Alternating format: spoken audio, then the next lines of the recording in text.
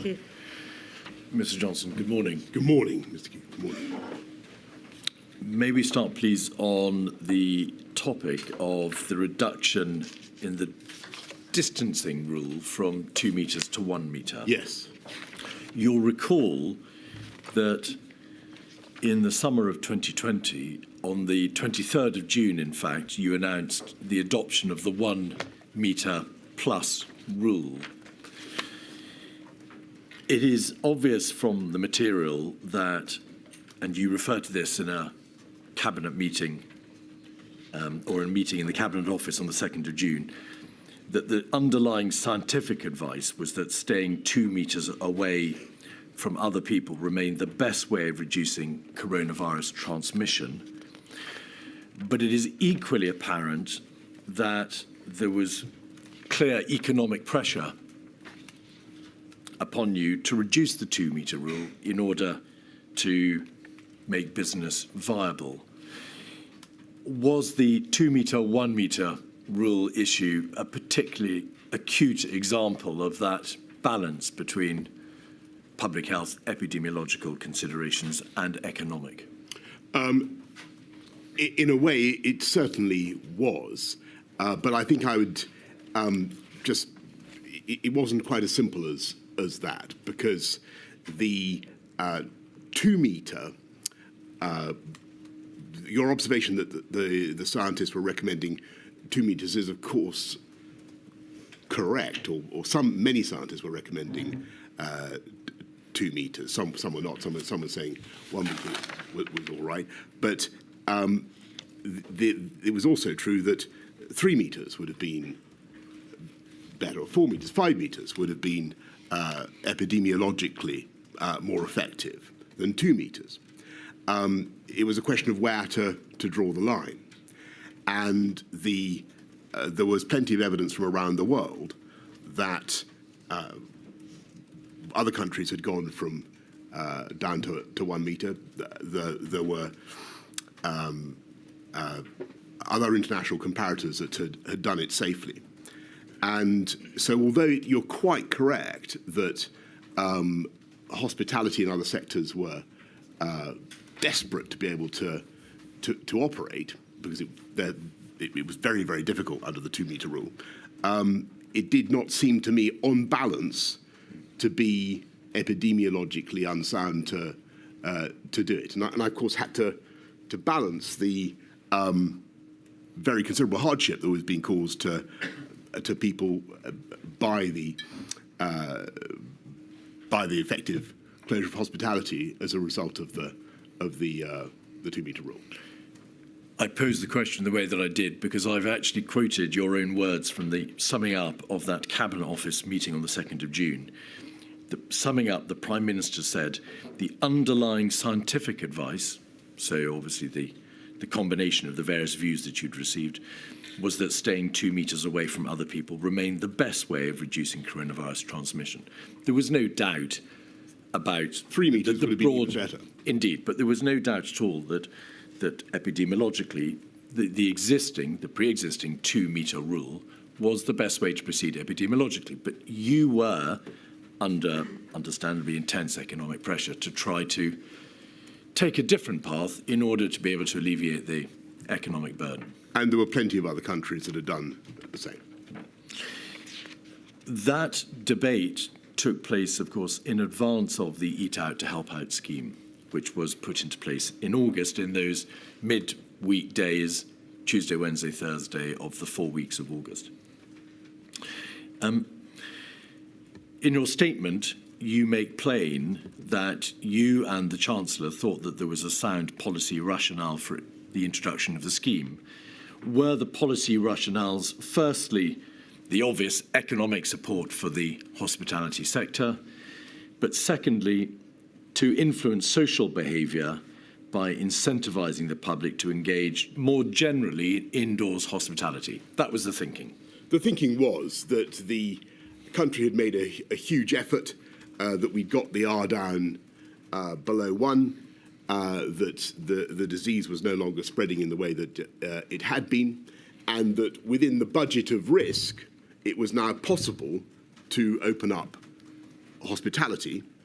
That being so, logically, if we were going to take advantage of that, if we're going to allow people to take advantage of, allow the hospitality sector to take advantage of the freedom that our collective efforts had won them, then it seemed to me to make sense to make sure that they actually had some customers. That was my thinking, and it seemed to me that if it was safe to open hospitality, then it must be safe for people to go to hospitality. Do you accept, as Professor Edmonds said in his evidence to this inquiry, it's one thing to take your foot off the brake, which is, of course, what had been done in terms of easing the restrictions in June and July, but to put your foot on the accelerator is, by implication, quite different. He, in fact, used the word perverse, but I'm just going to suggest to you that it's a different thing to do. Utmost respect for Professor Edmonds. All I would say is that at the time that the Eat Out to Help Out policy was being aired with me for the first time, it did not seem, it was not presented to me as an acceleration, simply something to make sense of the freedoms that we were already giving. And it was not, I must emphasise, it was not at the time presented to me as something that would add to the budget of risk. But it wasn't being presented to you by the scientists, was it? It was being presented to you by the Treasury and the Chancellor of the Exchequer. The material makes quite plain that they were the ones who proposed the scheme. The paperwork makes that absolutely plain.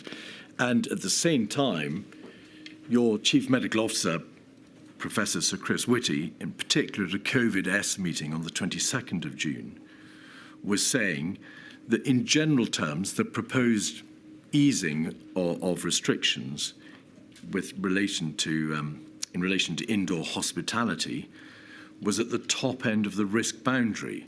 So you knew that there was an element of risk in this. There had to be a degree of epidemiological gamble. That's logical and fair.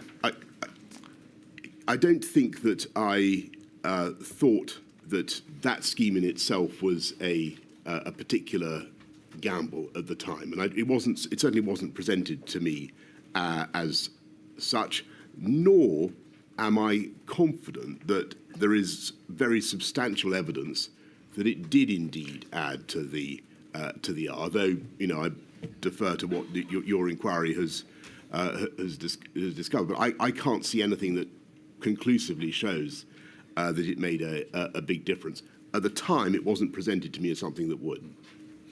Could we have 232086, pages 1 and then 2? We'll stick with 1 for the moment. This is just to demonstrate, Mr. Johnson, that there was considerable debate between the Treasury and Number 10 in relation to a voucher scheme which became the Eat Out to Help Out scheme. This is an email from the Treasury dated the 22nd of May. It refers to the bottom of the page, the Chancellor asking her to thank all the teams as a meeting with you went very well. You complimented him on doing a great job. And then if we just go over the page to the middle, we can see a reference to presenting a plan for July. And then right at the bottom of the screen, Chancellor clear that should not do options in box at the bottom of the page, e.g. IT cut, people save, not spend, PM very keen on vouchers idea. So there was a general debate going on, obviously and sensibly, for some time before August. And you expressed your optimism, as it's been described, that the scheme was a good idea. The material does indeed seem to indicate that there wasn't a significant increase in infection after the scheme, although there is in the material some suggestion it may have gone up to some degree in different parts of the country, as you might expect. But you knew that the Treasury and HMRC had not in fact sought scientific advice on the epidemiological consequences of the scheme. That must have been apparent to you. Well, I say in my statement that I thought that Chris and Patrick must have known or did know about Eat Out to Help Out, and I said that because it wasn't a very secret thing. It was I thought, a pretty well publicised scheme, and I'm fairly confident that it was discussed several times in meetings in which I believe they must have been present. I understand that they don't feel that they were properly consulted, and I remember being, but I don't quite understand how that can have happened, to be honest. I remember being surprised later, I think it was in September, when Chris says this is Eat Out to help the virus, and I thought that's funny, because I didn't remember any previous controversy about it. Mr. Johnson, in June and July, you had a number of bilateral meetings with the Treasury and the Chancellor, yes, which the scheme was debated. Yes. There were no scientists present at any of those meetings, were they? No, but it would have been normal for a project like that, a scheme like that, to have gone through the COVID-19 task force, and it seemed to me odd that the scientists hadn't been made aware of it. So you knew they hadn't been made aware of it. You knew that. Sorry, I don't think I said that. It's not what I understood. It seemed to me odd that the scientists. Oh, I see. Sorry. Do you mean now? It appears. So I thought it was. I apologise. I thought you meant at the time. It So yeah, no. So my surprise was in, I think it was something like September 16th or thereabouts. It was quite a long time afterwards when I heard Chris in a COVID-S say, it's Eat Out to help the virus. And he looked at me meaningfully, and I thought, well, that's funny, because I didn't remember this being something that had previously seemed to attract objection or controversy. But please, may we be clear about this? No scientists have been present at any of the bilateral discussions about the voucher or what became the Eat Out to Help. Well, certainly not as far as I can remember. No. The paperwork, and you've obviously received a number of papers, made no reference, did it, to this scheme being supported or proposed by the epidemiological experts? It wouldn't. It didn't say that, but on the other hand, I wouldn't necessarily have drawn the conclusion from that it had either been opposed or that it had not been discussed with them. And in your statement, you do say in terms, the scheme was, quote, to use your words, properly discussed, including with Chris and Patrick. So I did say that, and that was my belief. And I don't understand how that. I don't understand how something as well publicised as that could have been smuggled past the scientific advice. I don't see how that could have happened. So that we're entirely clear about this, your statement appears to positively suggest that it was properly discussed, including with Chris and Patrick. You're the one who suggests in your statement that the persons with whom it was discussed included the CMO included the CMO and the GCSA. But now today, you're saying you're not sure whether it was discussed with them, and you're surprised that it wasn't. Is that the position? The reason I said that in my statement is because I frankly assumed that it must have been discussed with them, and I'm perplexed as to how something as significant as that can have got through. I mean, there must have been several meetings of COVID-S and COVID-O, which it was discussed. So You understand that you make a positive averral. It was properly discussed. That word "properly" is your word, Mr. Johnson, not the inquiry's. Well, that's indeed my memory, and I remember the scheme coming up several times, and that's why I was, as I've told you, I was surprised when later I heard that Chris was calling it "Eat Out to Help." eat out to help the virus, and taken aback. Enforcement.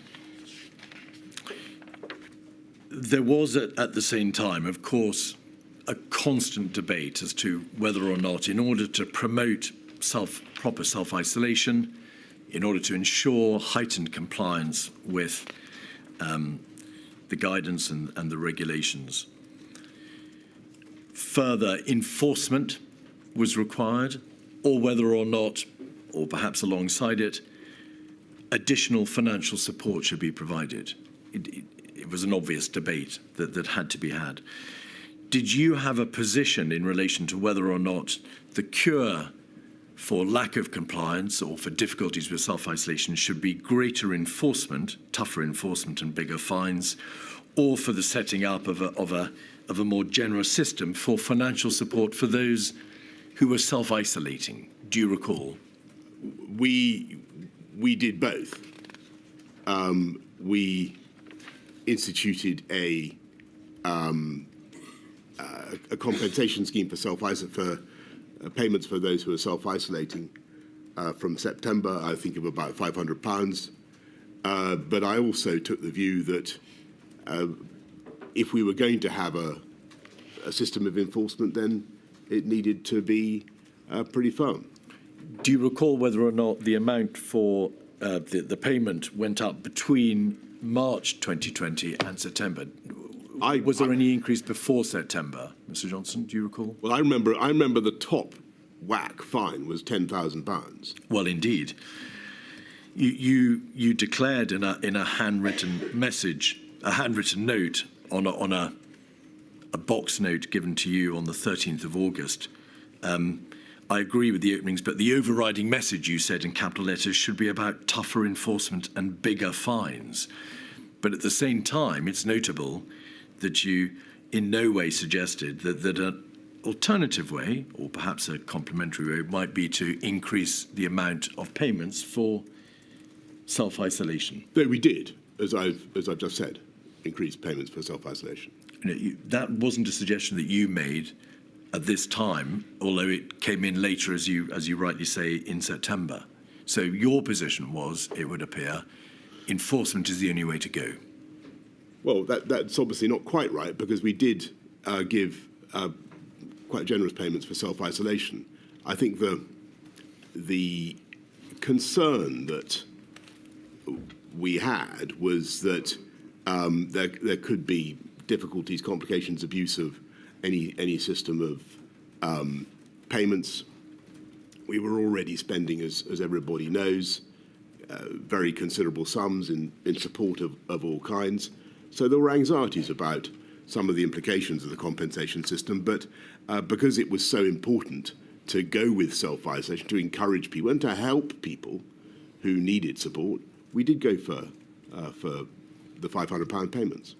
On the regulations and the guidance themselves, evidence has been received by the inquiry from the former Home Secretary, Dame Priti Patel, that in her opinion, there was a high degree of confusion surrounding the broad thrust of the regulations as well as their detail, and the inquiry has seen a diary entry in Sir Patrick Vallance's evening notes where you exclaim in frustration, but plainly perhaps not to be taken too seriously, who made these stupid rules. Yeah, look, was that against that context, Mr. Johnson?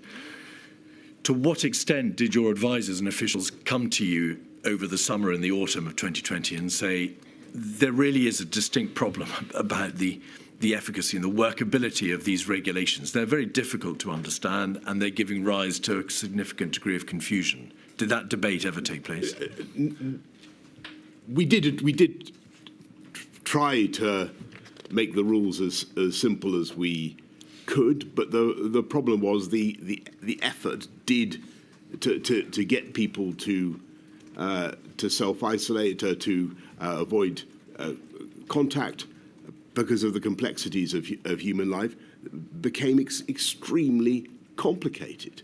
And I think we really need, for the future, to think about how we do it again. Because yes, it was very difficult to enforce. And I do have a great deal of sympathy for those who were the police, those who were charged with enforcing it, because it changed very often. I think there were 60 separate changes, and the complexities for the public to understand were very great. Have you thought about how it might be done differently next time in terms of the promulgation of the legal superstructure? Well, I think clearly it'd be a matter for my lady and the inquiry, but I think that there needs to be a great deal of reflection about the simplifying the whole approach and seeing what we can do to rely more on common sense and less on regulation and legislation. But there may be limits to that. And I'm not suggesting there is an easy answer, because the reason fundamentally in the UK why you need, and I say this to all the libertarians, why you need regulation is because ultimately people want to see everybody being obliged to obey the same set of rules, and they want their neighbours to do what they're doing. But it must be noted that despite your declared libertarian tendencies, your own message to your advisors, as we see from their document, was bigger fines, more enforcement, a heavier hand. So here's the picture. I was very concerned. I knew that we were basically in remission as we come out of the first lockdown. I knew, and the reason I go for things like Eat Out to Help Out is because I think it's within the budget of risk. But I know that we're going to face another wave, and I really want people, if we're going to avoid tougher measures, we need people to obey the existing strictures. It was obvious to you, and we'll look at WhatsApp in a moment, of course, by the end of July, that the United Kingdom would be hit by a second wave. That was epidemiologically taken for granted in terms of the examination of this viral pandemic. Well, we'll have 48399, page 25. You say it's completely obvious we're about to be hit by a second wave.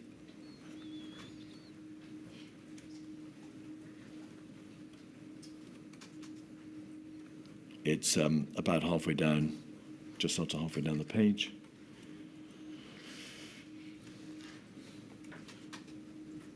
$8.10.48. Folks, looking at Spain and France and remembering March, it is completely obvious we're about to be hit by a second wave.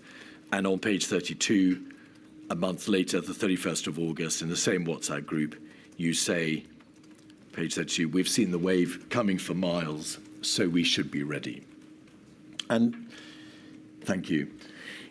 It's obvious that the government was concerned in the summer of 2020 with, as you say, the prospect of being hit by a second wave. Did you therefore give consideration to the possibility of putting into place a formal system of segmentation? The inquiry has heard evidence how in August and September, the COVID task force considered whether or not it might be possible in advance of the impact of the second wave to consider a formal system of segmentation for the elderly. Do you recall that debate? I certainly do, and I think that we were looking at all sorts of different solutions. There were a number of meetings with the COVID task force. You say in the minutes of a meeting of the strategy committee, COVID-S, in September, a plan should be considered on segmentation of the population to enable a portion of the population to continue to live their lives as normal, that is to say, the remainder. Do you know now, can you recall why the proposals on segmentation were either impractical or not possible to be taken further?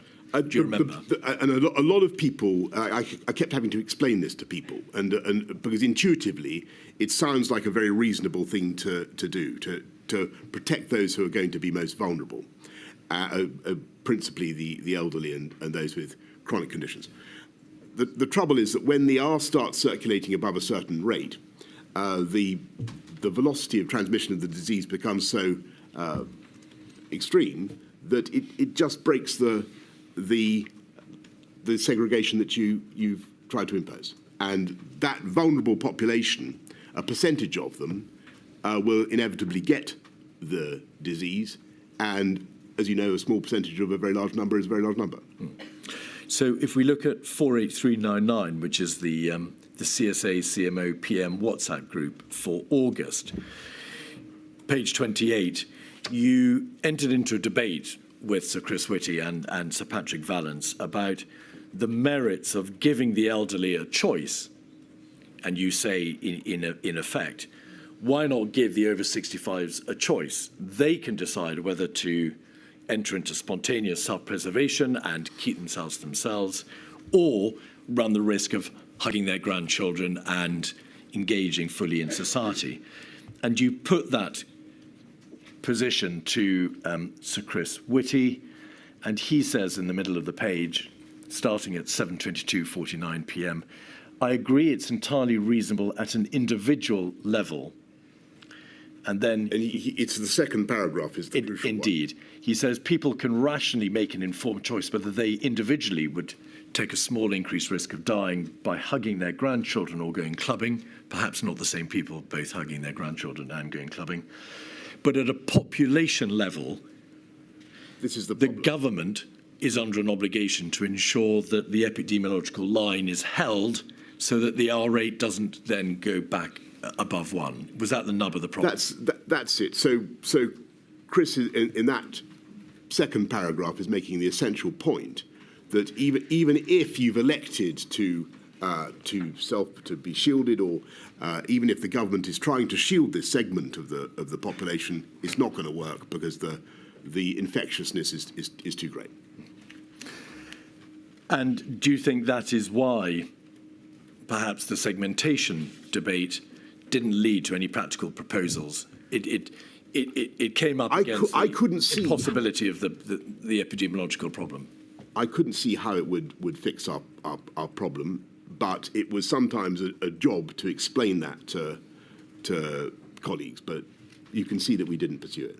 Well, it appears to have been quite a job to explain it to you, because you wanted that choice to be given to individuals, and your CMO was saying, don't do that.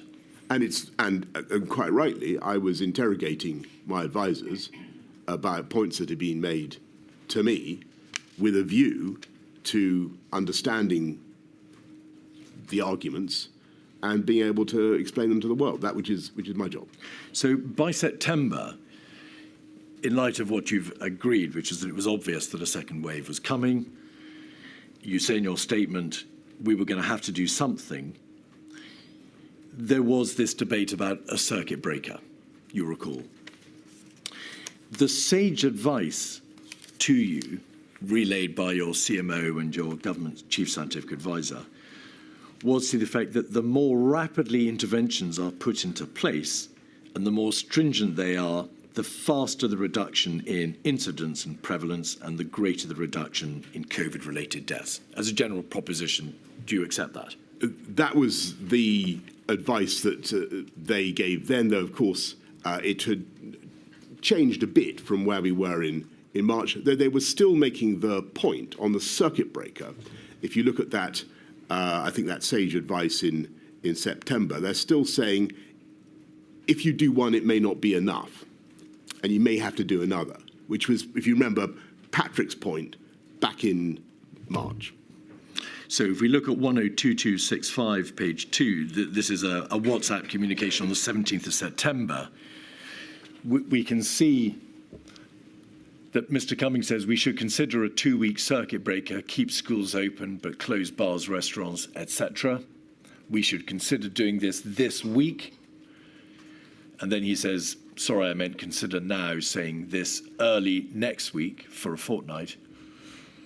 You say, what's the difference between a circuit breaker and a national lockdown? And what if it doesn't work? Is that a nod to the point you've just made?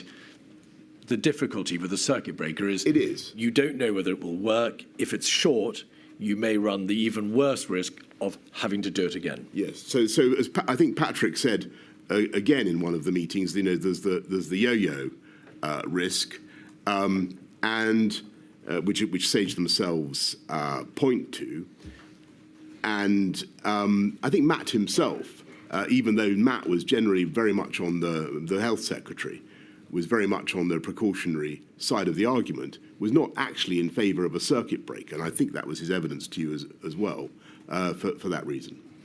Patrick Vallance at the bottom of the page says, yes, lesson is go fast, go a bit harder than you think you need, go a bit wider in geography. So the scientific or epidemiological advice, Mr. Johnson, was there may be risks, but in the general epidemiological context, in the public health context, the advice is you've got to go the extra mile. And that, therefore, would mean a circuit breaker as opposed to local restrictions or varying degrees of stringent restrictions being applied. But your position was, well, ultimately, I don't think that the epidemiological argument is made out. I want to take a different path, and of course, circuit breakers were not applied. Yes, is that the nub of it? I want to try to just remind everybody of the context when we're coming out of the first lockdown, because what's happening is that the disease is very diversely spread, shall I say, over the country, and there are parts of the UK where it's barely present. Some places, sadly, Leicester, some parts of the northwest, where they barely came out of restrictions throughout 2020. And so the question would have been, do we continue with national measures the whole time, which would have been which is the logical tendency of some of the submissions I think that you've had. You know, that would just write off 2020. Slow down, please, Mr. Forgive me. Or do you try what we tried, which is to respect and reflect the geography of the outbreak, and to say, well, we're not going to close hospitality in Devon and Cornwall because of whatever is happening in the West Midlands or elsewhere. And that, for a while, seemed to a lot of people to be a sensible way forward. And I think, I mean, I will probably come to this, but I'm trying to the defects in the tiering system. But that led to tiering, and I think it was worth a try because of the difficulties with the circuit breaker concept, which Patrick and Matt and others have alluded to. So that was my hesitation. It wasn't that I was against going into a national lockdown per se, or that I had set my mind absolutely against it. If you look at what I said to the Cabinet in July the 21st, I said we've got to keep this as part of our arsenal. But I thought that a local approach was a sensible, or regional approach was a sensible way to go, and it was worth trying. This was a matter of spread of infection and death. To use your words, you thought not having a circuit breaker and then latterly having a tier system was worth a try. Was that the correct approach when dealing with matters of such momentous importance? The scientific advice, and admittedly, Mr. Johnson, the advice is never phrased in terms of you, the Prime Minister, must impose a circuit breaker. It is perhaps a little more coyly expressed in terms of more rapid interventions are required. Go fast, go early, do more. Yes. So they gave you, by implication, the room to make the decision yourself. So, but was that the right approach? Why didn't you apply what you knew to be the lesson learned from March, which is go early, take a precautionary approach, and go the extra mile epidemiologically? So there were some areas that had outbreaks of the disease that were in very tough measures. And it's not as though we didn't do anything nationally throughout the. On the contrary, so we ratchet up the measures throughout September and October, and we intensify the pressure on the virus. So September the 9th, we go to the rule of 6. September the 22nd, we go back to working from home and a curfew. Forgive me. October the 14th, we move into the tiering system. Some places go straight into lockdown and so on, and we intensify the tiering system, and we then go into the full lockdown at the end of the month. And I actually think that programme had a very good chance of working. And if you look at where we were by November, the 22nd, the disease was starting to turn down. Incidence was turning down, and the thing that really threw us off was of course the Kent variant, the Alpha variant. But you've now moved further, of course, into November and December. On the 17th of September, yes, as this debate indicates quite plainly, your chief advisor was saying we should consider a 2-week circuit breaker. Your government chief scientific advisor was saying circuit breaker would be for 2 weeks. We can get the paper round tomorrow on that. You can even think about doing it regionally. Your Secretary of State for Health and Social Care was saying, if we want to avoid a national lockdown, we need to act fast. We're going in the wrong direction. And your scientific advisor again says, go fast. You didn't, however, accept the advice set out there, which was go for the 2-week circuit breaker. Well, we did go. We went immediately. So a few days later, we go for the working from home and for the curfew. The health you go for a 10 p.m. curfew, do you not, Mr. Johnson, and advice on working from home? And the health secretary himself was opposed to, and already I think by the 22nd of September, 10 million people in a country of 67 million are already in tier 3, effectively in lockdown measures. So it's not as though nothing is happening in that period.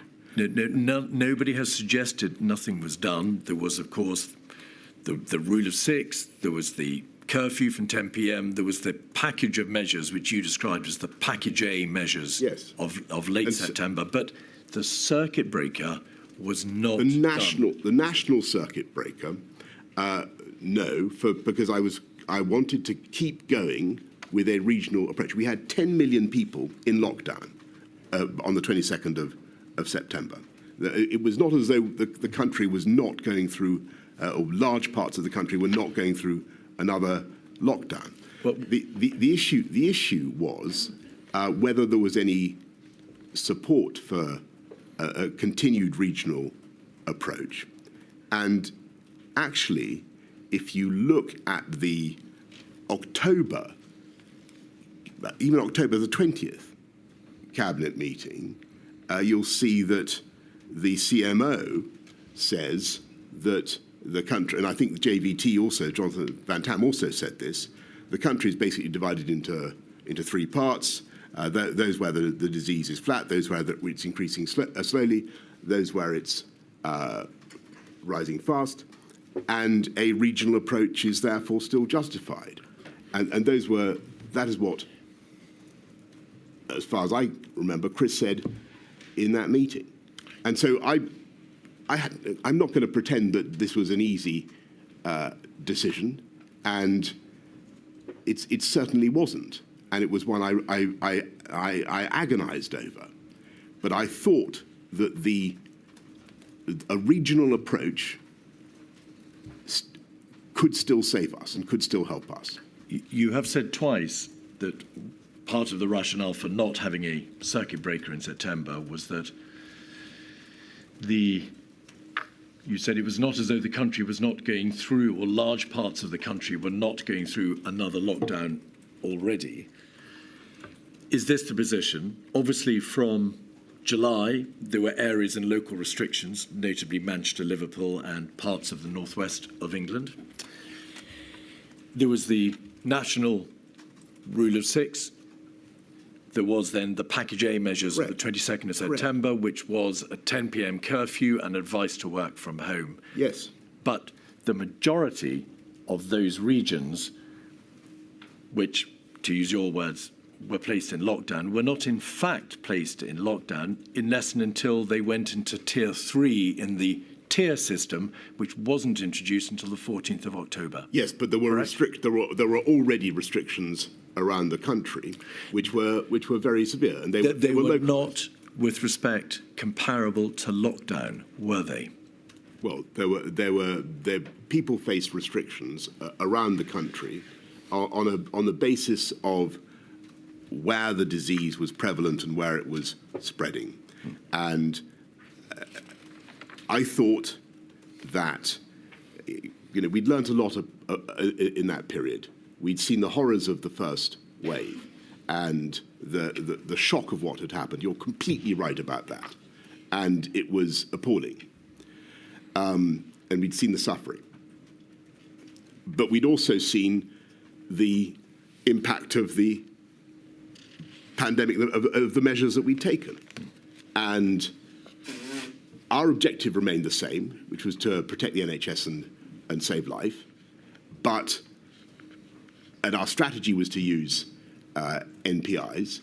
But it seemed to me, given the disparity in the prevalence across the country, it seemed to me for that period that a local approach was worth pursuing. And in justice and fairness, a lot of people thought the same, because they thought the disease is not prevalent here.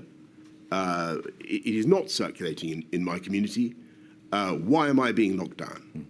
And we had to address that issue as well. But the other people who thought the same, Mr. Johnson, were not the Prime Minister with access to this epidemiological public health advice, which appeared to be pointing in that direction. Some of it did, and some of it, as I have just said, continued to support a regional approach. Is that why you called for the meeting on the 20th of September in Downing Street with Professor Gupta, Professor Hennigan, Anders Tegnell of Sweden, I think the state epidemiologist, and also Professors Edmund and McLean, because you wanted to have a greater diversity of scientific advice, and at least advice beyond the advice which you were receiving, but which you were not inclined to accept from your own Chief Medical Officer and governmental Chief Scientific Advisor.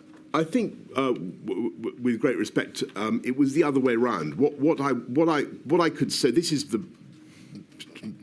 towards the end of September, middle of September, and I can see that things are going to deteriorate. There's no question, and I can see the direction of travel. I still want to use tough local measures to try to achieve what we need to achieve, but I can see that, as I've told Cabinet, and as I think I've told the public as well, we're probably going to have to go back into international measures. And what I want to, and I know that when I do that, whenever it comes, there will be, of course, a lot of downsides. And people are going to complain and to object for all sorts of good reasons. I need to have the arguments. I need to understand what a lot of people talk about, the great Swedish success, and how they managed to do it without lockdowns. And if I'm going to impose another lockdown in the course of the next few weeks, which is indeed what I ended up having to do, I need to know what the counter arguments are. Mr. Johnson, your government and you personally had declared that you would be following, by which you mean you'd be guided by the science. Throughout the course of that year, you had been guided by, accordingly, the Scientific Advisory Group for Emergencies and by your CMO and GCSA. Why did you not continue to follow, to be guided by that advice in September 2020? Why did you deliberately allow yourself to depart from that stated position? First of all, because the scientific advice was not clear, there was a push for a circuit breaker, but that was not supported by the health secretary, as he's testified to you, and he was normally amongst the toughest in wanting to impose lockdowns. There were question marks about the circuit breaker and its efficacy, and indeed, where a circuit breaker was tried, as you know, in Wales, it's not clear that it actually worked. So that was later. It wasn't, of course, imposed until October. Sure, but what I'm saying is that there were perhaps legitimate grounds for thinking that a circuit breaker was not a panacea, and I was keen to continue with a local or a regional strategy which continued to have scientific support for being reasonable, as I've said. The nature of the specific intervention may not have been absolutely clear, because Sage posed the issue to you in terms of interventions being required. But the debate was plainly, and you understood it to be plainly, about the merits of a circuit breaker. So there was a clarity about the debate. What lacked clarity was what political decision should be made by you. You were unclear as to what the way forward should be. The meeting on the 20th of September... That's not true, but for great respect. What we decided to do was to continue to tighten the measures the national measures that we had, but also on October the 14th to go for the tiered system. On the 20th of September, you deliberately arranged for a meeting at which you allowed yourself to hear from scientists on either side of a completely different debate, which was not to do with the merits of a circuit breaker, but to do with whether or not, as a general policy, the Great Barrington approach, that's to say, to use another word, another expression, the let it rip approach should be applied, or whether or not the general approach of caution should be applied. That was the debate on the 20th of September. No, well, actually, I don't remember people discussing the Great Barrington Declaration, but the approach which is later reflected. Well, what was so interesting about the debate on the 20th of September, to which, as you can imagine, I listened with great care, was that actually the scientists who had been billed as, to use your words, the Let It Rip brigade, did not really support that approach. And the longer the conversation went on, I was fascinated to see how actually they migrated towards a precautionary approach and towards the understanding that MPIs were inevitable and necessary, and that you had to do something. So the question. So I was really interested in. I was thinking ahead in that conversation. I was thinking ahead to where we were going to end up in a few weeks' time, and I wanted to fortify myself against the types of arguments that you've mentioned. So bluntly, although you had been given to understand that Anders Tegnell, who was the state epidemiologist for Sweden, would probably recommend a more herd immunity style approach, turned out, to your surprise in the meeting, to argue, in fact, for a stronger intervention. He didn't. I wouldn't say that. No, not. Sorry. Let me be clear. I don't remember him or anybody making any particular comment about, tiers versus lockdowns or whatever. But what I do remember is a surprising degree of unanimity, given the divergence in views that I've been led to expect. Yes. He may not have mentioned, and there's nothing to suggest he mentioned circuit breakers or lockdowns or tiers, but in the general conceptual debate about the precautionary approach and the need for stronger intervention, and as Tagnell made it absolutely plain to you that, contrary to much of the press reporting about the Swedish approach, a stronger intervention was merited if the approach to be adopted by your government was there's a second wave coming, we need to do more to stop it. That was the approach he took in the meeting. I couldn't swear to that, Mr. Keith. What I remember is that everybody, and everybody at the meeting was.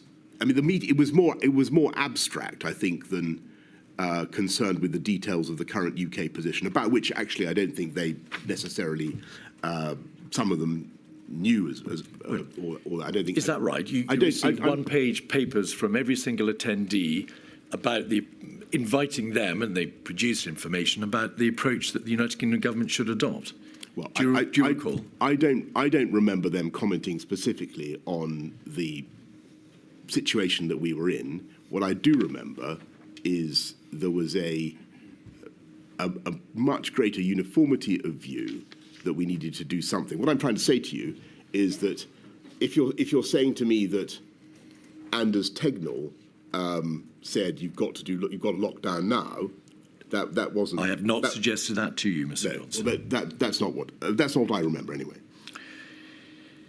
At a COVID-S meeting on the 21st of September, the following day, you said, and the minutes record that you said, the events of the spring showed that the consequences of making decisions too late. So you were well aware of the need to get on and make decisions and to avoid the mistake of the spring, which is to leave the most stringent interventions to the last minute. Correct?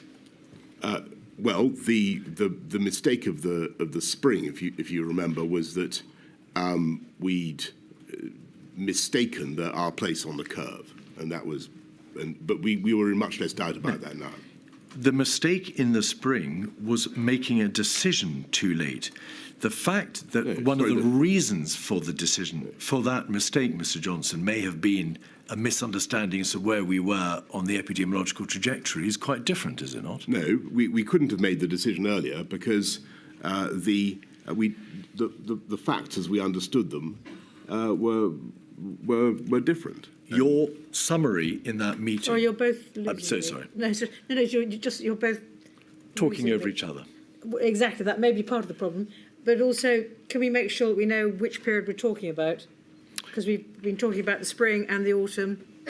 Just in clear. In the autumn, I suggested to you, you had said in a COVID-S meeting, the 21st of September, by reference back to the spring, the events of the spring showed the consequences of making decisions too late. Regardless of why those decisions were taken, Mr. Johnson, what were the consequences of making decisions too late? Your reference. Yeah. What did you mean? Sorry. So, just to clarify this point, in the spring, we couldn't have made the decision any earlier because we didn't know the relevant facts. When it came to the curve in September, October, we were much more on top of it. We could see where it was going. And the relevant facts are that the virus was not evenly distributed across the country. And that was the key thing. It looked as though it might be in abeyance for a long time in parts of the country, and therefore it made little sense to lock it all down. And what we were trying to find, and you can criticise us for this, but I think it was reasonable. We were trying to find a way through that allowed as much of the country as possible to keep going. Mr. Johnson, what were the consequences of making decisions too late? When you said those words to your colleagues on the COVID-S meeting on the 21st September, what did you have in mind by consequences and the decision-making having been too late? Clearly, if you make any decision too late, then there's going to be a cost, and in the case of COVID, there's a cost in human life. But what I wouldn't accept is that the decision in all the decisions in September, October, November were too late. Nor would I accept, knowing what we did then, that the decision in March was too late. Well, there we are. On the 22nd of September, you announced the Package A measures. You recall that you were presented with a paper which had Package A measures, the majority of which were described in the very same paper as being unlikely to bring R below 1, some Package B measures, Package C measures, the more stringent, plus the possibility of a circuit breaker. And you went for all the Package A measures and some of the Package B. So largely, the measures which your own CMO had advised would be unlikely to work, even in combination, to bring R below 1. But that was your right. You announced that your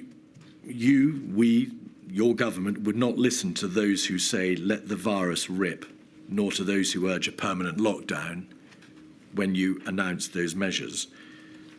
But the phrase, let the virus rip, and the notion that you as a government would let the virus rip was your own phrase, was it not?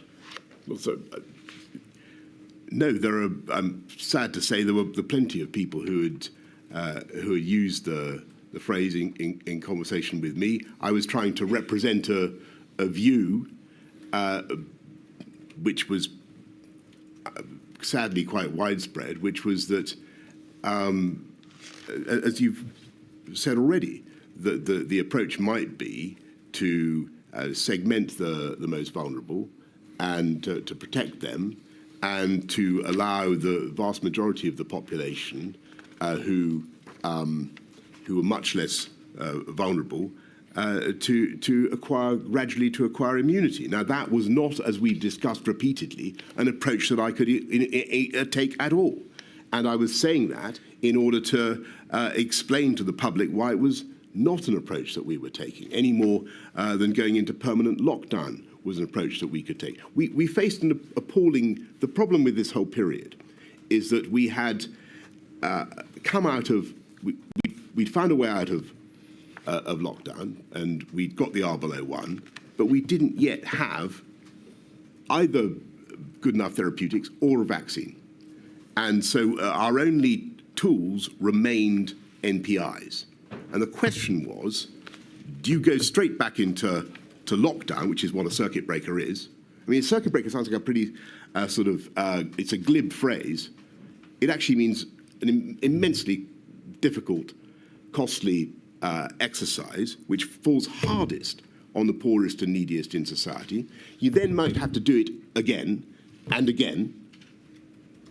And even then, there's no guarantee that it's going to work.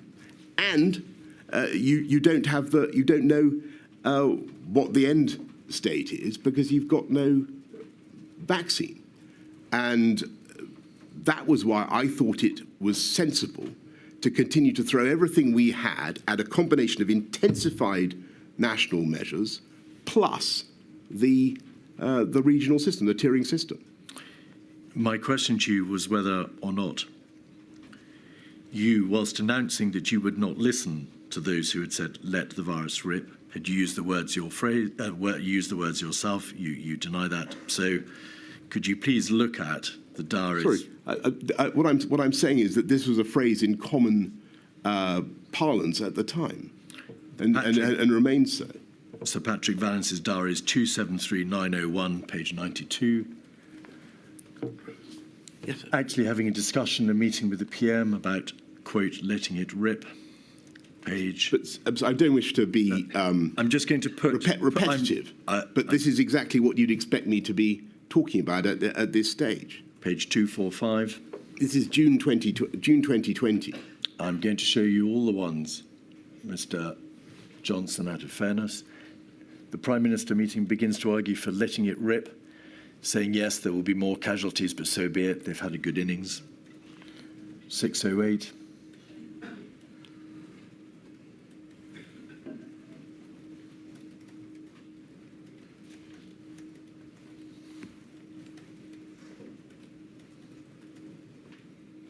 Perhaps that's the same.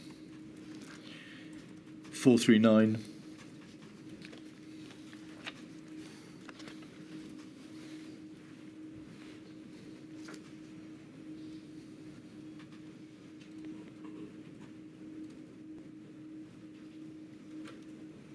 We should let it rip a bit. 150.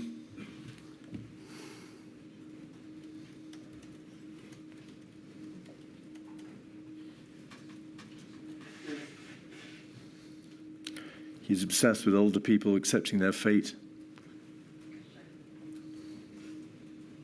230.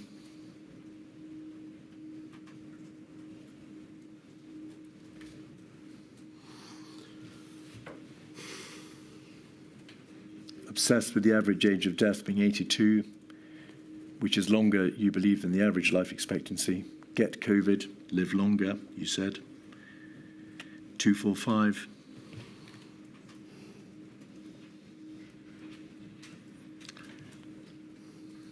Back to the other one. You say at the bottom of the page, according to Sir Patrick Vallance,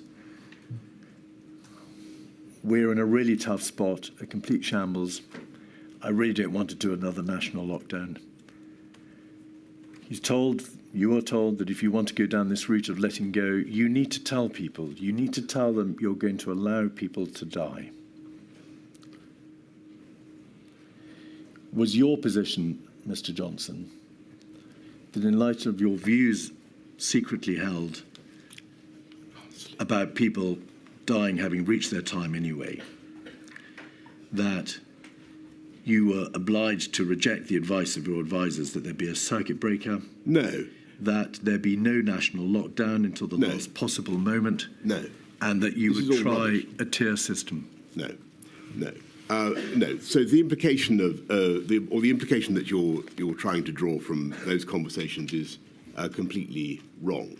And my position was that we had to save human life at all ages, and that was the objective of the strategy.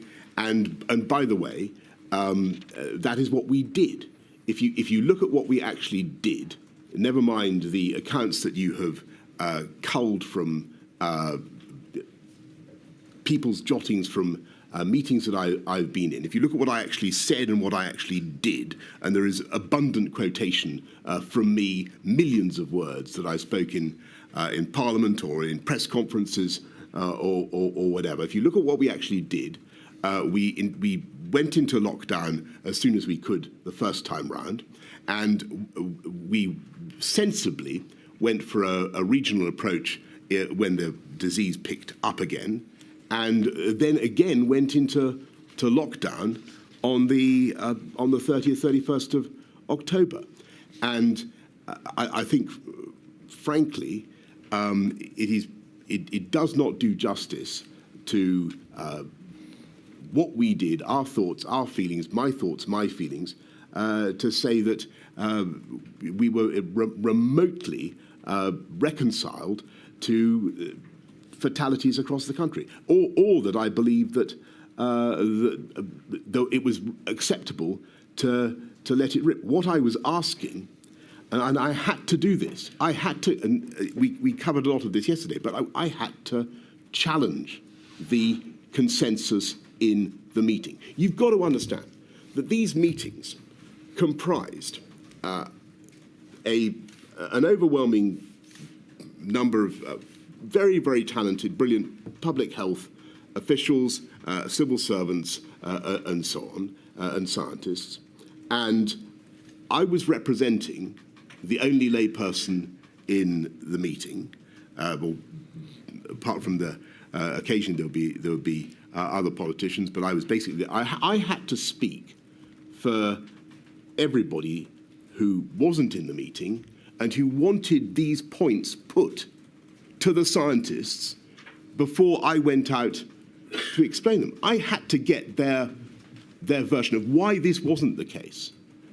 Why wasn't it true that as people were continuously saying in the media and elsewhere, that it was the answer was to shield the elderly, protect the elderly, and to let it rip otherwise. I needed to have the counter arguments. And if you want to look at what I thought, why don't you look at what I actually said in Cabinet and what I did?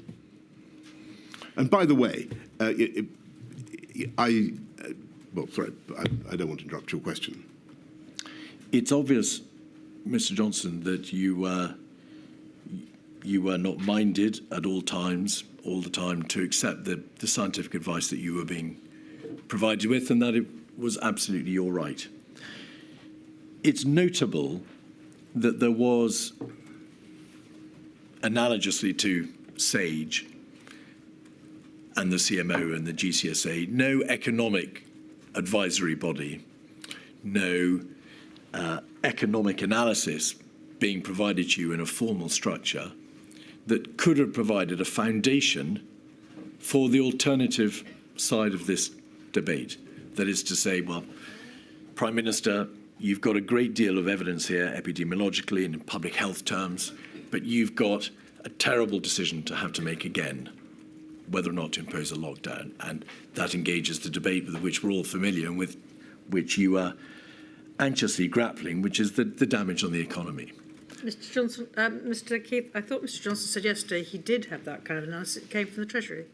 I was going to say, thank you, my lady. Yes, no, but my suggestion is a formal economic SAGE, a formal body, advisory group, rather than just the Chancellor and the HMT directly. I've thought about that, and I think, and that's it's a suggestion that I hope I bet you're going to look at. But I think that actually, and I was going to say this at the end, I'll say it now. I think that the cabinet government, there's a reason it's evolved in this country in the way that it has, and I think that the Treasury representing the economy, the Department of Health representing health, actually worked pretty well after a while. I mean, I think it was a great shock adjusting to COVID, but I think that the way it worked was pretty good. Departments did what they needed to do.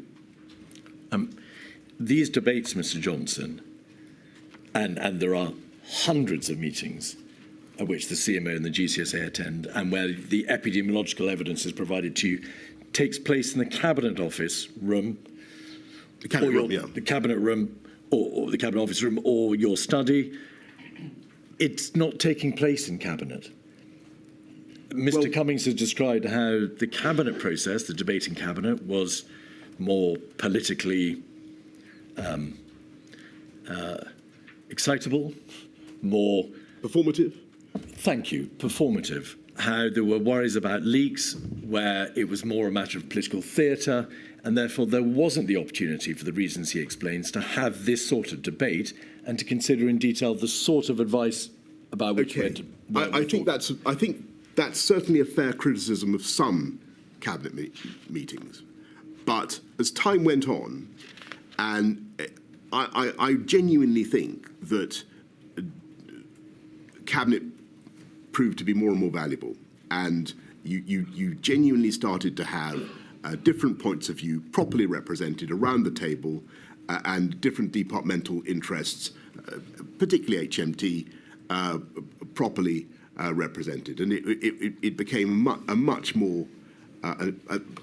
I started to see the wisdom in the system, and I think it worked. Perhaps one further question before the break, if my lady wishes it. 236586 is an email from the Principal Private Secretary to the Chancellor in the Treasury concerning one of your regular bilateral meetings with the Chancellor. You, as Prime Minister, plainly had a large number of bilateral meetings with him, Mr. Sunak, and there is a reference in the first paragraph of the email from the Principal Private Secretary to the following the inconclusive strategy meeting, so a strategy meeting, perhaps a wider strategy meeting in government, the Prime Minister and Chancellor met and discussed the plan for the NPI easements on Friday.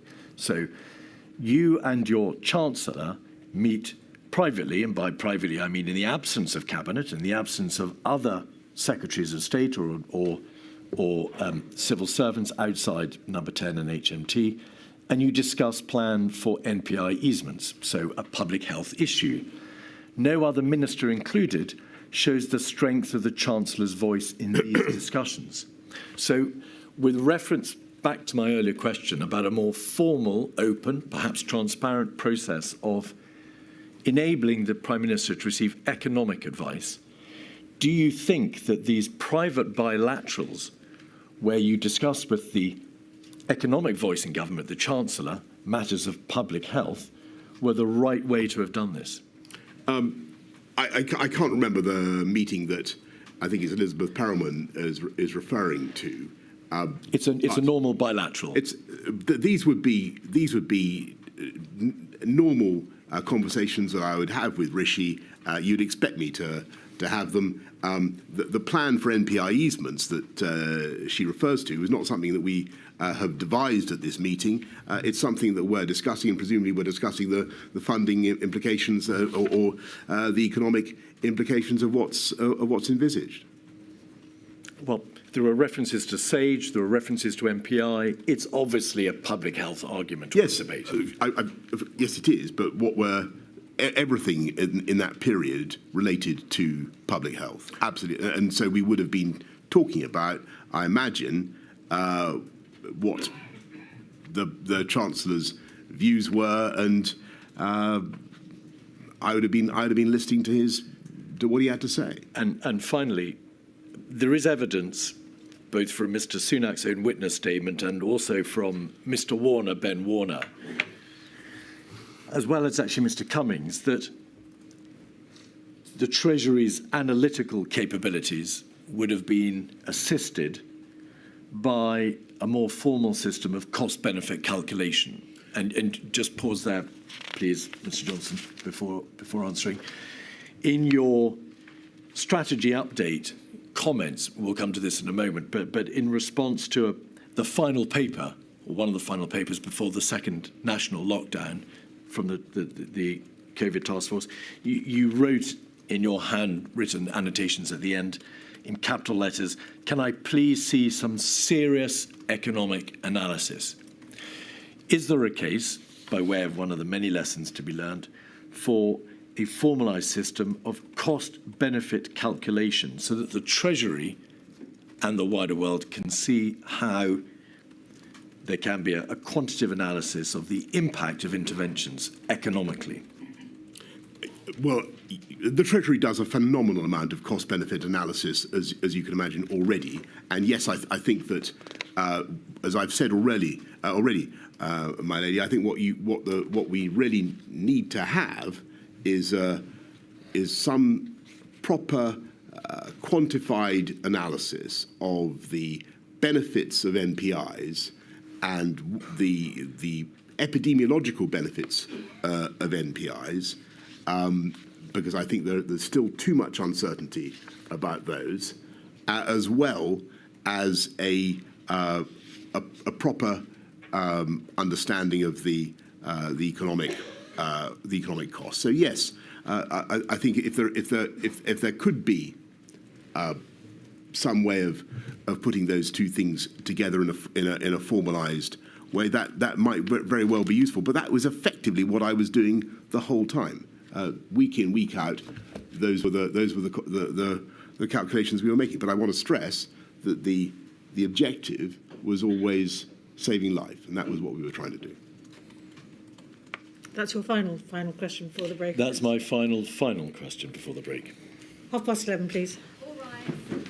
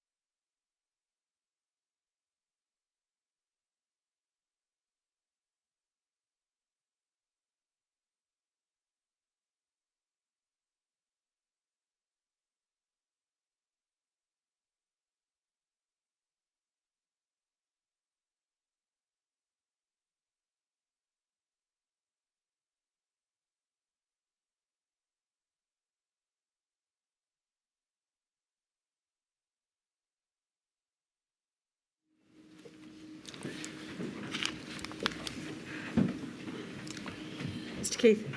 Mr. Johnson, the tier system, Yes, about which you've spoken, thank you. Briefly, you received advice from the COVID task force on the 7th of October, just to put this in its chronological place. There was a discussion in number 10 that day about regional lockdown measures. A major meeting on the 8th of October, yes. Yourself, the Chancellor, CMO, GCSA, and the Chief Executive of the NHS, Simon Stevens. The evening notes kept by Sir Patrick Vallance talks about the somewhat desperate nature of or the anxious nature of the decision having to be made by you and the issues which you've ventilated, which were troubling you. The evidence from the COVID-0 meeting of the 11th of October is that the government chief scientific advisor made plain, because he says it in terms, that the level 3 baseline, that's to say the standard level 3, but the highermost level 3 level, was highly unlikely to bring the R below 1, and so highly unlikely to control the growth of the epidemic. Is that why you said earlier, and you've said it in your statement, you felt the tier system was nevertheless worth a try? There were doubts expressed before you even announced it as to whether or not it would work, but your assessment, and it was ultimately for you to decide, your assessment was it was worth the shot. It was, and it wasn't just my assessment. I think that even after that meeting, as I said earlier, on the 20th or so, you've got continuing scientific corroboration of the rationale behind the regional approach. But what we wanted was, of course, to try to stamp on the virus, to wallop it wherever it was most prevalent. The difficulty was that it was very laborious and it involved some very difficult negotiations. Understandably, with areas that had been in restrictions for a very long time, and their leaders, understandably, wanted proper financial help, and to get the tougher measures put on was proving, in a voluntary way, was proving time-consuming and costly. Is it right to say that there was continuing scientific corroboration for the tiers? The material in COVID-0 was the fact that even the highest level, level 3, would be unlikely to work. Sir Patrick Vallance's notes make plain that at that meeting, he felt he's being asked to approve measures knowing that they weren't enough. And the public health epidemiological support appeared to be quite slim. However, the scientists and the public health experts recognised that the public health issue was only one half of the debate. It was for you to weigh up the many issues that you've described, including the economic considerations, and to balance them. That wasn't their call; it was your call. Well, I had to balance them, but there were two things. I think it was so. I was fortified by what I think the CMO said in the cabinet of October the 20th, where I'm fairly certain that he said something, and JVT said something at about the same time, to the effect that a regional approach was still reasonable. What we wanted out of the tiering system, and we've got to be clear, we didn't achieve it, was really to crush the virus where it was most prevalent. And I've explained that one of the difficulties was, getting local leaders to put in measures fast enough. I think it's possible, and I think that there's even some evidence from Patrick that we had a fighting chance of getting the R below 1 if we'd been able to get some of those measures put in harder and faster in those areas. I think it might have worked, and there are other people who think that too. The point, Mr. Johnson, is you can't rely upon what was said on the 20th of October about the general nature of regional restrictions, because you made the decision to go for tiers on the 11th of October, over 8 days before, and the announcement was made on the 12th of October. Yes, but So what was said, what was said subsequently on the 20th of October in relation to the merits of regional restrictions can't be relied upon as a justification for your decision-making 10 days before. With great respect, I think what it shows is that there was, around that time, there was continuing scientific support, as I took it, for. I'm just giving you what I felt. Support for a continued regional approach, and by the way, it was also my feeling that although the suggestion from Sage had been for a circuit breaker, I didn't feel, listening to the arguments, and this may have been my mistake, but I didn't feel, listening to the arguments, that the pressure for a circuit breaker was particularly strong, and that may be my mistake, but it wasn't coming from the health secretary, and it seemed to me that there were countervailing arguments as well. In the event, the tiers, as we know, didn't work. Well, they didn't, and I'm very sad about that. But I think that they were logically, rationally, as we came out of the restrictions in the summer, they were worth a try. The trouble was that they became very invidious as between areas, because one village would suddenly find itself in very heavy restrictions, and the village next door was not, while the incidence of the virus was exactly the same. Local politicians of all kinds became very worked up, sometimes quite paranoid about the tiering approach. It clearly was proving divisive and difficult to implement. Though I want to say that Eddie Lister, who was in charge of the negotiations, did a heroic job in trying to get government to local government to regional government to agree.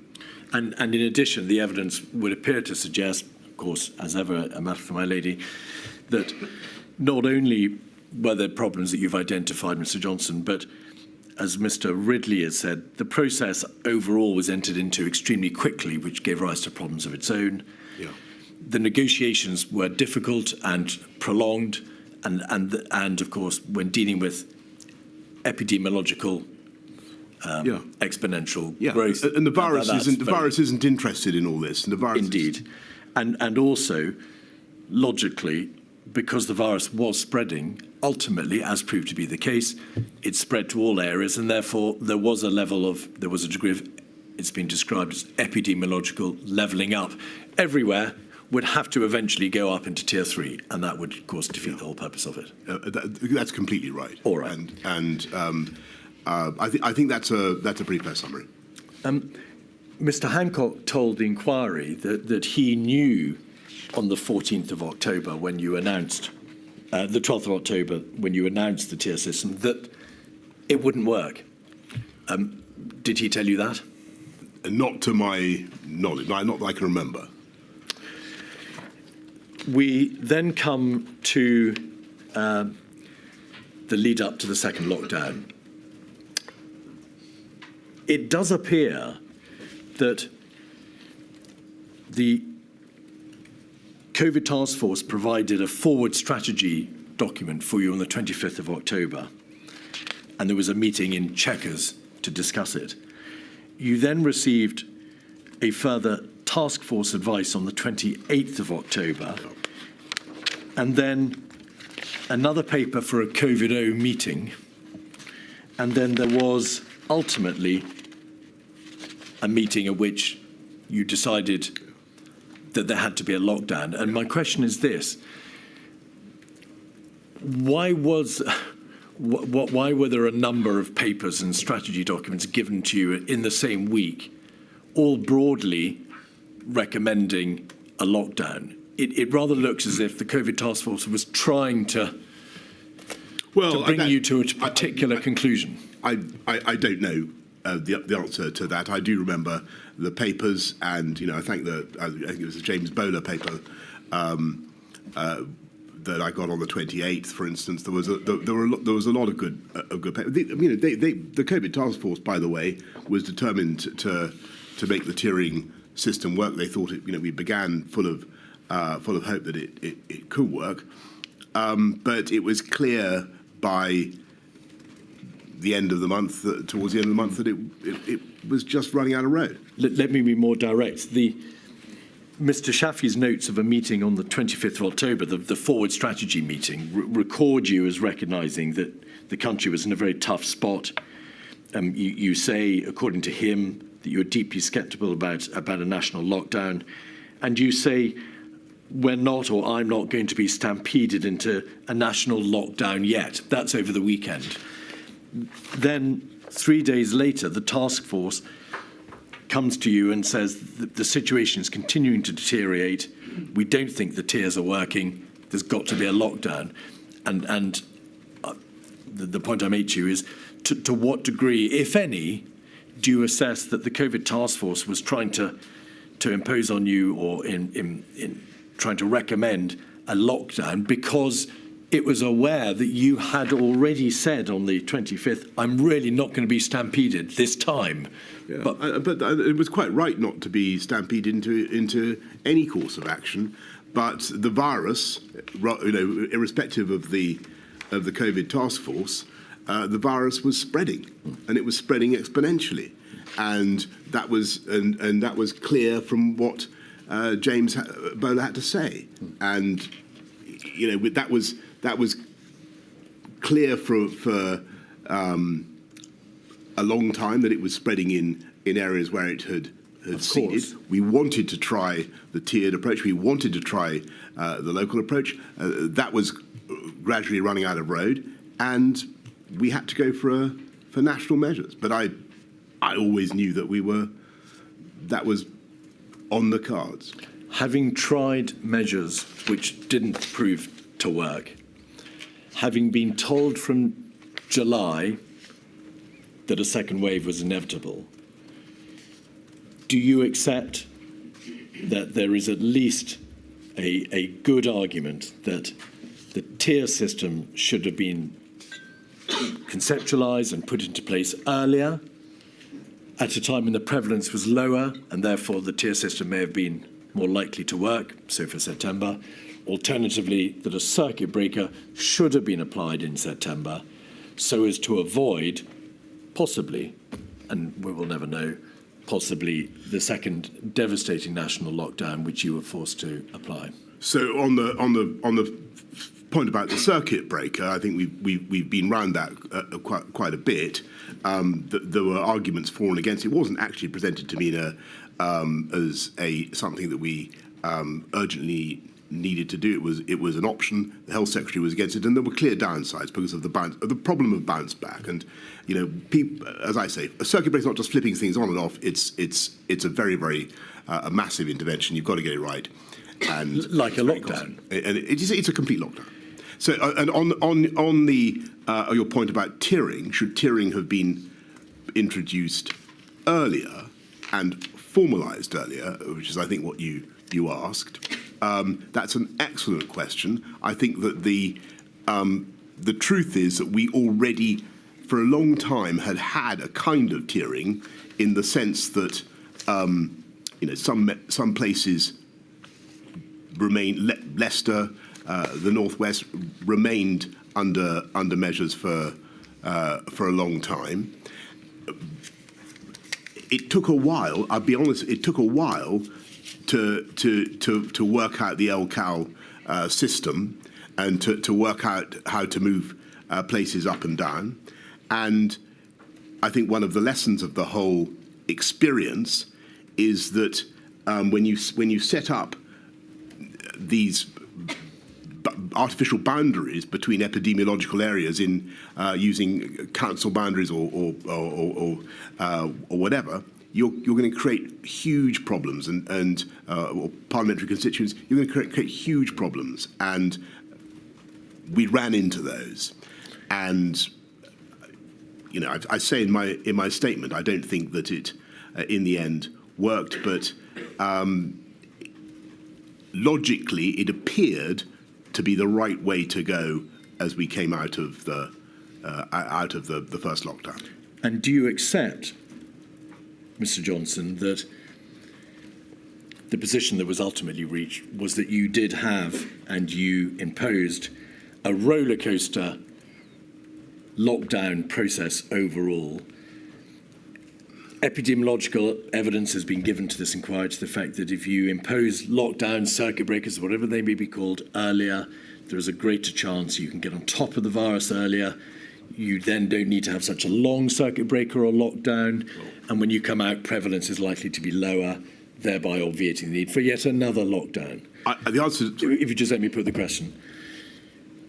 The evidence suggests that if, however, you wait to the last minute before imposing a lockdown, you have more of a pronounced roller coaster approach, and prevalence is unlikely to be as low as it would otherwise be, and the lockdown, in order to work, has to be longer, harder, and more brutal. Right. That's what you ended up with. No, so a lot of points there, if I may. So first of all, we didn't delay and then do something at the last minute, as though there were. So neither in March nor in September, October did we do one single lockdown. And I think this is one of the most important points that people need to remember, because it's been slightly forgotten.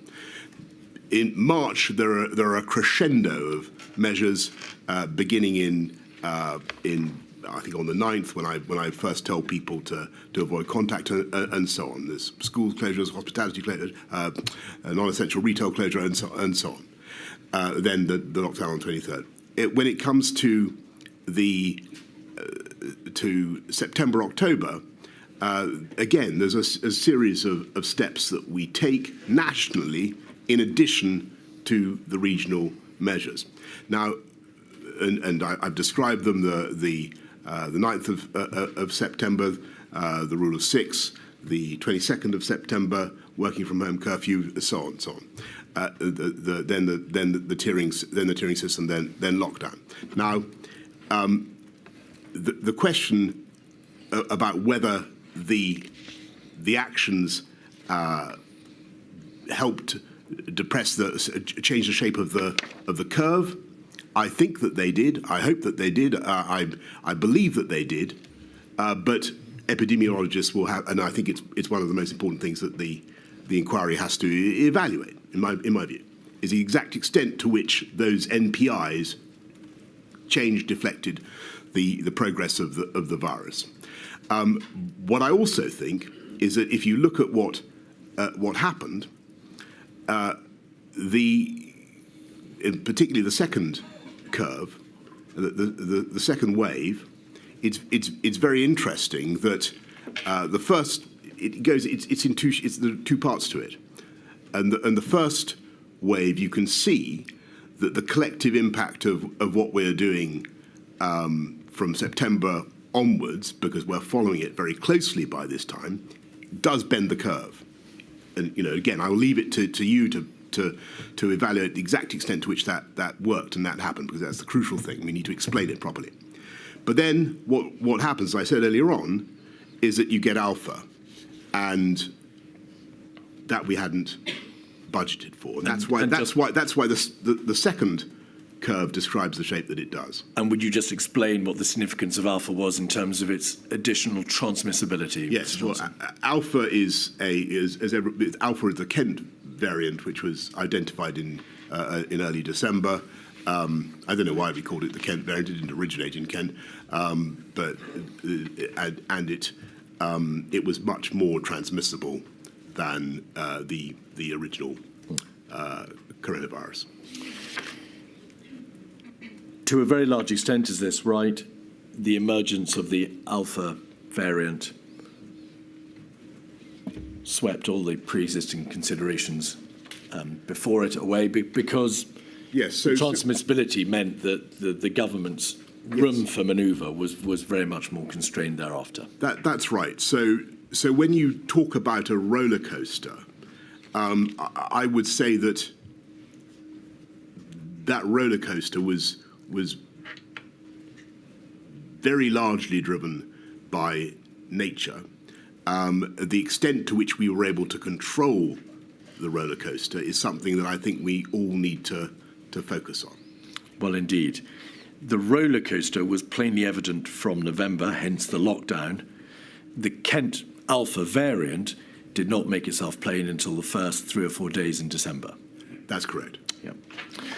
So what's happened with the measures that we put in, as I said to my lady before, in that second wave, it actually looks, and I remember Matt telling me this, as though we've started to get the numbers under control again, and that was encouraging. And so it was unbelievably depressing when we got Alpha. There was a small margin for discretion, as far as you could see it, in December, because there was some way of trying to delay the more stringent measures that would be required as a result of the Alpha variant. There was Christmas to consider. Yeah. Obviously, the prevalence level of the virus, the rate of transmission, was still relatively high in December, although the November lockdown had, of course, brought it down significantly, but not to the same level as it had been brought down to in May.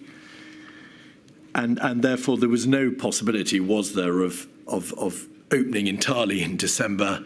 There had to be fairly stringent restrictions applied, continue to be applied, whatever view you reached of the public health crisis. Yes, Is that a fair summary? Yes. So our initial plan, as you know, was to open up on December the 2nd, which indeed we did. We then see incontrovertible evidence of Alpha, and we know we're basically heading for a full lockdown in January, which is what we do.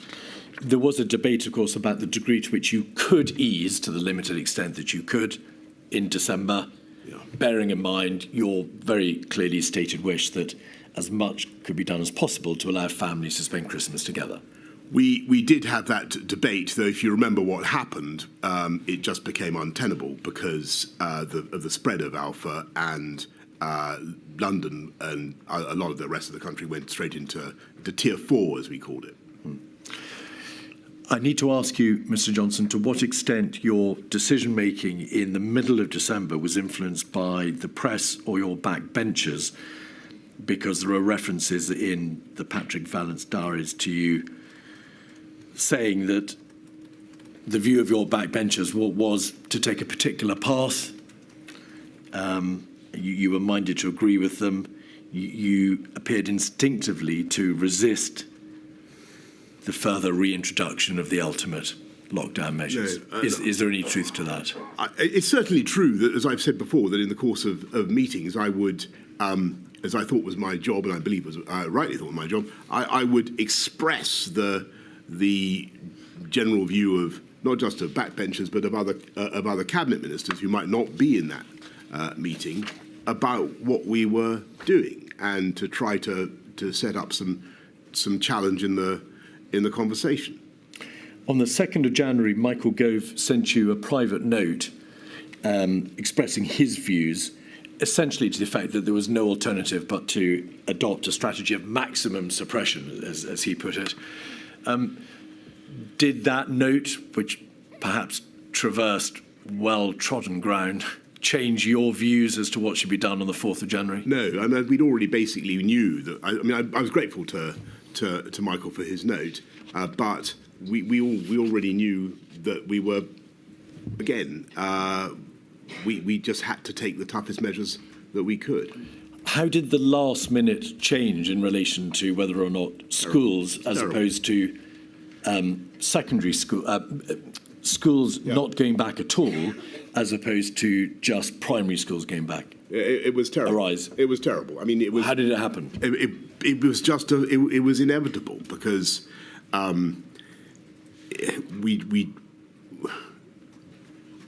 if you remember in the October November lockdown, we've kept the schools open because of the massive detriment to people. You know, and it's always the most vulnerable families. It's the poorest kids who come off worst from school closures, and that was definitely the case. We'd seen that in the first lockdown without a shadow of doubt. So we were desperate to keep schools open. Yes, did I fight in my heart and head to keep schools open? Yes, I did, and I really wanted to do it, but it just wasn't.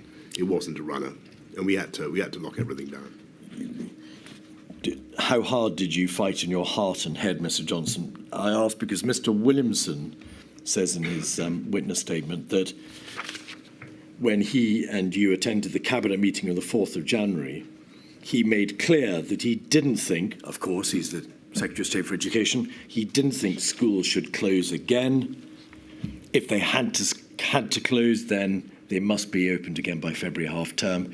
And he says, I didn't have complete autonomy to make core decisions, especially those regarding school closure and school reopening.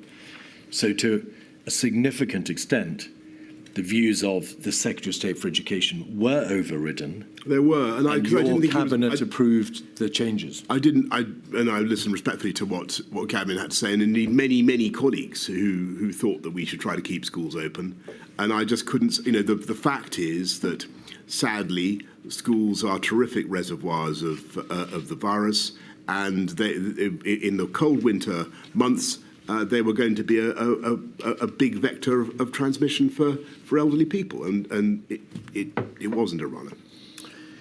Now, may we move forward, in fact, almost a year to Omicron Yes. in 2021. Without going into the details of the somewhat arcane and complex issue of Plan A and Plan B Yes. and Plan B plus, was this the position from the beginning of December, or the end of November and the beginning of December? The Omicron variant became apparent. Steps you declared to Cabinet had to be taken to protect the public from the variant. For good precautionary reasons, a plan was devised and put into place, which essentially meant moving from the pre-existing Plan A to a Plan B. And you told COVID-O on the 8th of December that there seemed little option then to implement Plan B. The reality was that we were running out of road. The choice was to go ahead with Plan B or to wait and be faced with more concerning data and a rise in hospitalizations. Is that a fair summary? I think that sounds right, yes.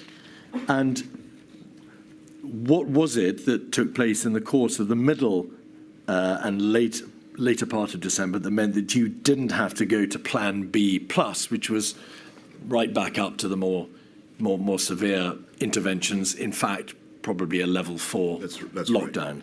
Well, I think this was one of those occasions, possibly rare, when I felt that I'd got I was flattering myself, but I felt I'd got a pretty good handle on the data by then, and I was watching it very, very closely, and particularly the IFR in the Gauteng province of South Africa, where Omicron was very prevalent, and what we were studying was the extent to which Omicron translated into deaths.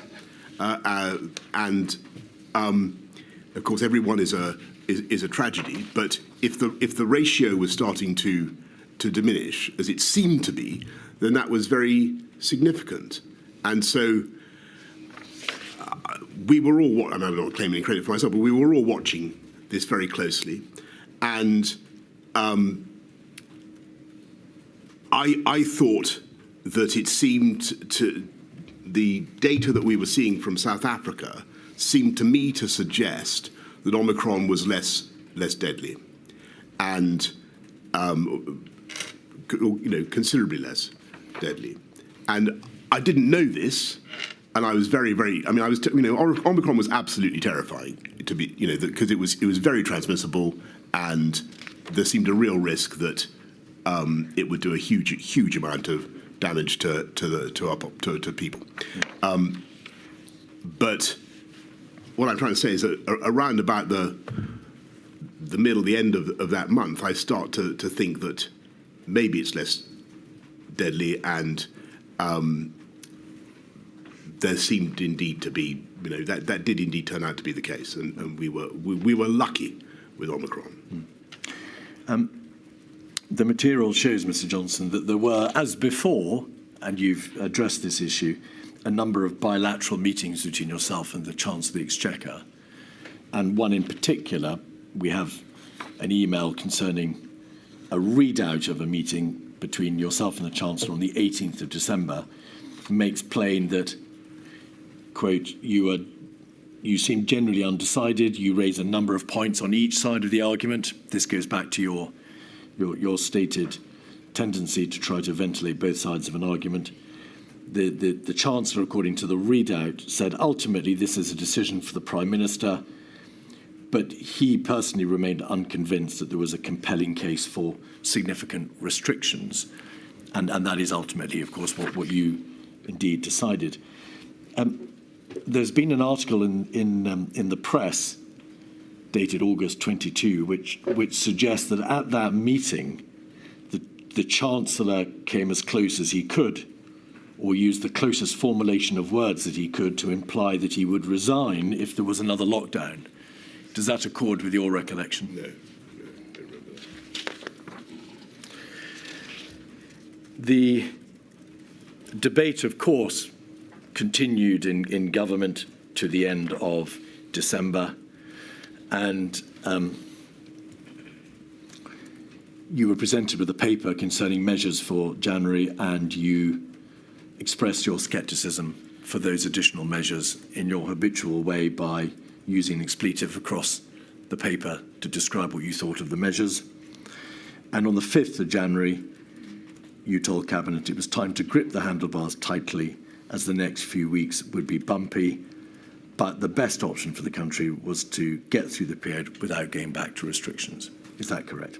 That is correct, and I think that was entirely justified based on two things: what we were starting to learn about Omicron, but also, of course, on the vaccine rollout, which was by then, I think we'd vaccinated a huge number of people already.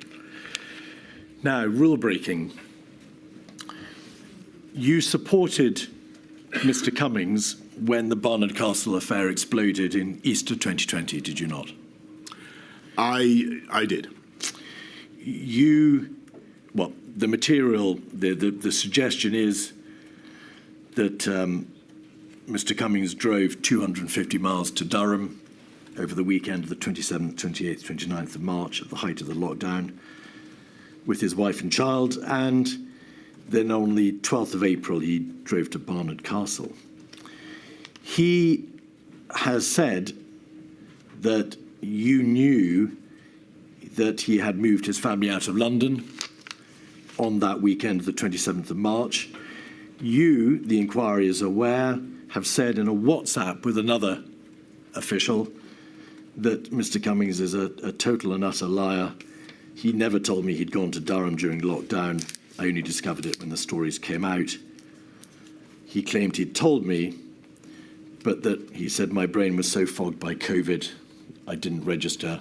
But it's not true. I would have noted it. He never told me. Is that the position you take today? That's what I remember.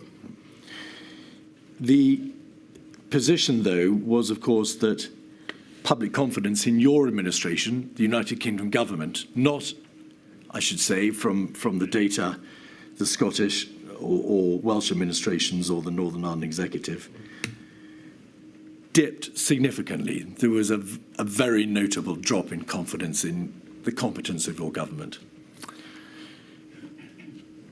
That obviously was highly regrettable.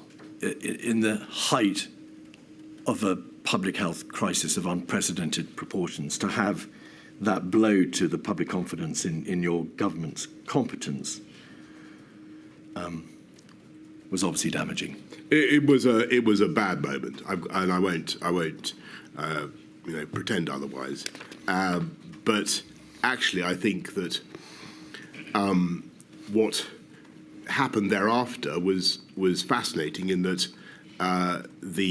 whatever the rights and wrongs of the position I took on that episode, people continued to want us to get on with the job of fixing the pandemic, and they continue. In spite of what you say about the confidence factor, they continued to be more than willing to work together to defeat the virus, and that's what they did. Is that right, Mr. Johnson? The same data which established the significant drop in confidence in your government, data from UCL called the COVID-19 Social Study, also appeared to suggest a drop in self-reported adherence to guidance. So there was not just you would say a communication or political or presentation issue, there was a substantive impact. Well, I can't quantify that. What is certainly true is, as we've discussed a lot over the last couple of days, all MPIs start to degrade over time. Public adherence starts to fray. Whether that episode helped to exacerbate that problem, to the extent to which it did, I just can't judge. The inquiry, as is everybody well aware, of course, that then the first reports of social gatherings in Number 10 emerged in November of 2021. You were issued with a fixed penalty notice on the 12th of April 2022 relating to an event in Downing Street on the occasion of your birthday, the 19th of June 2020, just a few weeks after the Barnard Castle affair. Putting aside the issue of your own fixed penalty notice, did you, and it's important I ask you this, did you apologise for the impression that had been given that staff in Downing Street take the rules and the regulations less than seriously? You, in fact, I think, described yourself as sickened yourself and furious. I did, and I repeated that on many occasions. But you acknowledge, of course, that all the breaches proved to have taken place, but the general behaviour took place in Downing Street on your watch. I do, but I wish to just to stress, and I've always I've been clear for everything I've said. I take full responsibility for everything that the government said or did during the pandemic. I continue to regret very much what happened, but I really want to emphasise, and you talk about the impression, the version of events that has entered the popular consciousness about what is supposed to have happened in Downing Street is a million miles from the reality of what actually happened in Number 10. And I speak on behalf of, I know, of hundreds and hundreds of hard-working civil servants who thought that they were following the rules.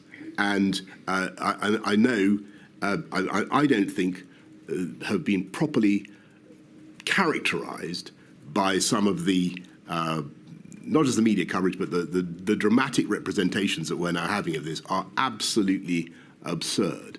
And I want to repeat that. They're a million miles from the reality of what happened. Mr. Johnson, one of the problems is that I've received a number of messages from bereaved people as I've travelled around the United Kingdom, and so many of them who suffered horrific grief during lockdown. Yes. We all know that it's far more traumatic even than many other kinds of grief.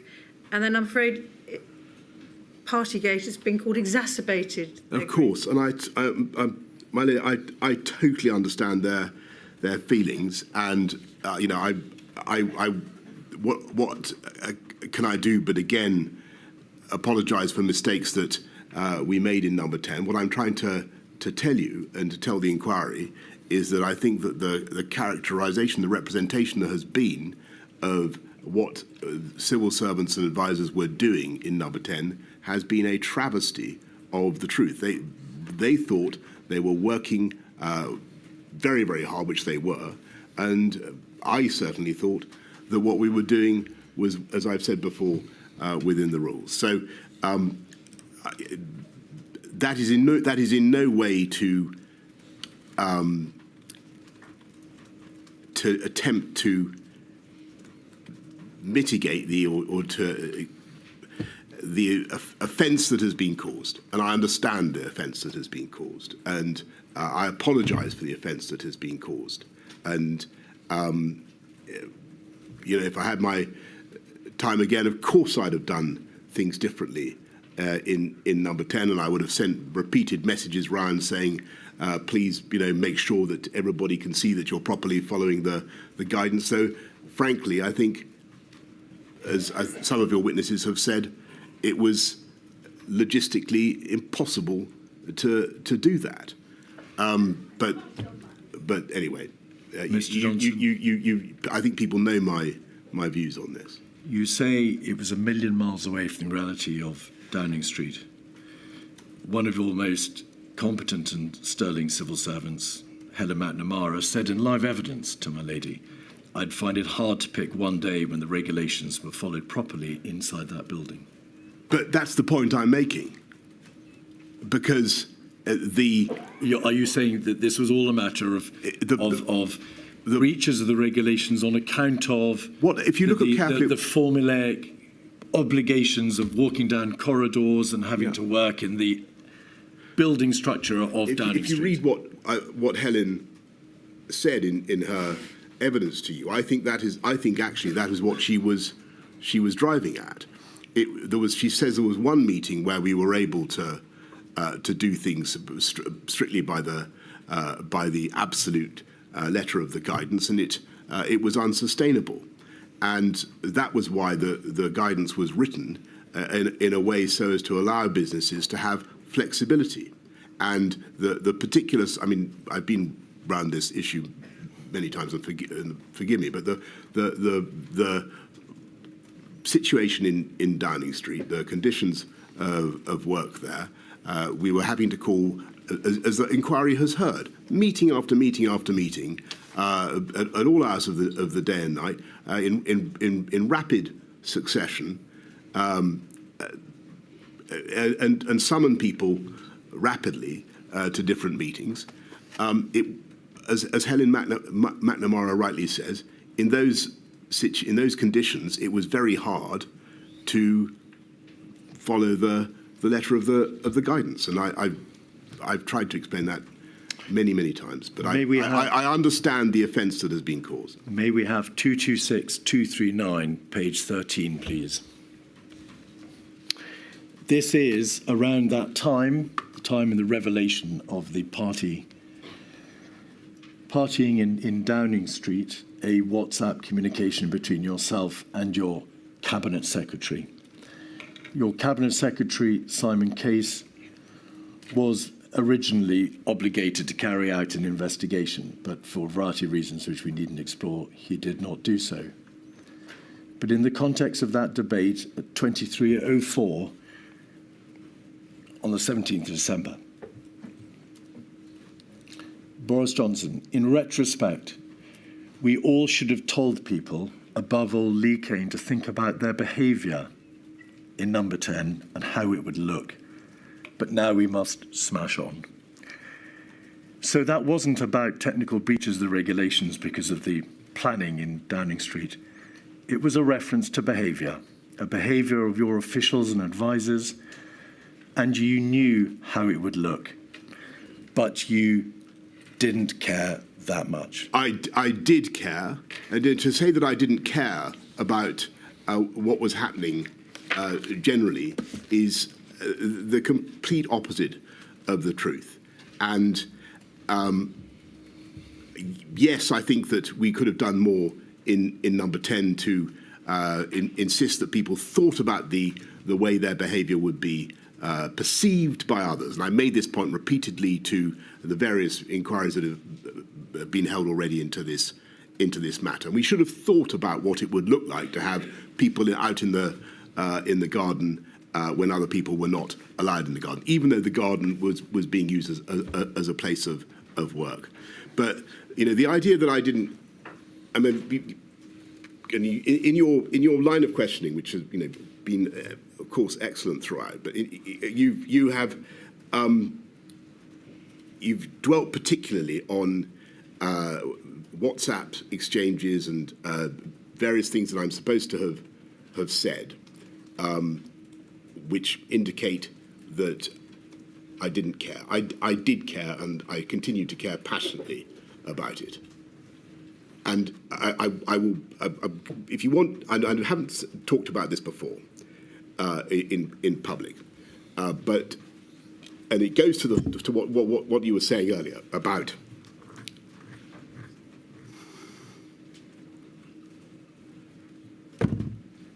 elderly people and my what you claim is my indifference to the pandemic.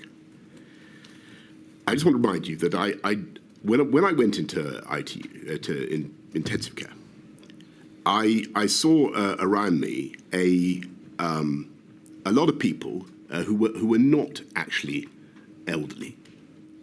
In fact, they were middle-aged men, and they were quite like me. And some of us were going to make it, and some of us weren't. And what I'm trying to tell you, in a nutshell, and the NHS, thank God, did an amazing job and helped me survive. But I knew from that experience what an appalling disease this is. I had absolutely no personal doubt about that from March onwards. To say that I didn't care about the suffering that was being inflicted on the country is simply not right. Mr. Johnson, I have never suggested you didn't care about the suffering. I suggested you didn't care about the reaction to the behaviour demonstrated, a clear reference on the face of that WhatsApp.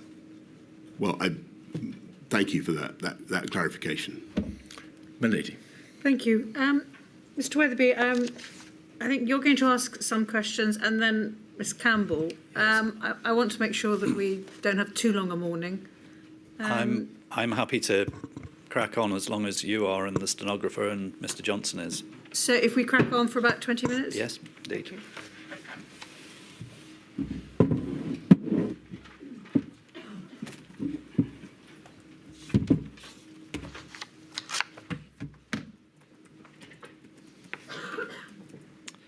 Mr. Johnson, I am going to ask you some questions on behalf of about 7,000 bereaved family members from across England, Scotland, Wales, Northern Ireland, who are supporters of the COVID Bereaved Families for Justice UK, a group which eventually you did meet with at one point. I'm going to ask you questions for about 20 minutes, and some of the points that I'm going to ask you about have been touched upon by Mr. Keith, so I hope that you and I can collaborate in dealing with them effectively. I want to go back to a point that Mr. Keith raised with you about as part of your statement where you say, it's paragraph 15, where you say that the United Kingdom has defied most of the gloomier predictions and has ended the pandemic, or the most serious phases of it, well down the global league tables for excess mortality. Now, at the end of your exchange with Mr. Keith, my understanding was that you basically stood by that statement. Is that right? Well, first thing to say is how glad I am that you and the representatives of the bereaved families are here and taking such a big part in these proceedings. I think that's a good thing, and I think it's very valuable for the inquiry. On the data, whatever the data may say, one death is a tragedy. Yes. There were too many. I was merely making the point that I thought that the statistics are. I've seen several tables that seem to confirm what I was saying, and I point you to another one by the Lancet, giving roughly the same impression. Okay. My question was, you stand by the statement that you made? I do. Yes. So as far as I can see, in a very lengthy statement, no problem with that, but you don't actually provide much of a basis for that statement. So I want to just probe it a little bit further, if that's all right with you. And I want to put up a document. I'm going to actually put up a very small number of documents to you in my time, but I do want you to look at this one. It's 292765, and it's page 10, please. And just while it's going up, this is a graph that's been provided at the inquiry's direction, and it deals with this very issue, and it's the comparative position of the UK internationally.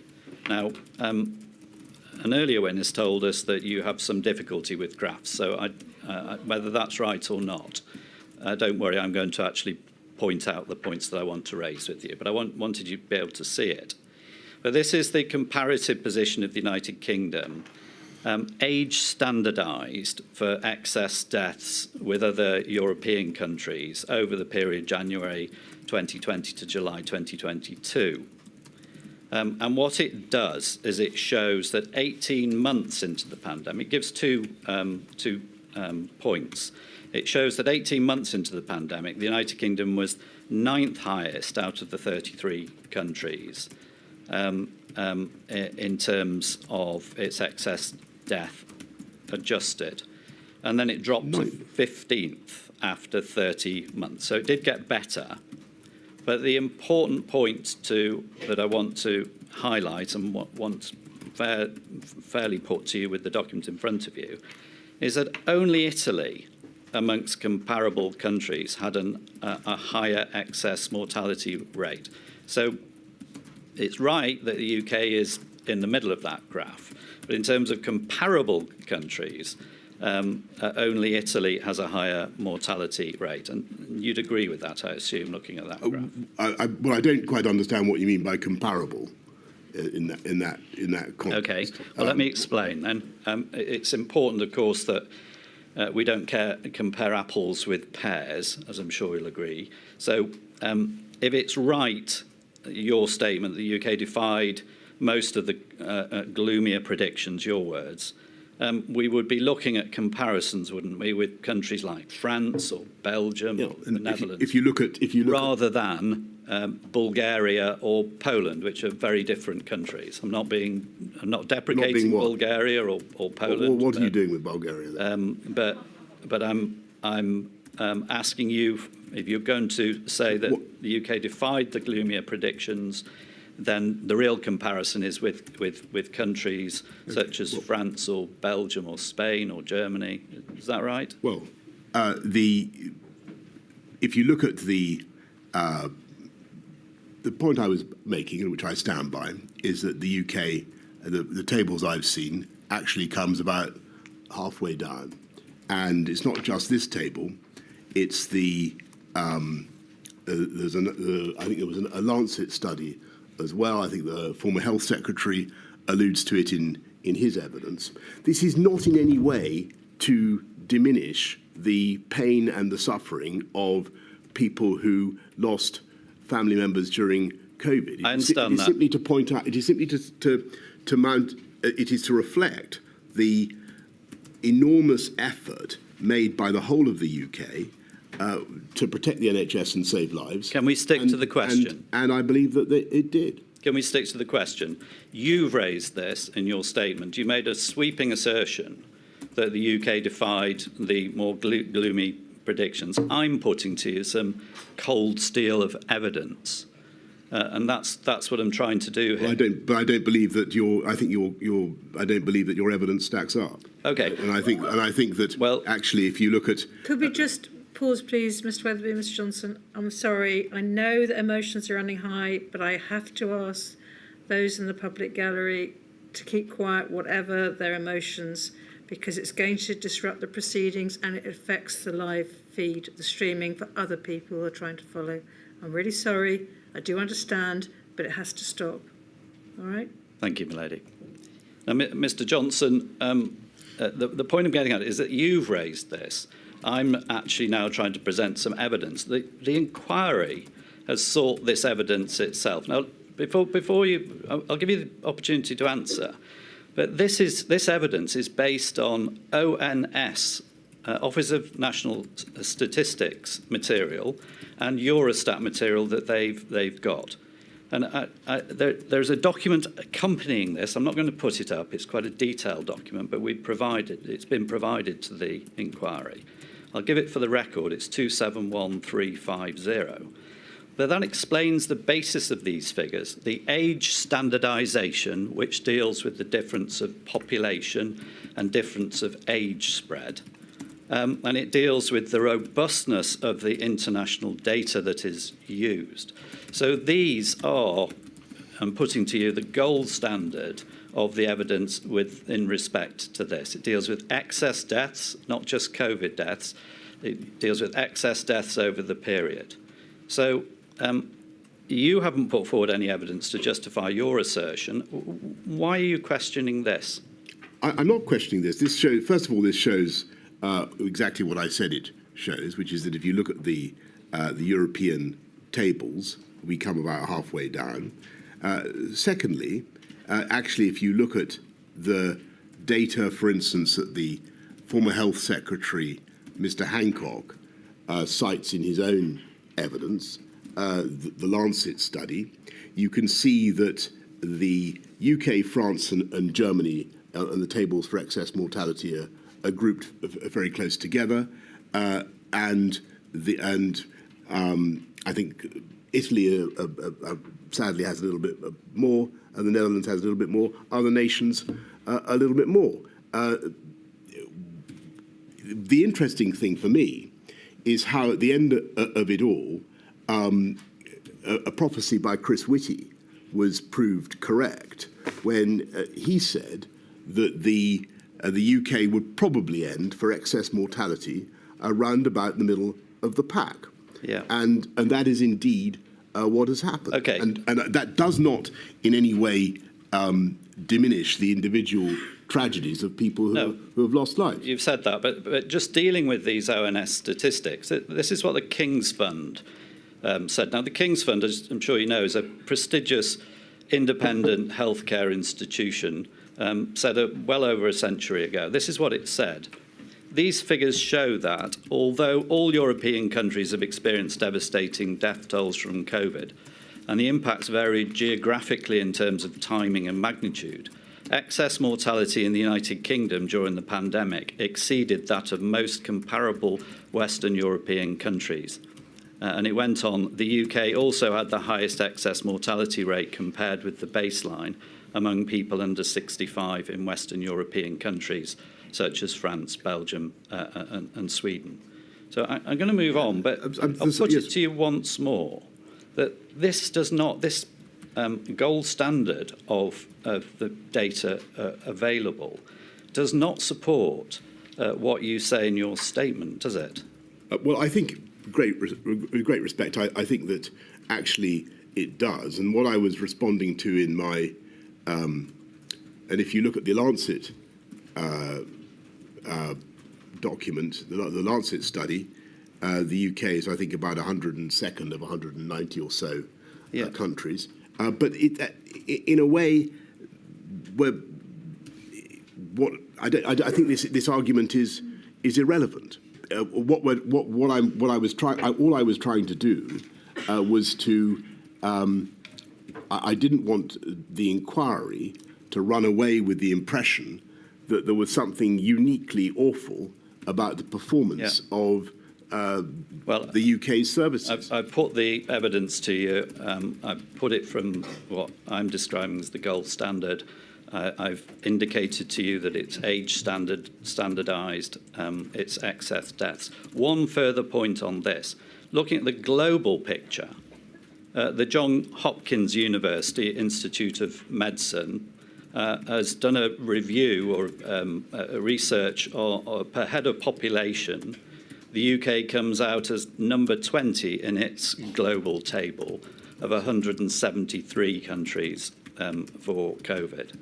And similarly, the Worldometer website, which is a data set provider, which includes providing data to the UK government, has the UK at number 18 out of 231 countries. So again, the UK did far worse than you're trying to suggest, didn't it, Mr. Johnson? I don't agree with that, and I think that if you look at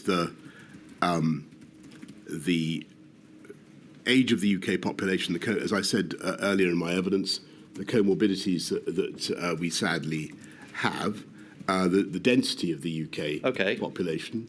Well, let's look at that. I think that Chris, the original prophecy of the chief medical officer has turned out to be broadly correct. Okay, well, let's look at that. You raise age and density. South Korea, a comparatively wealthy country of 52 million people, has an older population than the UK.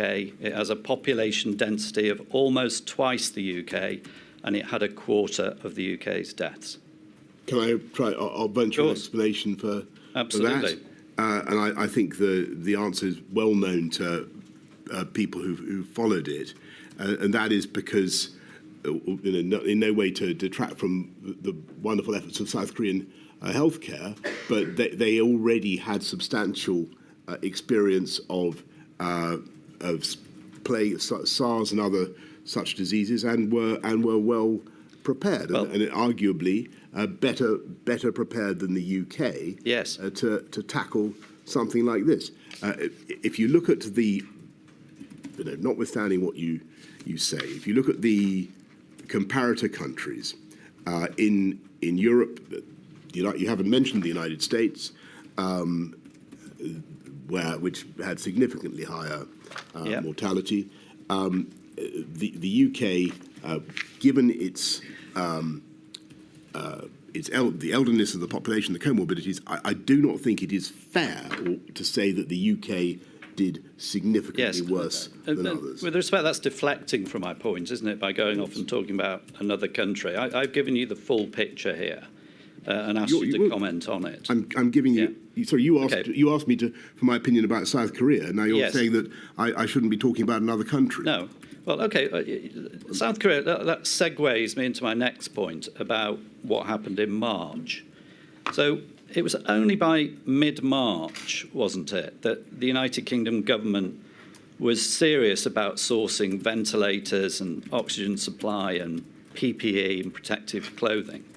And it had failed to source anywhere near enough tests, as evidenced by much of the evidence that no doubt you've followed in this inquiry. That's the reality. You got to mid-March without having addressed all of these issues of testing and PPE. Well, it took a long time before we had a convenient lateral flow test that everybody could use anyway. And that it took a while before that had been devised, partly thanks to work done at Port and Down. Well, and yes, it is. But yes, and I think it's one of the things that the inquiry needs to focus on is, yes, our diagnostics industry and capability was not strong enough at the time COVID broke. No doubt. That's absolutely true. No doubt. One of the legacies, and I should have said this since you've mentioned test, it allows me to segue conveniently into a point I wanted to make but didn't. Actually, what happened was that we went up massively in our ability to test people. Yes, later. By the end of that year, we were doing, I think, 300,000 by September and 500,000 people. Okay, let's stick to the point. And since you make other comparisons with other countries, yes, it is worth bearing in mind. Okay, but let's stick to the point. Our testing ability was by far the biggest in Europe. Okay,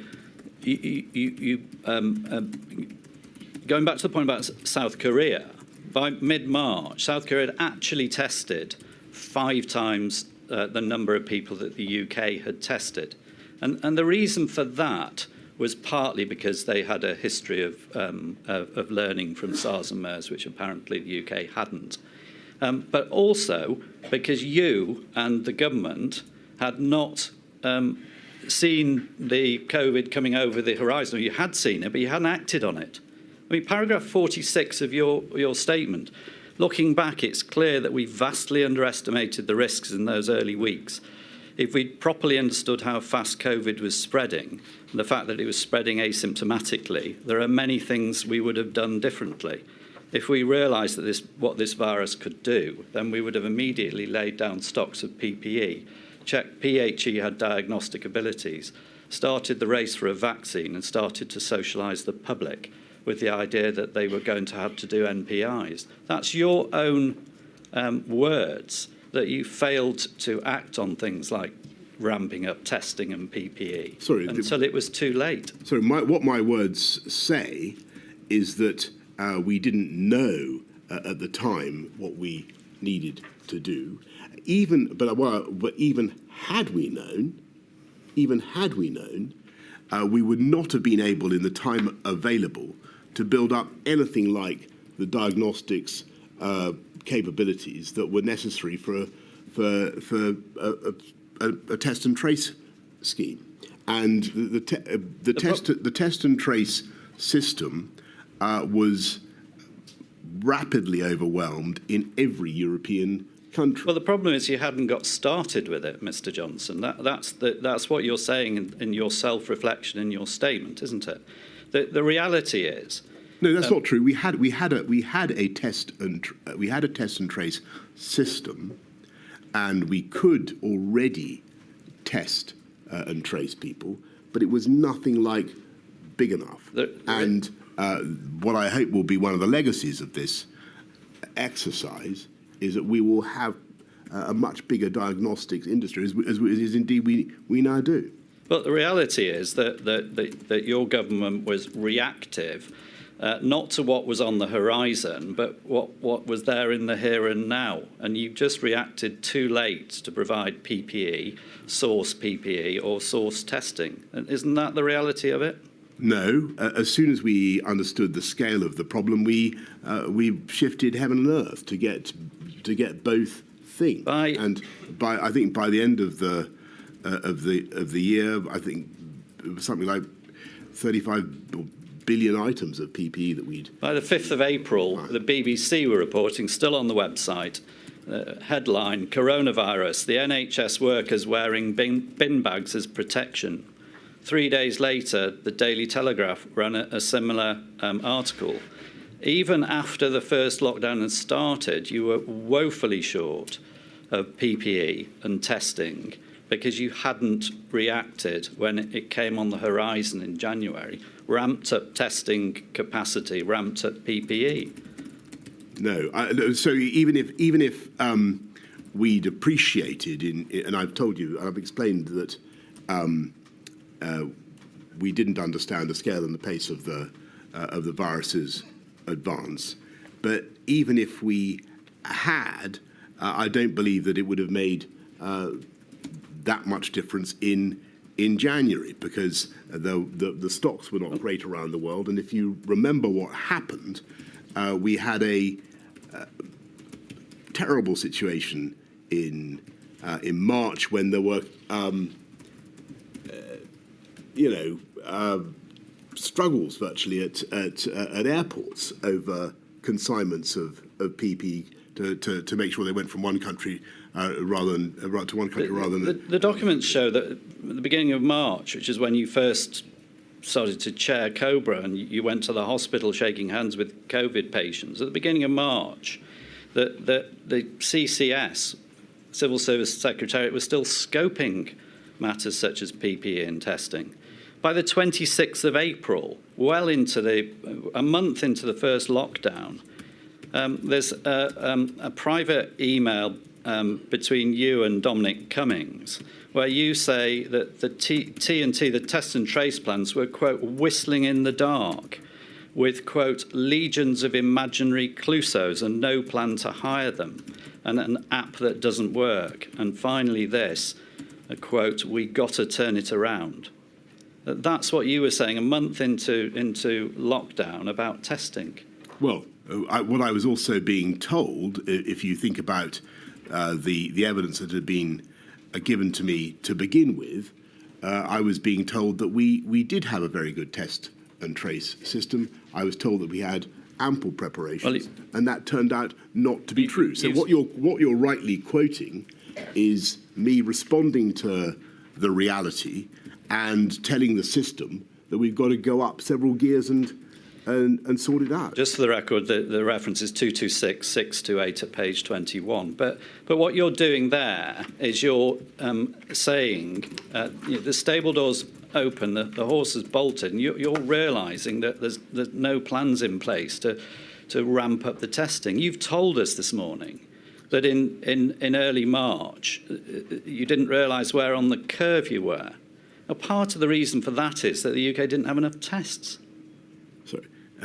The UK's diagnostics industry was not as well developed when the pandemic began as others. That's absolutely correct. And your government didn't do anything about it. And that was because I was being told in those early weeks that we were well covered. And I think if you look at what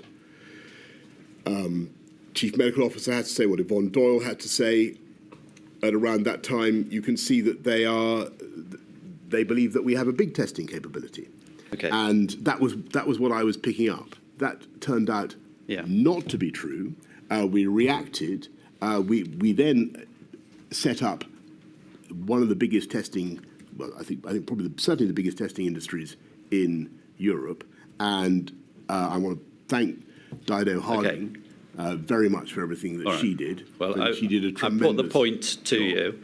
And I want to thank Paul Dighton for what he did on securing PPE. You're deflecting again, Mr. Johnson, aren't you? No, I'm telling you what we did. I'm going to move on to a final point, if I may.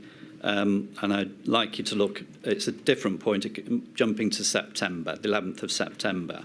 Can we have up on the screen, please, 280061, page 153.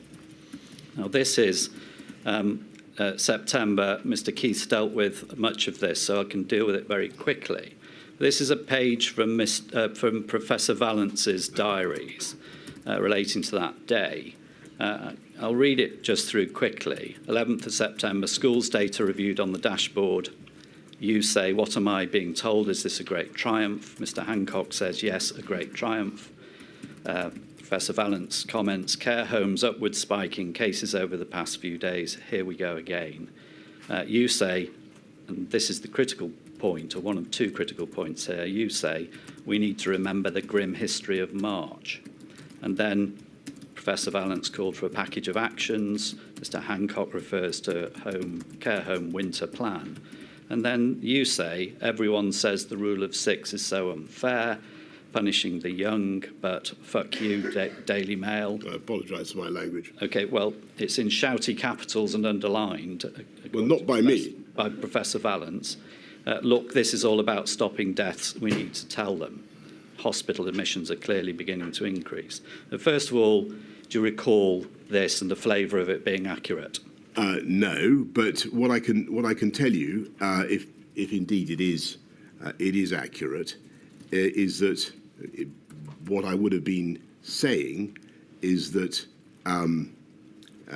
this is September. Yeah. We're in a. You can see as I was saying earlier to Mr. Keith, to the inquiry, you can see the risk that the virus is going to start taking off again. I'm extremely worried. Exactly what I'm putting it to you for. And with great respect to you, sir, it looks to me as though what I'm saying here is that the priority is to, and I'm sorry to have said this about the Daily Mail, but the priority is to stop deaths. Well, wait for the question. You were there recognising that we were back in a position not dissimilar to March. You're also recognising, with the reference to part of the media, that you've got competing pressures, aren't you? That's what's going on. So you're saying, let's look for a package of measures. I just for the avoidance of doubt, I don't think that this is meant to be a general criticism of that great organ. I'm not suggesting it is. The press, the Daily Mail. There had presumably been something that they had said that had wound me up about the rule of six or whatever. Here you're and what I was saying was we need restrictions. And I think probably what I'm saying is, which I then did, because on the 9th, I say that we've got to have the rule of that's where I'm going with this, Mr. Johnson. You're recognising you've not got your head somewhere else. You're recognising the problem. You're back in a position not dissimilar to March. You're recognising something has to be done, and you're recognising there's opposition to that. So you've got this tension. That's right, isn't it? That's what this reflects. And that's what was at the exactly. heart of the whole debate. Then, of course. And then we get. But I hope that everybody that you so ably represent understand. My priority was saving lives. But then we get to the 21st of September with SAGE recommending this circuit breaker. Just 10 days later, circuit breaker with a attached package, and you reject it. You go with a tier system, which you never refer back to SAGE. SAGE never gets to look at SAGE. Sir, great respect. I think I can repeat, if you like, what I said to the Council for the Inquiry. But the gist of it is that I thought there were downsides to the proposed circuit breaker. It wasn't as simple as all that. It was immensely destructive. The risk was you'd have to keep doing it, as they themselves acknowledged. The Health Secretary himself didn't support it, and I thought that the best thing for at least for a while was to see if we could intensify the national measures and then go to. Yes, you've said that. Just this before I sit down, that what this demonstrates is that you understand the problem.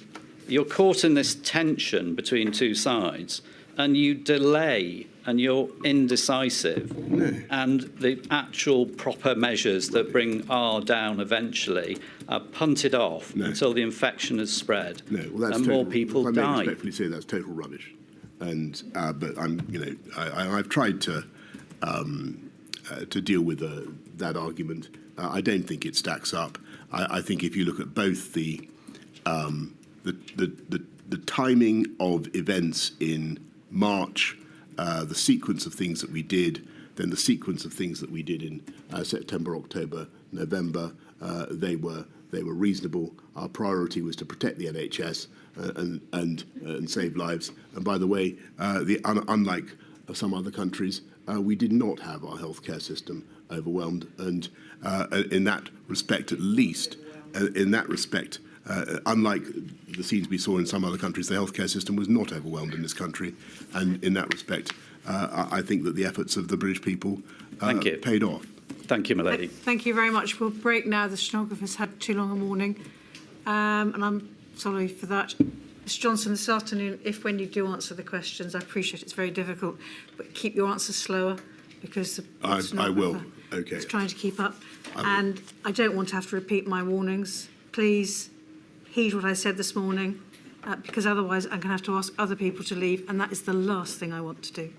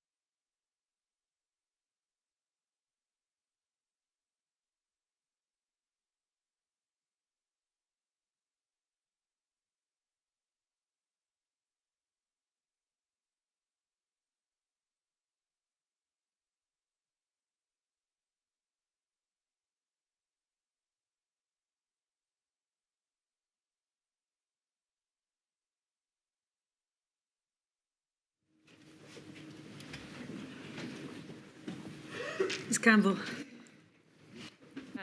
Mr Johnson, my name is Brenda Campbell and I ask questions on behalf of the Northern Ireland COVID Bereaved Families for Justice, which means that I ask questions on behalf of people who are members of a club that they never wished to be members of, but having become members by virtue of their bereavement, they have campaigned for this inquiry. They have listened intently to all the evidence, including yours, in search for answers. And I want you to understand that the questions that I ask are asked on their behalf. And so if I may, can I ask you please to answer with clarity and with brevity those questions on their behalf? To put it bluntly, Mr Johnson, where a one-word answer is sufficient, I'll take it. It's plain from your evidence today and yesterday that you have followed a great deal of the evidence at this inquiry and that Her Ladyship has heard. You told us yesterday that you have seen the impact video that was played at the start of this module, and the impact of long COVID was reflected powerfully in that.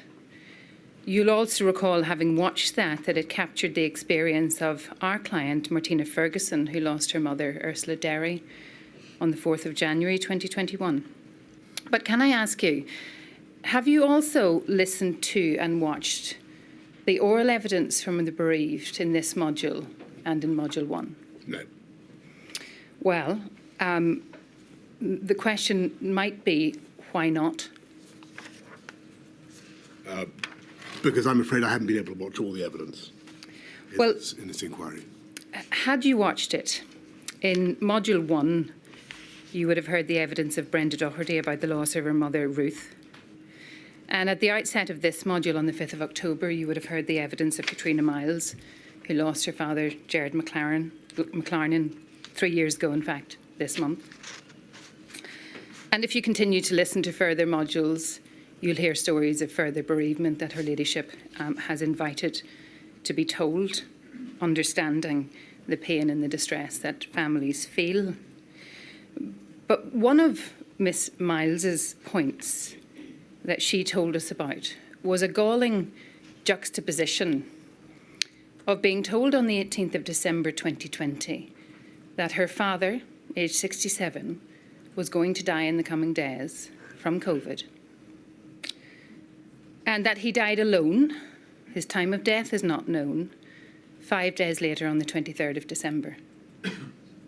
The juxtaposition that she told us about, that in her words was sickening, was that on the 18th of December, there were one of several Christmas events in Downing Street and around the area to have taken place that month. This particular event was a wine and cheese party and a secret Santa during a so-called business meeting. Do you understand, and on behalf of the bereaved really understand, the idea that many of those who were denied the possibility of saying goodbye to loved ones, whilst at the same time those making the draconian rules were to be seen to be flouting them, is, as Miss Miles told us, galling and sickening? Do you understand that? Thank you. And the short answer is, as I told the chairman of the inquiry, yes, I do understand people's pain and people's offence, of course. You see, sadly, her experience and that of her family is far from unique.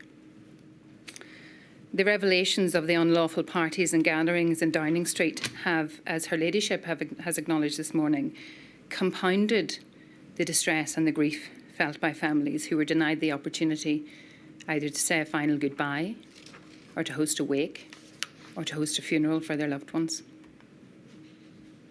If you do understand that, as you tell us you do, why was it allowed to happen? Thank you. I've extensively tried to explain how I think that came about and why I think the people who were working in Downing Street for a very long time and very hard believed that they were working within the rules at the time. Though, as I say to you to those you represent, and again to the to Mane. I understand fully the point that you are making, and I regret it very much. I'm going to move on from this topic, but it's perhaps important to note that by the 18th of December 2020, there had been 86,886 COVID-related deaths that year. This, I'm going to suggest, is not a matter of hindsight. It was plain that the country and that those who were bereaved were in extreme pain and distress. Could you have done more to stop it? To stop the pandemic? The gatherings, the Partygate, the wine and cheese parties, the Secret Santas, the pub quizzes or the Zoom quizzes. I had no knowledge of the event on the 18th at the time. That was not my question. At the time that it took place. Could you have done more to stop it? I think that the trouble was, as I've said, that people were working extremely hard in Mr. Johnson, I'm going to. We've heard that. If I'd had my question is, sorry, please go ahead. And this may be one where a yes or no answer would suffice. Could you have done more to stop it?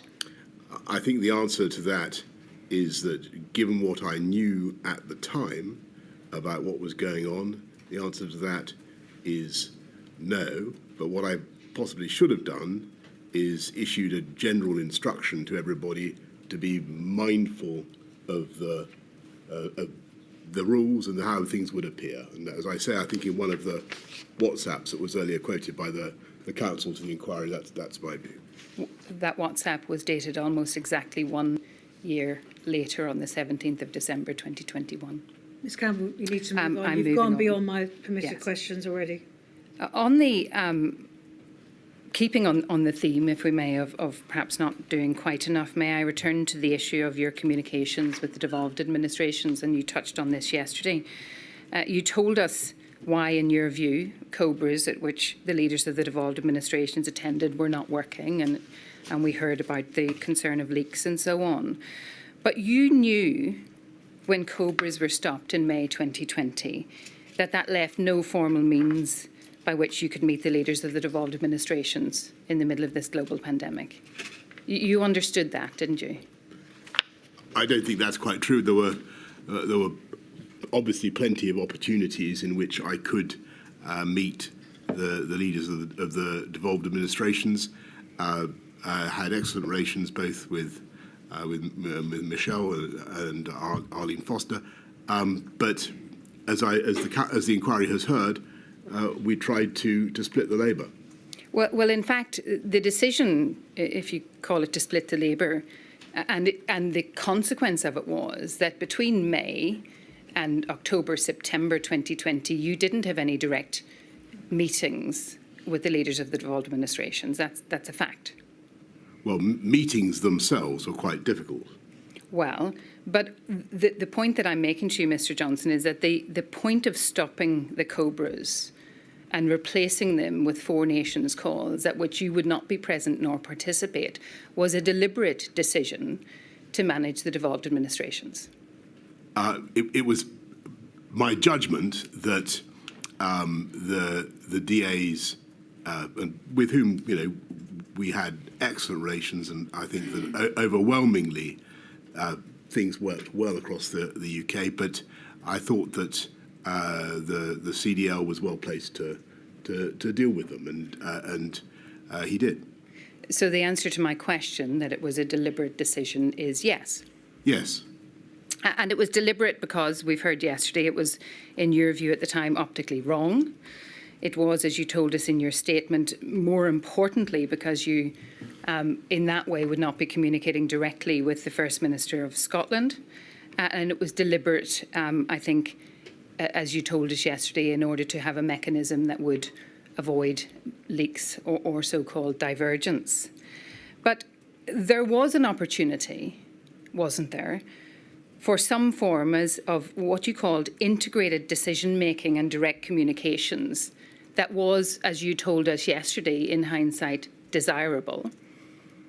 But you opted not to take it. and that was the Joint Ministerial Committee.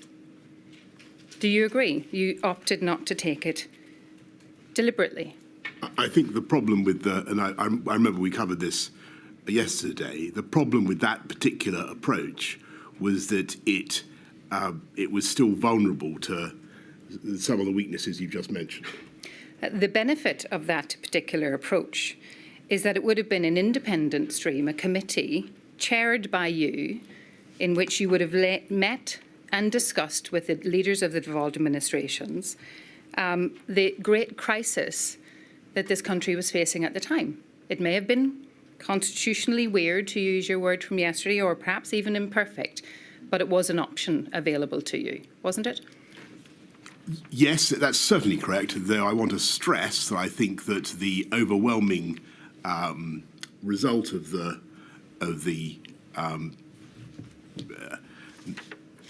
cooperation we had with the DAs was very productive and harmonious. Your evidence yesterday, Mr. Johnson, was that perhaps you should have done more on reflection. I think what I said was that I would like what we need is some sort of leak-proof integrated system. That's the grail. Well, surely what you needed was better forms of direct communications with the leaders of the devolved administration in an environment that best benefited communication across all of the devolved administrations. I think we had excellent communications across all of the DAs, and I think that the overall performance of the UK in the pandemic as a single entity was remarkable, and every part of the UK played an important part in the effort. If you look at it, there was a huge amount of joined-up work going on across the whole country. Well, what credence then do you give to the complaints coming from the leaders of the devolved administrations, and I mean across the board, not just in Northern Ireland, of a high-handed, incommunicative approach from Westminster? Well, I don't recognise that version of events.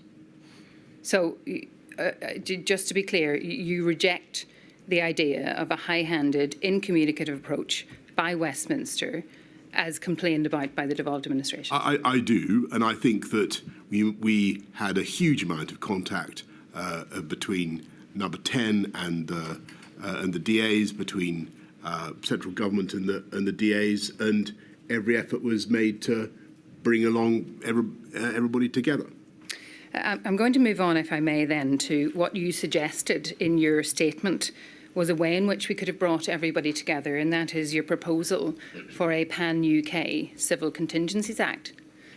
Although that is the position in your statement, should we understand that your updated position is that there are powerful arguments against that proposal? I've noticed in the course of these excellent hearings and the discussion that's gone on that people think that the CCA is not the right framework. I'm listening to that. I think that maybe something could be done under the 1984 Public Health Act, as I think I said yesterday. Somehow or other, I think we need to recognise that a pandemic presents a particular problem for the whole of a cross-boundary problem for the whole of the UK, and that there needs to be some sort of a way of making sure that our messages are united. That was the point I was making, and I'm sure the inquiry will attach whatever importance to this it thinks is right. But I felt during the course of the pandemic, occasionally, that messages were being blurred and people were being confused because of a succession of press conferences from different parts of the UK. Now, I may have been super sensitive to that, but I was getting quite a lot of echo about that. Well, time permitting, I'd like to ask you some questions about that at the end, but just dealing with the issue of Pan-UK Civil Contingencies Act, you obviously now realise that your proposal for such a Pan-UK Act achieved relatively rare cross-party unity in Northern Ireland against that proposal. In fact, it was the united view that there is a need for a bespoke and devolved level response to the pandemic to take into account each administration's social political landscape. And you must surely agree, Mr Johnson, that given the regional and indeed significant geographical differences, particularly for the north of Ireland and the epidemiological reality of the island of Ireland, that any pandemic response must allow for regional flexibility and divergence.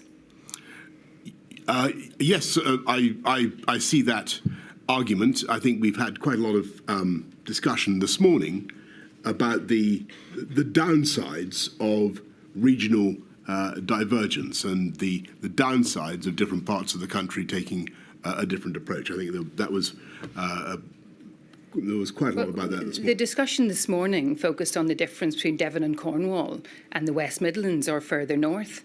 I'm asking you questions on behalf of the citizens of the bereaved families of Northern Ireland. Do you not agree that particularly when it comes to the north of Ireland, on the island, that there is a need to recognise the particular geographical and regional features of that place?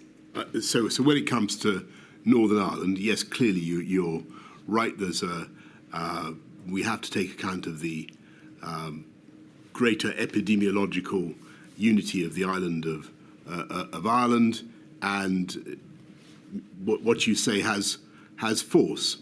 Thank you, Mr. Johnson. But, you know, I still think that there's you asked generally about the DAs. I think the more unified we can be, the better. Well, of course, but the suggestion of unity and of an integrated approach led by Westminster, be it either written in statute or achieved by more meaningful and direct communication, must assume, mustn't it, that Westminster is capable of real leadership, both in public and behind closed doors, and it is capable of taking timely and proportionate action in response to the pandemic in all corners of the UK. And indeed, that's what Westminster did. And I remember vividly going to Northern Ireland in early 2021 and seeing how very, very much faster the vaccines were being rolled out in Northern Ireland than they were in, and you know, nobody will thank me for saying it, but I've got to say it, than they were over the border in the EU. And there are reasons for that. And I think that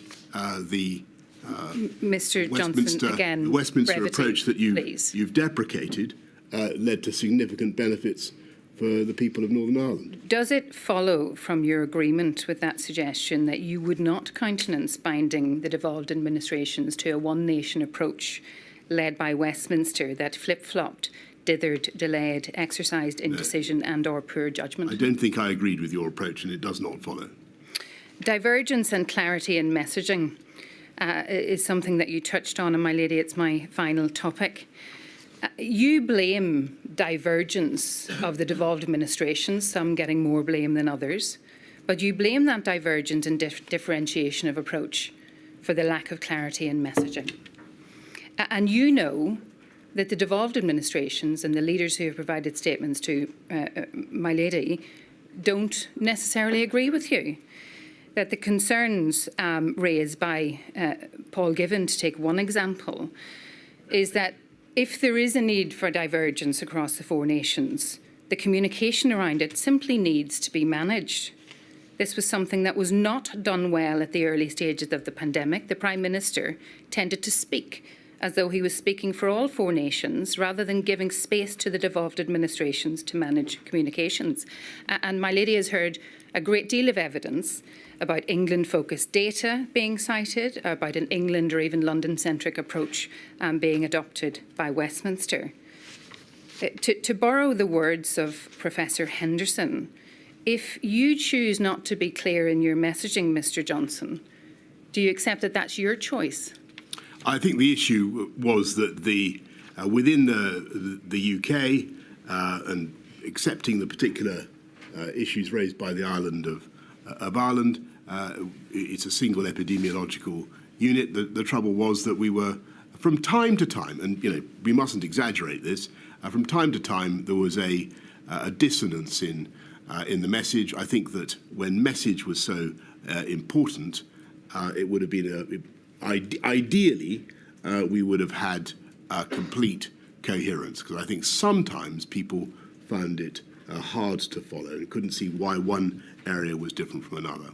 Was a reason for that confusion, to the extent that there was confusion, because of your government choosing a lack of clarity in message and not respecting the clear and giving a clear understanding of the need for regional differences? No, I think the reason was the difference in the messaging and people being confused as to what exactly they were being asked to do.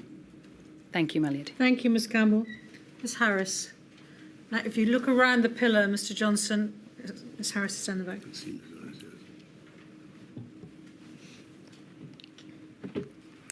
Good afternoon, my lady. Good afternoon, Mr Johnson. I appear on behalf of COVID-19 Bereaved Families for Justice Cymru, representing bereaved families in Wales.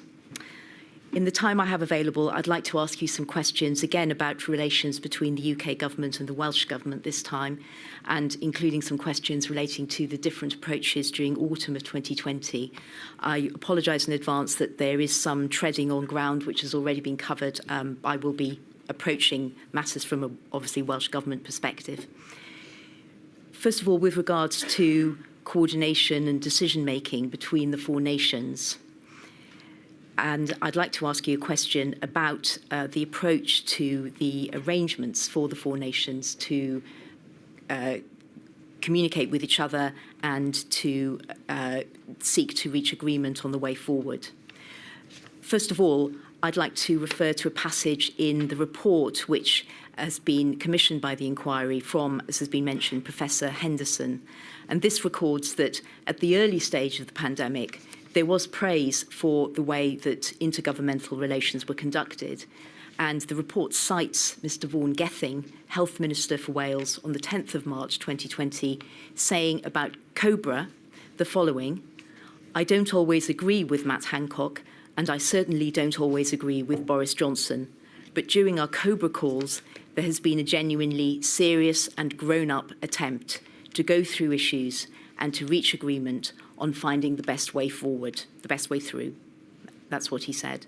And the report then goes on to say that by September 2020, enthusiasm had waned, and it was suggested that an absence of four nations meetings had not been helpful when it came to clarity in communications.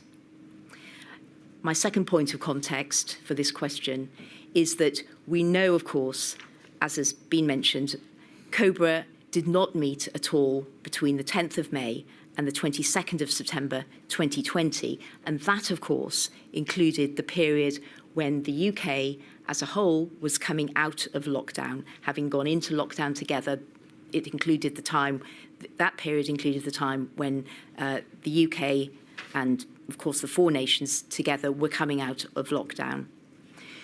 So bearing that in mind, my questions are: do you agree that the type of endeavour that Mr Gething describes in the quote, i.e. genuinely serious and grown-up attempts to go through issues and reach agreement, do you agree that that is what was needed between the four nations during the pandemic? That's the first part. And the second part of the question is, do you agree, and I think you may have indicated your opinion on this already, but I'd like to ask you for any further reflections on the point, do you agree that in order for there to be the best chance for that type of engagement having been sustained throughout the pandemic, that there needed to have been different arrangements after May 2020 to those that were in place at that stage? And I'm not asking about changing the responsibilities of devolved nations. I'm asking about the machinery for interactions, given the framework that we have. So I think the answer is yes and then no, if I've got your questions in the right order. Yes, you have got my questions in the right order. Yes, and so and your answer no is to my suggestion that what was needed in order to sustain that kind of serious and grown-up attempt type engagement did not need, as has been suggested, a more predictable pattern of engagement with the Prime Minister for the devolved administrations than existed with the arrangements that were in place. I don't think it did. I think the UK effort was remarkable, and there was far more that united us than divided us. I have excellent relations and did have excellent relations with Mark Drakeford. I know he always wanted to have more meetings, but I did believe that Michael Gove was doing an excellent job, and I believe that Mr. Drakeford recently told Mr. Gove that actually he thought that the collaboration had been very good. In Mr. Drakeford's evidence, he has said that there was a vacuum in that there wasn't the possibility of speaking directly to the Prime Minister sufficiently. And he's referred to the need for a regular checkpoints with the Prime Minister. Would you not agree that had there been a greater opportunity for that to happen, then that would have meant that it would have been more possible and more likely that differences could have been ironed out and there could have been a more coherent and coordinated approach forged between the four nations? I think that every Prime Minister would like to do much more the whole time. I had to do whatever I could to fight COVID. I thought that that the system we had going was pretty good, and I felt that the Chancellor Duchy of Lancaster was doing a good job of interacting with the DAs. If I'd felt that wasn't the case, if I felt that there was a serious breakdown of relations between the centre and the DAs, I would of course have intervened, but that didn't happen. So to summarise then, Mr. Johnson, you evidently felt that the arrangements that there were in place were sufficient to promote a forging of a coordinated four nations approach. I think that's your indication. I think that within the limits of what was going to be politically realistic, given the prerogatives of the DAs, I think that that's entirely right. And you're aware, of course, that that's not a view that is shared across the devolved administrations. Well, I'm as I said to you just now, I'm not certain that quite how strongly your point is echoed. I think actually I've heard that Mr. Drakeford in particular feels that the level of cooperation was good. Well, Mr. Johnson, that's not evidence that's been submitted to Module 2 in this inquiry, and that is certainly not consistent with the written evidence that's been submitted on behalf of Mr. Drakeford. I'd like to ask you about the phrase that you used and the point that's made in your witness statement, where you stated it's optically wrong for the UK Prime Minister to hold regular meetings with other devolved administration ministers. This, of course, has been highlighted previously. It is a statement that you made, it's not in a WhatsApp message, or it's not in somebody's diary, not intended to be published. This is in your witness statement. Would you agree that as a Prime Minister in the time of a pandemic public health crisis, that you should have decided on what were the appropriate arrangements for consultation with the devolved administrations solely on the basis of what would be best to further the aim of an effective response to the pandemic, and not your views about optics, that optics should not have formed part of that decision-making? Well, I think that, that was the reason we did it, because I think that the Chancellor Duchy of Lancaster was well placed to conciliate, to bring people together, and to get on with explaining and coordinating the position. I understand that that's your view, Mr. Johnson, but with regard to the statement about optics, it can't be right, can it, that optics are a factor when deciding on what's the best setup for engagement with the other devolved governments during a pandemic. I think you'd agree with that. So I think my considerations were primary. The risk of, to be absolutely frank with the inquiry, the risk of pointless political friction and grandstanding because of the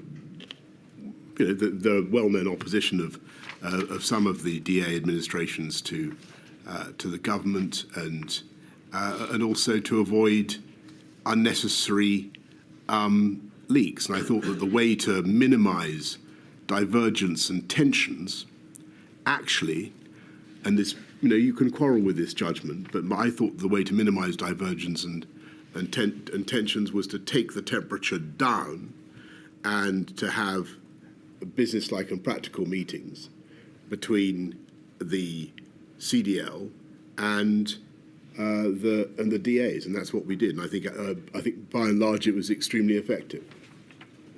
Thank you. I've heard your answer, Mr. Johnson. I'll move on to the next question, and I'd like to ask you now to address, please,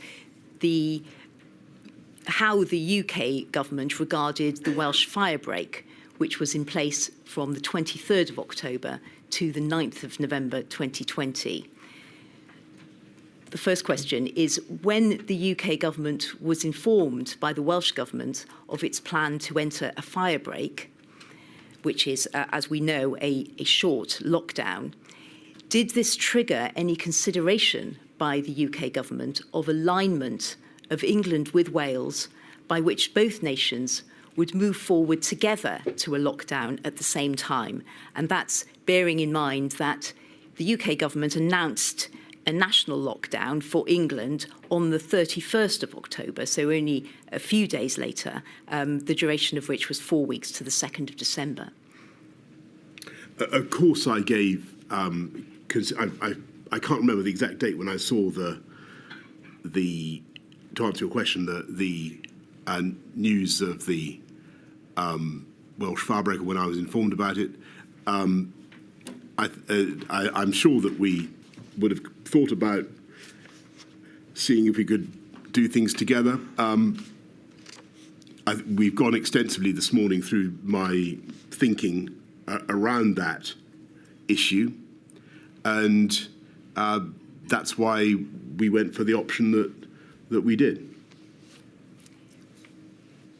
Was there any thinking that it would be better for both nations to be acting in a coordinated way together at that point? I'm sure that we would have. I don't remember any specific conversations about this, but I'm sure we were thinking the whole time about the choice between fire breaks, lockdowns, and intensifying tiering, and all the other things that we've discussed today, and that might have meant England and Wales acting together, or it might not. But I'm certain that would have been. You're right to make the point that would have been one of the advantages had we chosen to go that way. But we didn't. Right. Now, one of the points that you've made in your witness statement is that you can understand why Wales decided on a firebreak, as the incidence in Wales was high and tiering was not working well. That's your observation.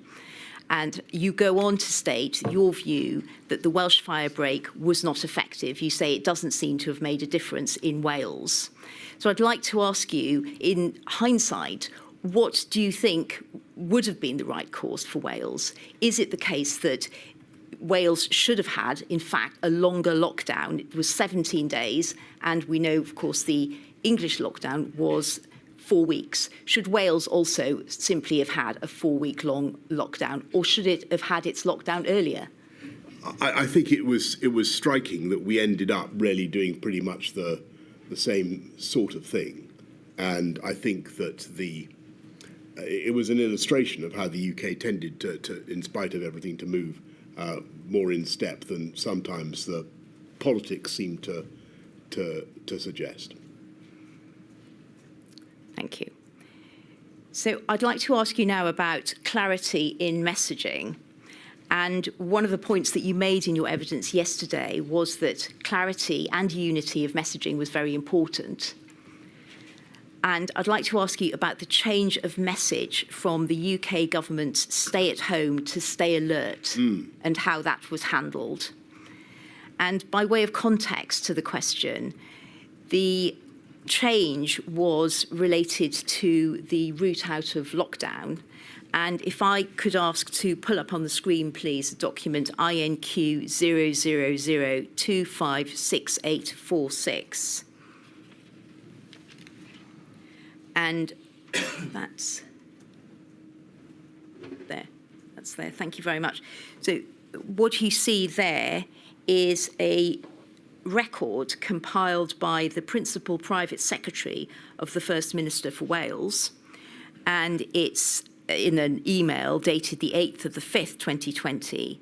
And it's a record of a meeting with Mr. Gove on the 8th of May of the devolved administration's first ministers. And it precedes the COBRA meeting, which was on the 10th of May, which dealt with the announcement or discussion prior to the announcement of the road out of lockdown. And if I could refer to some passages briefly in this, just to introduce the question that I'd like to ask you, having looked at this document and one other document very briefly. So first of all, we have the text, key points from call today with CDL and FM's Scotland and NI. And obviously the Welsh First Minister was present as well. And first bullet point, COBRA expected Sunday afternoon. A little bit further down the page, recognition that different jurisdictions may move at different pace depending on progress of disease and practicalities, for example, different school calendars, but this does not undermine Four Nations' approach. Then a little further down, if we go to the bullet point, the penultimate bullet point, DAs emphasised keeping core stay-at-home message. Gove will reinforce with PM, and then CDL summarised, recognition that different pace of change reflects devolution and pace of disease. He will make sure we have time to contribute to COBRA discussions. And then finally, will talk to PM re-stay at home narrative. So it's obvious, of course, from that document, Mr. Johnson, just to confirm that the devolved administrations wanted to stay with the stay at home message at that time. Thank you. And if I could now ask for this next document to be pulled up, please. It's INQ 000216537. And this is a record that has been compiled of the COBRA meeting on the 10th of May. This is the record compiled by the Communications Director for the Welsh Government. And this record, if I can ask to go to the third page of this record, and just very briefly, some of the observations that are recorded that were made. The issue about messaging relating to the change of message from stay at home to stay alert was raised by the First Minister for Scotland, but as we know, it was a matter where there were concerns from all the devolved administrations. And she has raised the point, and at the top of page 3, we see Prime Minister responded that nothing will appear in Scotland that will cut across the stay-at-home messages. And then in the next paragraph, we see that the UK Director of Communications, Alex Aiken, he makes some observations. I think it's fair to say that the summary of what he's saying is that he's summarising the merits of the change to stay alert. He says, stay alert encourages people to change behaviour and permissions. It has polled well. Monday into Tuesday, we will start national advertising to start to change behaviours. And then if we look a little bit further on, it refers to, in the next paragraph, to the First Minister for Scotland reiterating that they would not be moving to the stay alert message and looking for assurances that there would be no paid ads on TV or elsewhere in Scotland. This would undermine messages of the Scottish Government. Prime Minister said they will deconflict messaging as far as possible. We can move forward as 4 nations. Now is the moment to recalibrate messaging. And then further text relating to what you then went on to say. So the question that I'd like to ask, arising out of looking at those passages, is, as you can recall, what did the UK government do to make sure that the change of message took account of the fact that the devolved administrations were not changing their message? They wanted to stay with stay at home as the main message. And what did the plan to deconflict amount to? Well, if I may say so, and thank you very much for taking us through all this. I think you're rather eloquently illustrating one of the problems that we had. And you're perfectly correct that there was a divergence in the message and in the advice. And in England, certainly, we felt that the people had been through an awful lot. There'd been a huge sacrifice effort by the public to get the R down below 1. People needed to know whether they should go back to work or not. We wanted to have a message to allow people to go back to work if they could, and to get things going because of the very serious harms that we had seen. And now, the difficulty was, as you rightly say, that in other parts of the UK, they had a slightly different approach, and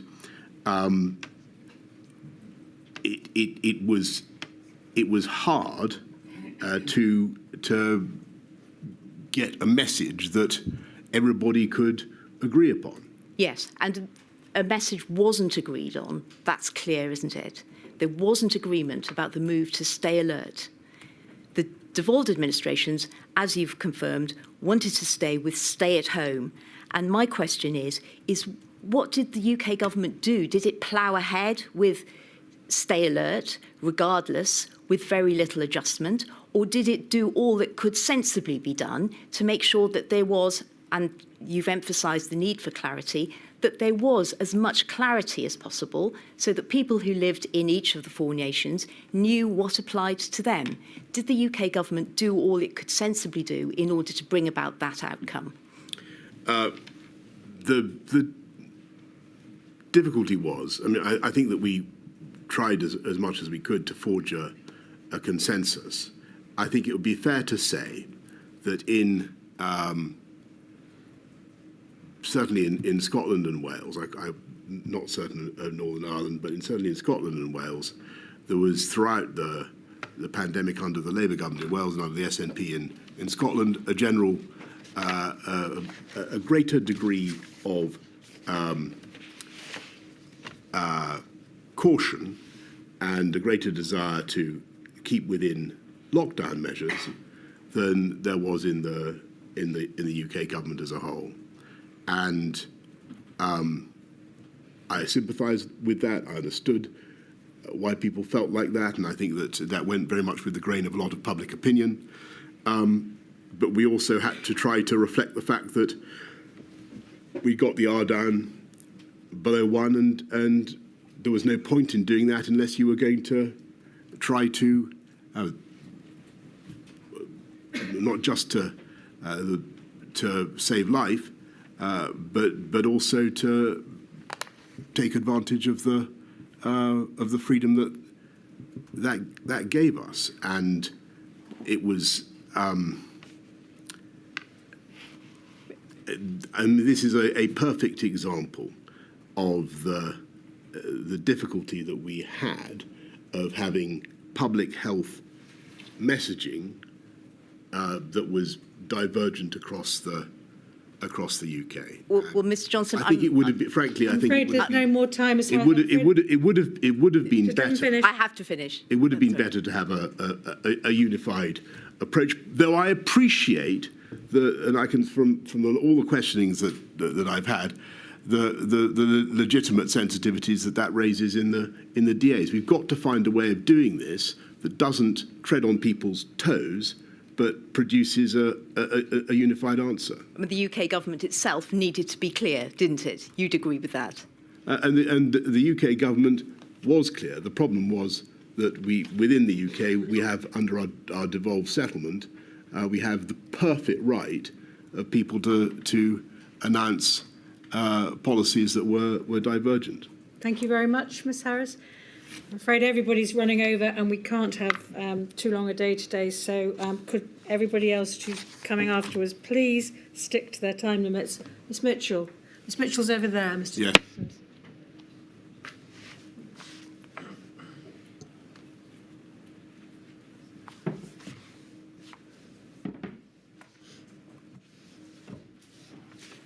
Mr Johnson, I am instructed by Amar Anwar and Company on behalf of the Scottish COVID bereaved. In his evidence to the inquiry, Lord Edward Udney Lister was asked about a chain of emails where the First Minister, Nicola Sturgeon, was requesting a telephone call with you. And this was on the 5th of March 2020, an important day because it was the day that COVID was added to the list of notifiable diseases. So it was a landmark day. An answer to asking why there was a reluctance to have the First Minister contact you, Lord Edward Udney Lister gave the following evidence, and this is from the transcript of 7th November 2023, page 105. Well, I mean, as you can see from the exchange of emails, the meeting took place, so I certainly wasn't trying to block that meeting taking place, but there was quite a lot of tension between the Prime Minister and the First Minister. They had no real personal relationship of any kind, other than that they, I think, generally didn't like each other very much. I would like to ask, is this a fair characterisation of the relationship between you and the First Minister of Scotland, Nicola Sturgeon? Oh, I'm sorry to hear Eddie said that. Actually, I had no ill will whatsoever towards the First Minister of Scotland. When I've talked to her, we've got on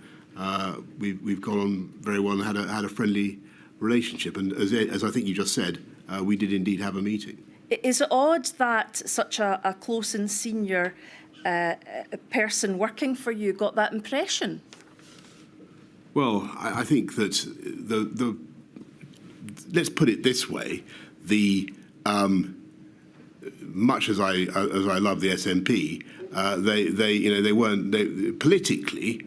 There was a certain amount of toing and froing between the SNP and me as the Prime Minister. I wouldn't like to produce everything that they've said about me over the years. But let's just focus on these particular questions.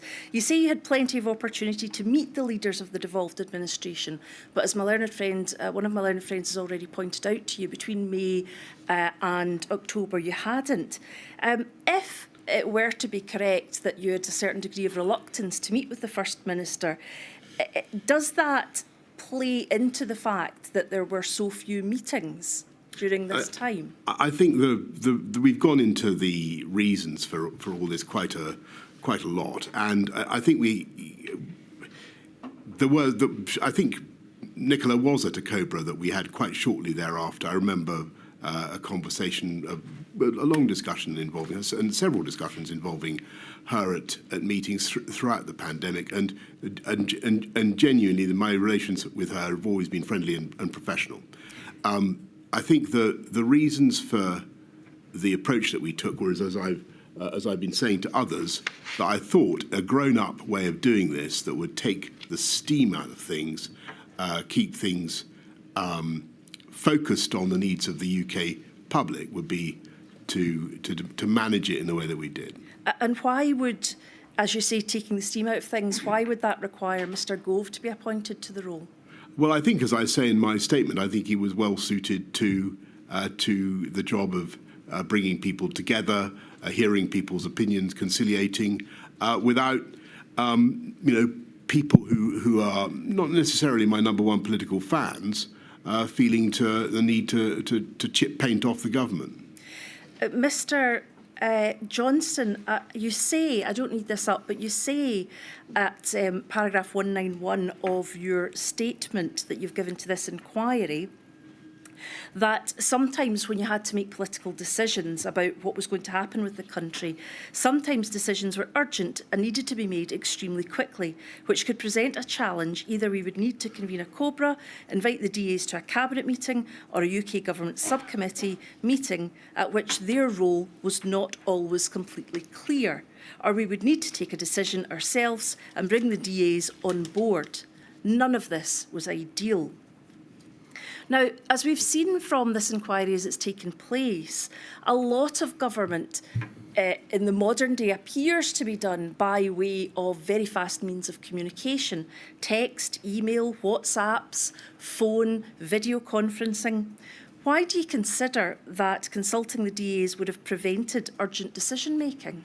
I'm sure there could have, in an ideal world, perhaps we could have found a way of doing it. My concern was that the DAs would understandably and use their legitimate prerogatives to do things differently, and from time to time to come out of what were meant to be confidential meetings and understandably want to talk to their own media within the DAs about what was going on and to explain the position. Now, I think the inquiry needs to reflect upon this, and it's not for me to say what the inquiry needs to reflect on, but I've found that it was a difficulty during the conduct of the pandemic. The virus doesn't respect any borders within the UK. The virus doesn't respect administrative boundaries. With respect, we saw this problem with the tiering approach. I think that we need to think as far as we possibly can about ways of getting a unified message, and I say that with maximum respect to the DAs and to their. I'm coming on to the issue of messaging. That will be a chapter I will develop. But at the moment, I would like to stay with the issue of how to interact with the DAs in the times of, for example, a pandemic. You have talked about there needs to be a structure that should be put in place to allow for consultation between the UK government and the devolved administrations during emergency situations. And you have indicated that what you would like is a leak-proof integrated system. Can you help the inquiry as to how that might be done? Not at present, no, because I think it's very difficult. And it may be that it's a contradiction in terms, but that's the ideal. It is certainly, I think, been said earlier in the inquiry that government leaks. It does. But what you don't typically have in government is a mixture of politicians who are, by definition, adversarial to each other in wanting to remove each other from office in the sense they belong to different parties. And but Mr. Johnson, that's one of the complexities that the pandemic threw up. The questions that were being discussed in these meetings weren't about that sort of thing. They were about dates and times and what should be used, whether we should use masks, or there wasn't a necessity or scope for that in those meetings. I think what happened was that every topic rapidly became political because, of course, different constituencies in different parts of the country had different views about things, and that's the sad reality. I'm not saying this problem is insoluble. I'm just saying that within the time that we had available, it was hard to manage. I thought the best way to manage it, given the urgency, was to try to take the heat out of things, to get CDL to bring people together, to explain and to conciliate, and if necessary, I would come in and talk to people as much as I could. We've heard that, Mr Johnson. I wonder if I can have inquiry number 000136751 up, please. This is an email from Imran Shafi to Chris Whitty, and it relates to a meeting on the 14th of March. There was a meeting on the 14th of March involving yourself, the Secretary of State for Health and Social Care, CLD, the CMO, the CSA and other senior officials. There was no DA presence at this meeting, so no one from Scotland, Wales or Northern Ireland, which discussed the need for a cross-government signed-off package on shielding the vulnerable and elderly. It was noted that the decision on when to implement this package would be based on advice from the CMO and the CSA. The advice was to include how to handle the DAs. And you can see that in respect of the particular document at the very last entry on number 1. What did you understand, or what do you understand by the phrase, how to handle the DAs? Well, I think that the inquiry will know very well the context of this email within the timetable of COVID. It's coming the very day, in the early afternoon of the very day when we've realised that we're behind in the curve, and that we have to take very urgent action. Indeed, Mr Johnson. What this email reflects is the view of my Private Secretary Imran that we've got to get onto the DAs as fast as possible. Well, what is meant how to handle the DAs? I mean, you say it's his view, but you were there at the meeting, and this meeting concluded with action points, and it's the first action point. Well, the question would have been who to ring, how to set the ball rolling, how to bring people together. Earlier on in your evidence yesterday, you were asked about mass gatherings. And I think it would be fair to say that broadly you accepted that it had been the wrong call to allow mass gatherings to go ahead. Is that correct? Well, I think what I said was that the advice on mass gatherings was that it was paradoxical in the sense that it was counterintuitive, because the scientific advice was that they were banning mass gatherings could be worse because you would drive people into smaller locations, pubs and so on, where the transmission would be even higher. That was the logic. I think Mr Whitty described it as, in a sense, technically correct, but logically incoherent to the general public. I think that it was put to me that it was logically coherent in the sense that we wanted to reduce we wanted to do what we could to reduce transmission, and it was put to me that banning mass gatherings itself would not really help because for the reason I've given. Can I have the document inquiry number 000129230? This is a WhatsApp message with yourself dated 11/3, 2020. As we can see, it reads, I spoke to Chris Whitty at length about your concerns about the comms tomorrow getting overcomplicated. He thinks there's a really simple way of describing what we want people to do in future, based on from Monday, if you're ill, stay home. He's going to make sure that by Cobra, we're in a good position. However, he also thinks the Scots are going soft on mass gatherings, and that Nicola has decided she definitely wants to move on some totemic cancellations. Now, the reason I flag this up is this is being used as a possible reason for Scotland just doing things differently.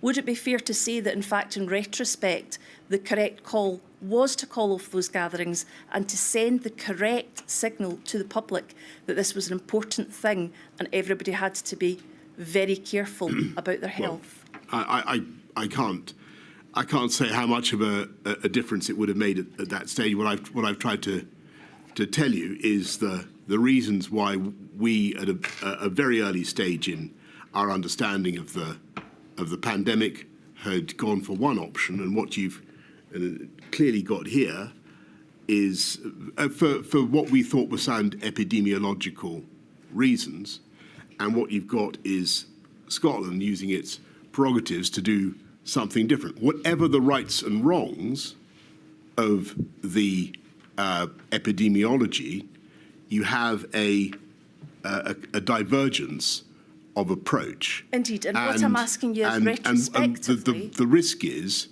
that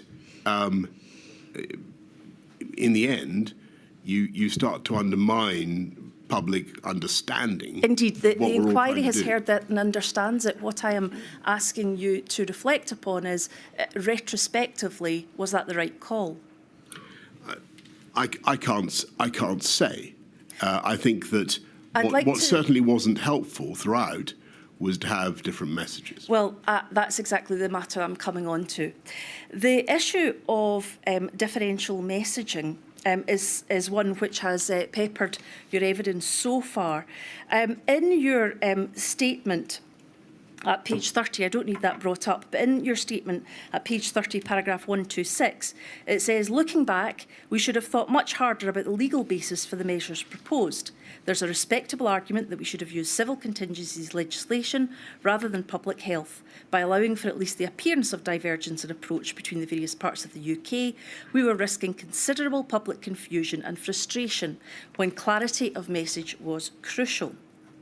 Now, given, as you've already identified, the prerogative of devolved administrations, in particular Scotland, where health is a devolved matter in Scotland, where Scotland has access to its own data, its own government, its own CMO, its own DCMO, and it has, I suppose, the best view on what's happening in its own area, i.e. the different spread of COVID perhaps between the Scottish Islands and London. Are your comments fair or proper? My comments on... Is your comment that the appearance of divergence in approach between the various parts of the UK we're risking considerable public confusion and frustration? Well, I think that clarity? Obviously that's for the inquiry to decide. But I think I'm really grateful to you for raising all this. But I was worried that there was a continual dissonance of messaging, and I was worried that would do two things. It would confuse people, and that in the end it would undermine people's confidence in the message. One or other of these points had to be right. Which one was it? And I would like to take you to that. First of all, I've got two issues left. First of all, the stay alert message. You say clarity and consistency are important, you are sensitive to this, that the messaging was so important and you were concerned that people found it hard to follow. The fact was, the message was stay at home, protect the NHS, save lives, and it was changed by the UK government by itself to stay alert. Did you have any communications with the devolved administration saying that you were going to change it? Well, I think the previous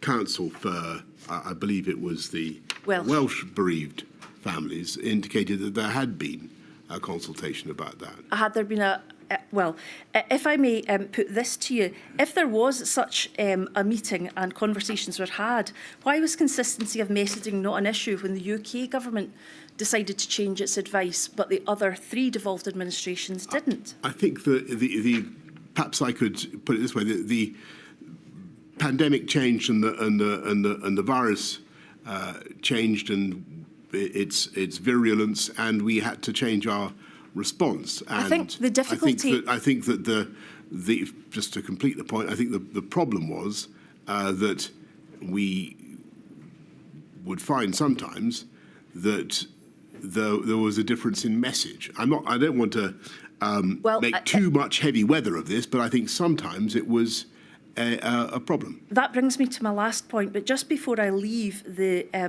issue of stay alert, Professor Halpern has given evidence to this inquiry that the phrase that was changed was so bad because it told you to worry and it didn't tell you what to do. He described it as the worst combination, and I would respectfully allow you to reflect upon that.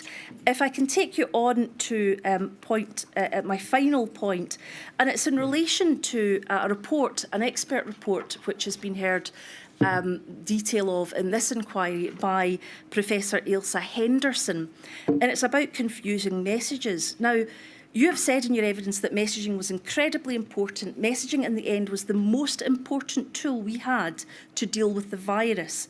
I don't think we should deprecate the importance of messaging. So at the heart of what you were doing, you thought messaging was a critical tool in relation to the pandemic.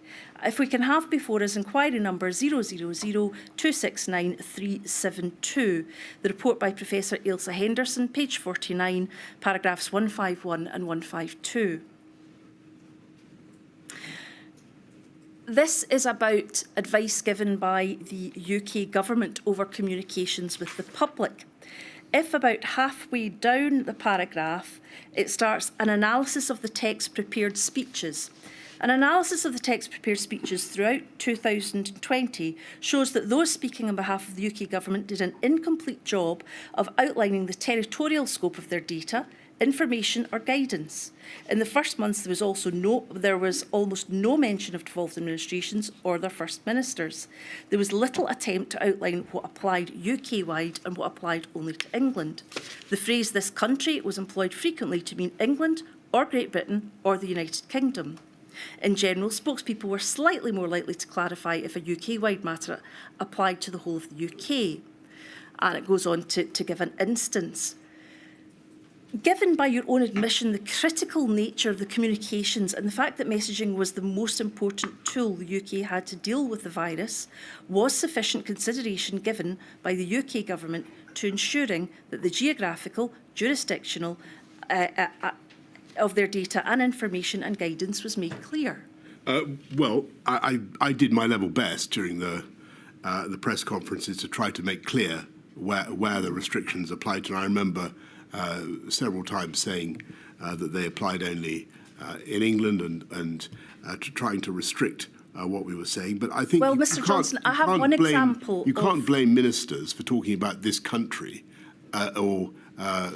when that's common parlance. And if I may say, that ministers are talking on behalf of the UK government to all the people that they are getting it. So if they say this country, it has to be made clear which country it refers to. For example, we're all one country. For example, on the 23rd of June 2020, you clarified that measures applied to England only, and that's the one occasion it appears that's been highlighted, and then set out rules to follow for the British public.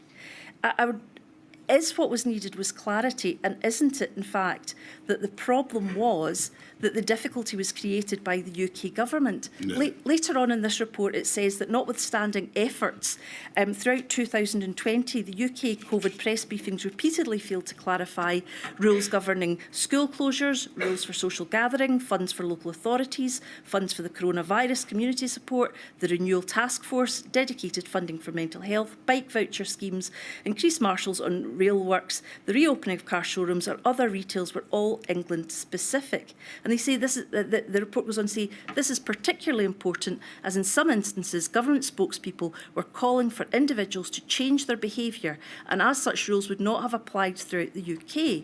Indeed, it was advice about rules rather than data that suffered from a particular lack of clarity. So, given what is said in this report, Mr Johnson, did the UK government fail to properly implement the most important tool the UK government had to deal with the virus? I think that if you look at the public understanding of what we were trying to say, it was remarkable how clearly people got the message, considering the extreme complexity of the rules and considering the fact that there was divergence, Mr. Johnson, across the DAs. Given the complexity, what I think what you've got here is in all this conversation a perfect example of how different messaging can be confusing for ministers, for people across the whole of the UK. The virus thinks whatever the SNP may think, the virus thinks this is all one country. I'm not asking. That's the reality. I'm not asking questions about the SNP. I'm asking questions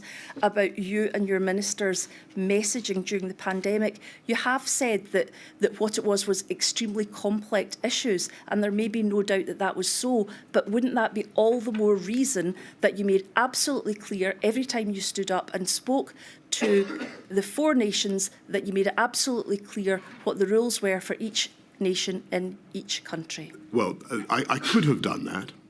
I think that, and that might indeed be a way forward. I think it may be that you've hit on a solution, which is that in future it should be entirely the job of the Prime Minister of the United Kingdom to announce the different rules that apply in different places across the UK, rather than having those messages blurred or anticipated. I happen to think that that would still be immensely complicated and people wouldn't understand quite why there were differences. All I'm saying is that I think there were legitimate democratic desire of the DAs to have their own approach to public health. I totally get that and I support that.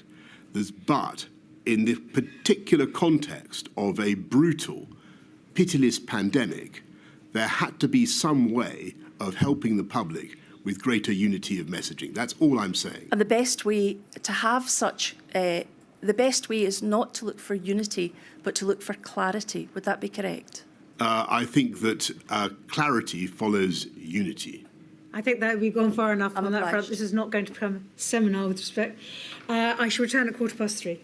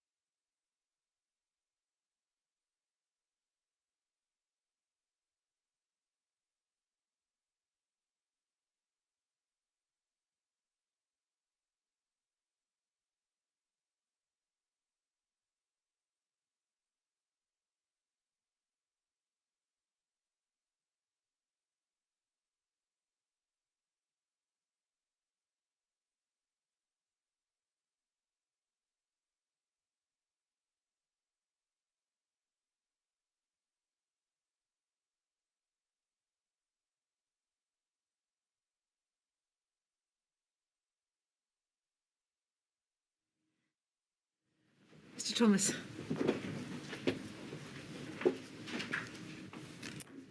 Former Prime Minister Johnson, may I start by saying how much I appreciate your time here today. Let me introduce myself. I'm Leslie Thomas and I'm representing FEMHO, the Federation of Ethnic Minority Healthcare Organisations. Now, I want to see what we can agree on. Can we agree that it's important to acknowledge the collective sacrifice and dedication of healthcare workers, especially those from diverse ethnic backgrounds? Can we agree on that? I certainly think it's crucial to acknowledge the sacrifice of healthcare workers in the UK everywhere. Thank you. Absolutely. Thank you. And we know that they tirelessly put their lives on the line during the pandemic. You remember, don't you, the nationwide applause every Thursday at 8 p.m. Jess, do you remember that? I do. Yeah.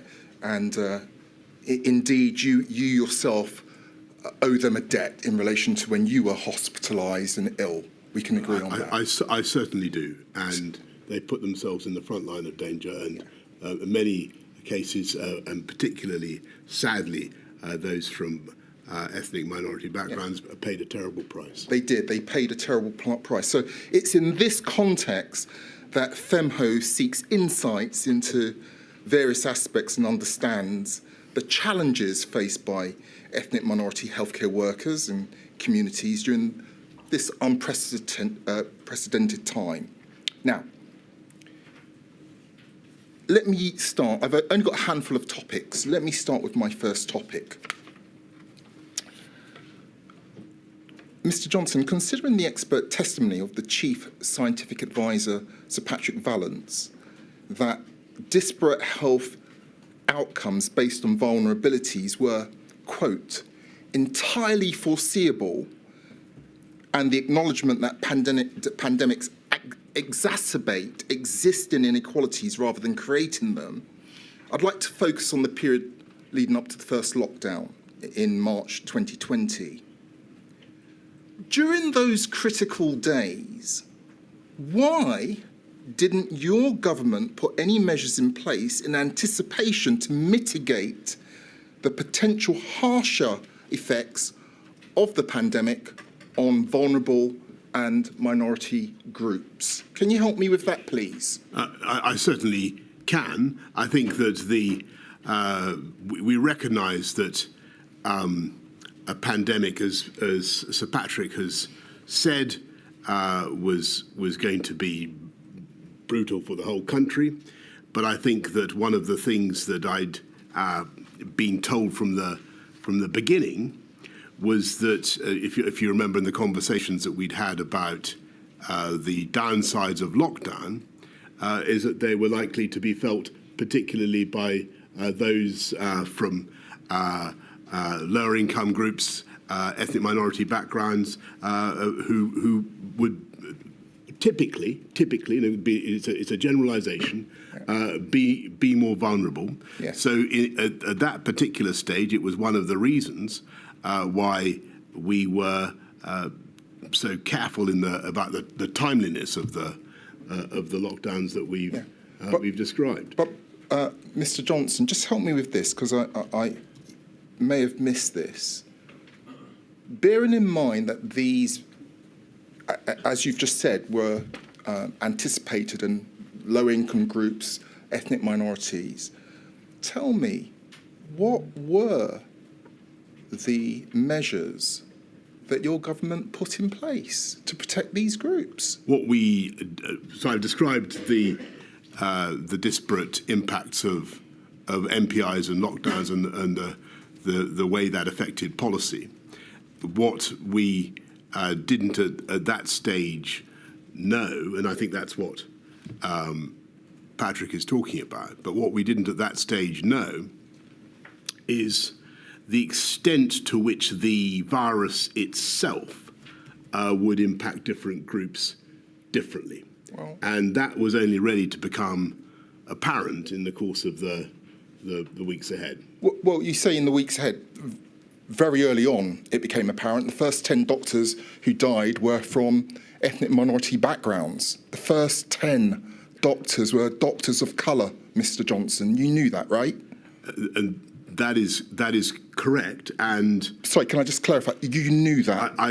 Well, let me say what I knew. I knew that from the, and I think I'm right in saying that of the victims in the NHS staff, I think I may have got the figure wrong, but I think it's something like 60% in the first year were from ethnic minority backgrounds. Yeah. I may be wrong about that, but it's something of that order. It was falling disproportionately on BAME staff, and we did spot that very early on.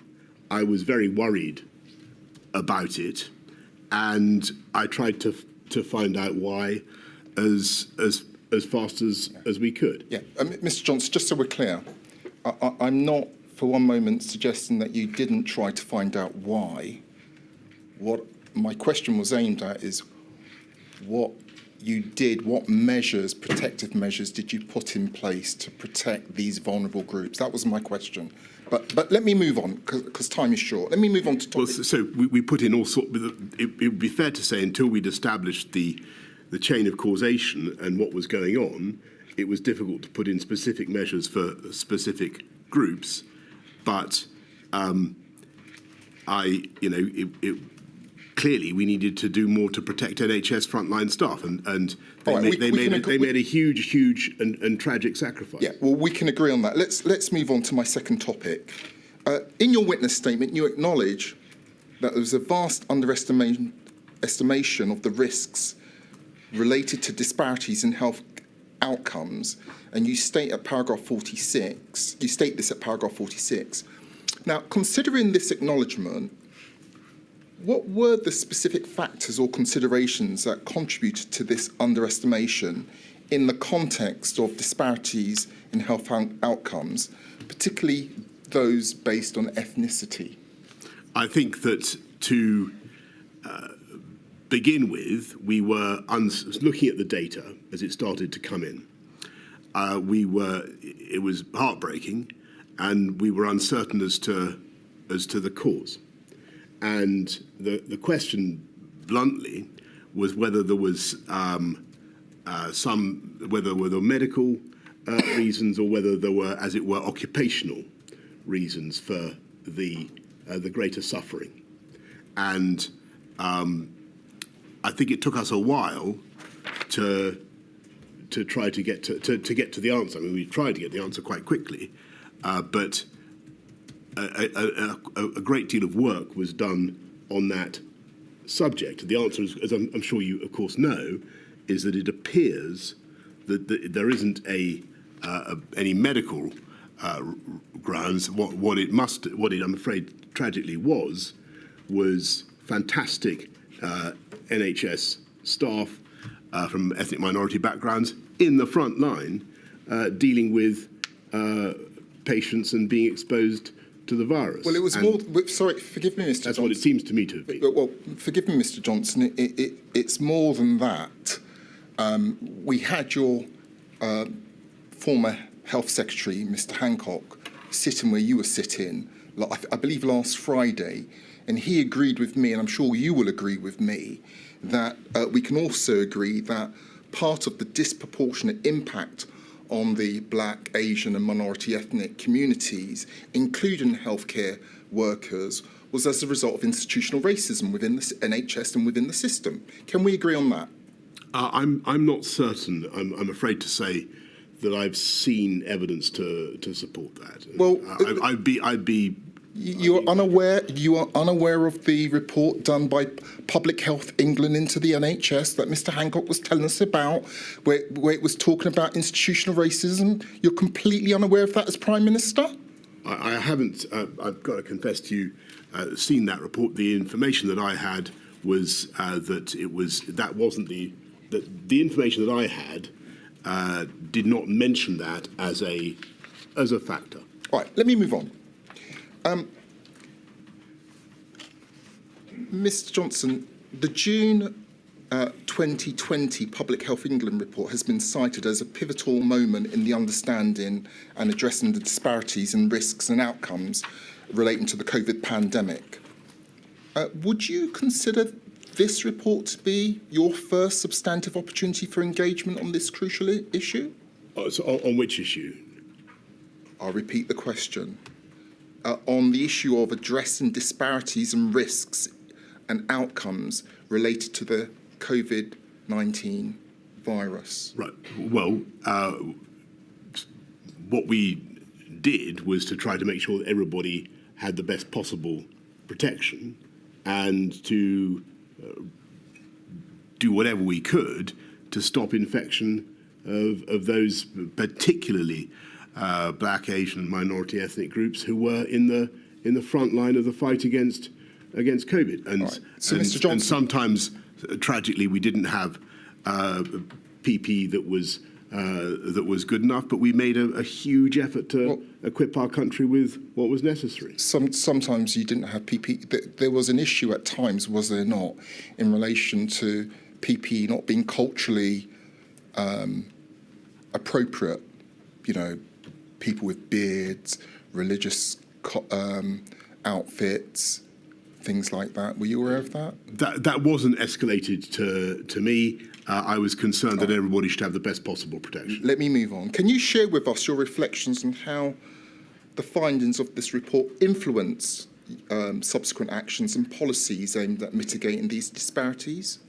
I think that what we wanted to do was to make sure that the incredible frontline staff of the NHS had greater protection, above all, by being less overworked. And one of the things that the pandemic was a terrible time, but one of the things that we did was not only to embark on a program of big program of hospital building, but recruiting 50,000 more nurses. And I think we're well on the way to, or the subsequent government is well on the way to achieving that now. And if you're a nurse or a frontline worker, then clearly one of the best ways to mitigate the risk that you face and the disproportionate risk that you face as a black, Asian, and minority ethnic frontline care worker is having an extra pair of hands to help you. And that was one of the key objectives of the programme. And it's a very large programme. There are plenty of other things that the NHS now has, I believe, or certainly did when I was Prime Minister, more people in it than it's ever had in its history. Mr. Johnson, forgive me. Thank you. They have limited time, Mr. Johnson. So I'm not trying to talk I'm you sure out. you're Please. not trying to talk me down the plot. I wouldn't dream of that. You wouldn't dream of that, would you, Mr. Johnson? I wouldn't. No. Right. I've two more topics, and I've finished. Given the first indications of starkly disproportionate rates of infection and mortality in ethnic minority communities, which began to emerge in late March, early April, can we agree on this? Can we agree that there were earlier opportunities for more substantial engagement? Can we agree on that? I don't know what you mean by that. Well, let me be blunt. Your government could have done a lot more, a lot earlier. Well, we did whatever we could to get all our staff the equipment that we. It wasn't enough, Mr. Johnson, was it? Well, we worked incredibly hard and fast to get people the equipment we needed. That doesn't mean that I'm not conscious of the immense effort and people we were clapping for. Do you remember? I do, and I'm not. I am deeply conscious of the sacrifice that they made. Last topic, and then I sit down and I'll shut up. At paragraph 656 of your witness statement, you say, quote, "I was not provided with and did not consider any equality impact assessments when making decisions about imposing, easing, or making exceptions to NPIs. But that's not to say I did not receive and consider many documents containing details of the effects of lockdown across society or equalities and distributional impacts," end of quote. Question. In the absence of such assessments, and that's the equality impact assessments, can you shed light on the sources of intelligence or information that informed your understanding of the disproportionate impact of MPIs on ethnic minority groups. What were the sources of your intelligence and information? Well, there was data that I saw. I can't tell you exactly the provenance, but there was data that suggested that I think when you come to lockdowns, people from the Bangladeshi community were 4 times more likely to be engaged in closed sectors. People from the Pakistani community were, I think, twice as likely to be engaged in closed sectors. From my own extensive work as chairman of Transport for London and all the work I did as mayor had taught me the massive disproportionate impact measures such as closures of retail, hospitality, and so on were likely to have on those very groups. So I didn't need. You didn't need the intelligence. I knew. You knew. I was getting data, but I also knew that these measures were likely to be disproportionate in that area. Thank you, Mr. Johnson. Milady, I concede another 30 seconds under my time. Thank you. Thank you, Mr. Thomas. Mr. Metzer. Thank you, That my way, lady. Mr. Johnson. Mr. Johnson, I ask a small number of questions on behalf of the long COVID groups. Matt Hancock and Dominic Cummings have said they were advised in early 2020 about the possibility of longer-term sequelae of COVID-19 by both Patrick Vallance and Chris Whitty. On the 17th of May 2020, you shared an article, we didn't go to it, about people reporting prolonged symptoms of COVID-19 in a WhatsApp group with them all. In short, did you also receive advice about long-term sequelae from Patrick Vallance and Chris Whitty at that time? Not as far as I can remember at that time. I do remember repeatedly asking for advice, and I think that I finally got a paper from memory in summer of 2021. Yes, we'll come to that. You were never provided with scientific advice doubting the existence of long COVID, yet you've said that you were only persuaded that long COVID existed in June 2021. You've referred to that. I didn't say that. I was only given scientific advice. Yes. On COVID in June 2021. Yes, I'm asking you questions about when you were persuaded. You were only convinced by him, that's Chris Whitty, that long COVID was a serious problem when, from July 2020, you'd been receiving letters from patient advocates and members of Parliament asking for formal recognition of long COVID. In September 2020, Mr. Hancock reminded you about long COVID. In October 2020, the NHSE announced a 5-point plan for long COVID, and on the 13th of October 2020, Sir Patrick Vallance advised you about considering long COVID at a cabinet meeting, and he said, in evidence here, that he described long COVID to you and you were sceptical about it. When was this? 13th of October 2020, Sir Patrick Vallance was. So I've given you a sequence of from July to October.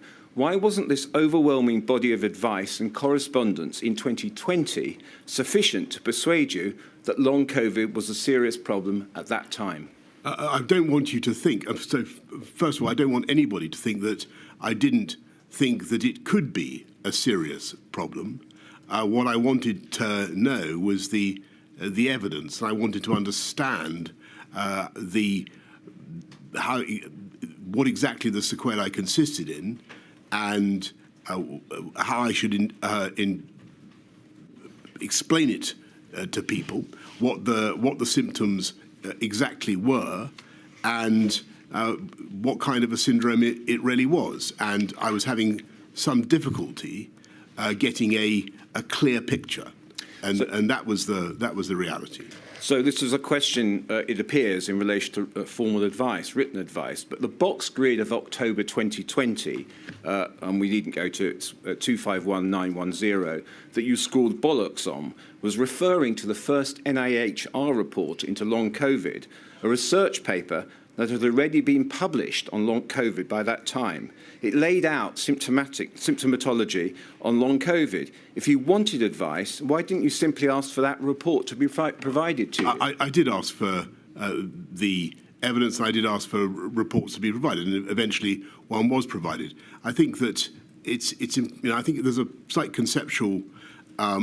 First of all, I wish to again to recognise the hurt that those words must have caused to people suffering from long COVID and the very real suffering that they endure. And but when I referred to Gulf War syndrome, I was making I think a reasonable question, and I'm sure you wouldn't say that everybody suffering from Gulf War syndrome is mistaken. Mr. Johnson, I don't want to be developed about Gulf War syndrome. I just want to ask you, do you agree you never asked for the NIHR report to be provided to you? I certainly asked for a report to be provided for me into long COVID, and it was eventually provided, but much later on. Yes, so not that report. Do you agree? Yes. Thank you. In July 2021, the Cabinet Office planned a policy which accepted high prevalence of COVID-19. It noted that the strategy was to continue to live with COVID without restrictions. One risk was noted as high rates of long COVID. The autumn-winter plan of 2021-22, published in September 2021, emphasised building defences through pharmaceutical interventions, and for long COVID, only acknowledged the need for treatment. There was no effective treatment for long COVID, as there were no pharmaceutical interventions to prevent its development, and you agree the best way to prevent long COVID is to prevent infection of COVID-19. Did the government choose to adopt a policy which you knew would result in a significant number of people, including young people, suffering from long COVID? What we did was to try to fight COVID, to try to fight infection and mortality in people of all ages by stopping the spread of the disease. And I thought that by fighting COVID, a fortiori, you could fight long COVID. Yes, but you understand in relation to the decisions in relation to COVID and long COVID, they have different symptomatology. And that was precisely what I wanted to understand, and that was why I requested the report and the advice that I did. And when I spoke about Gulf War syndrome, what I meant literally was, can somebody explain to me, because Gulf War syndrome, as I'm sure nobody would say, I'm sure you wouldn't, that everybody suffering from Gulf War syndrome is mistaken. Yes, Mr. Johnson, I want to move away from Gulf War syndrome with greatest respect. A choice was taken to allow high rates of transmission, which brought more cases of long COVID, and you've said a number of times that messaging was incredibly important. Messaging, in the end, was the most important tool we had to deal with the virus. Why didn't you therefore communicate the risk of long COVID to the public so they could take measures to protect themselves? Well, the way to protect yourself against long COVID is to avoid getting COVID. That's not the simple. That's not. It doesn't follow, does it? They're not. There are other specific features to long COVID. Unless I'm much mistaken, I don't believe there's a way of contracting long COVID without getting COVID. But it has a different risk profile. Do you appreciate that? Well, forgive me, and I don't wish in any way to, to minimise the importance of what you're saying, but I thought that the best way to fight the possibility of people having long-term sequelae from COVID was to stop them getting COVID in the first place. Yes. Do you accept there's an indiscriminate risk to all people, children and the young, which has a different risk profile specific to long COVID? Well, that was one of the things I was very interested to understand. I think that may very well be the case, but it is still also true, logically, that the best way to stop those individuals contracting COVID is to stop the spread of the disease, full stop. Yeah. So can I take from that people do need to know about long COVID specifically? They can suffer from prolonged symptoms of COVID-19, and that nothing specifically was done about the risk of long COVID. Do you accept that? Well, I don't accept that nothing was done about the risk of long COVID, because the government did everything that we could to stop the spread of COVID. Yes. Last question. Last topic. Yesterday, you said in your view, some people thought they may be suffering from long COVID, but there was in fact another cause. The NIHR report, summarised in the October 2020 box return, addressed those very concerns that, in quotes, the lack of recognition of the pattern of symptoms by the public and by healthcare services meant people frequently felt their experiences were not believed, and this left many of feeling isolated and alone in coping with their disease. And that's the same with Gulf War syndrome, by the way. Yes, I haven't asked the question yet. It concluded, did the report, that more recognition and more support was needed.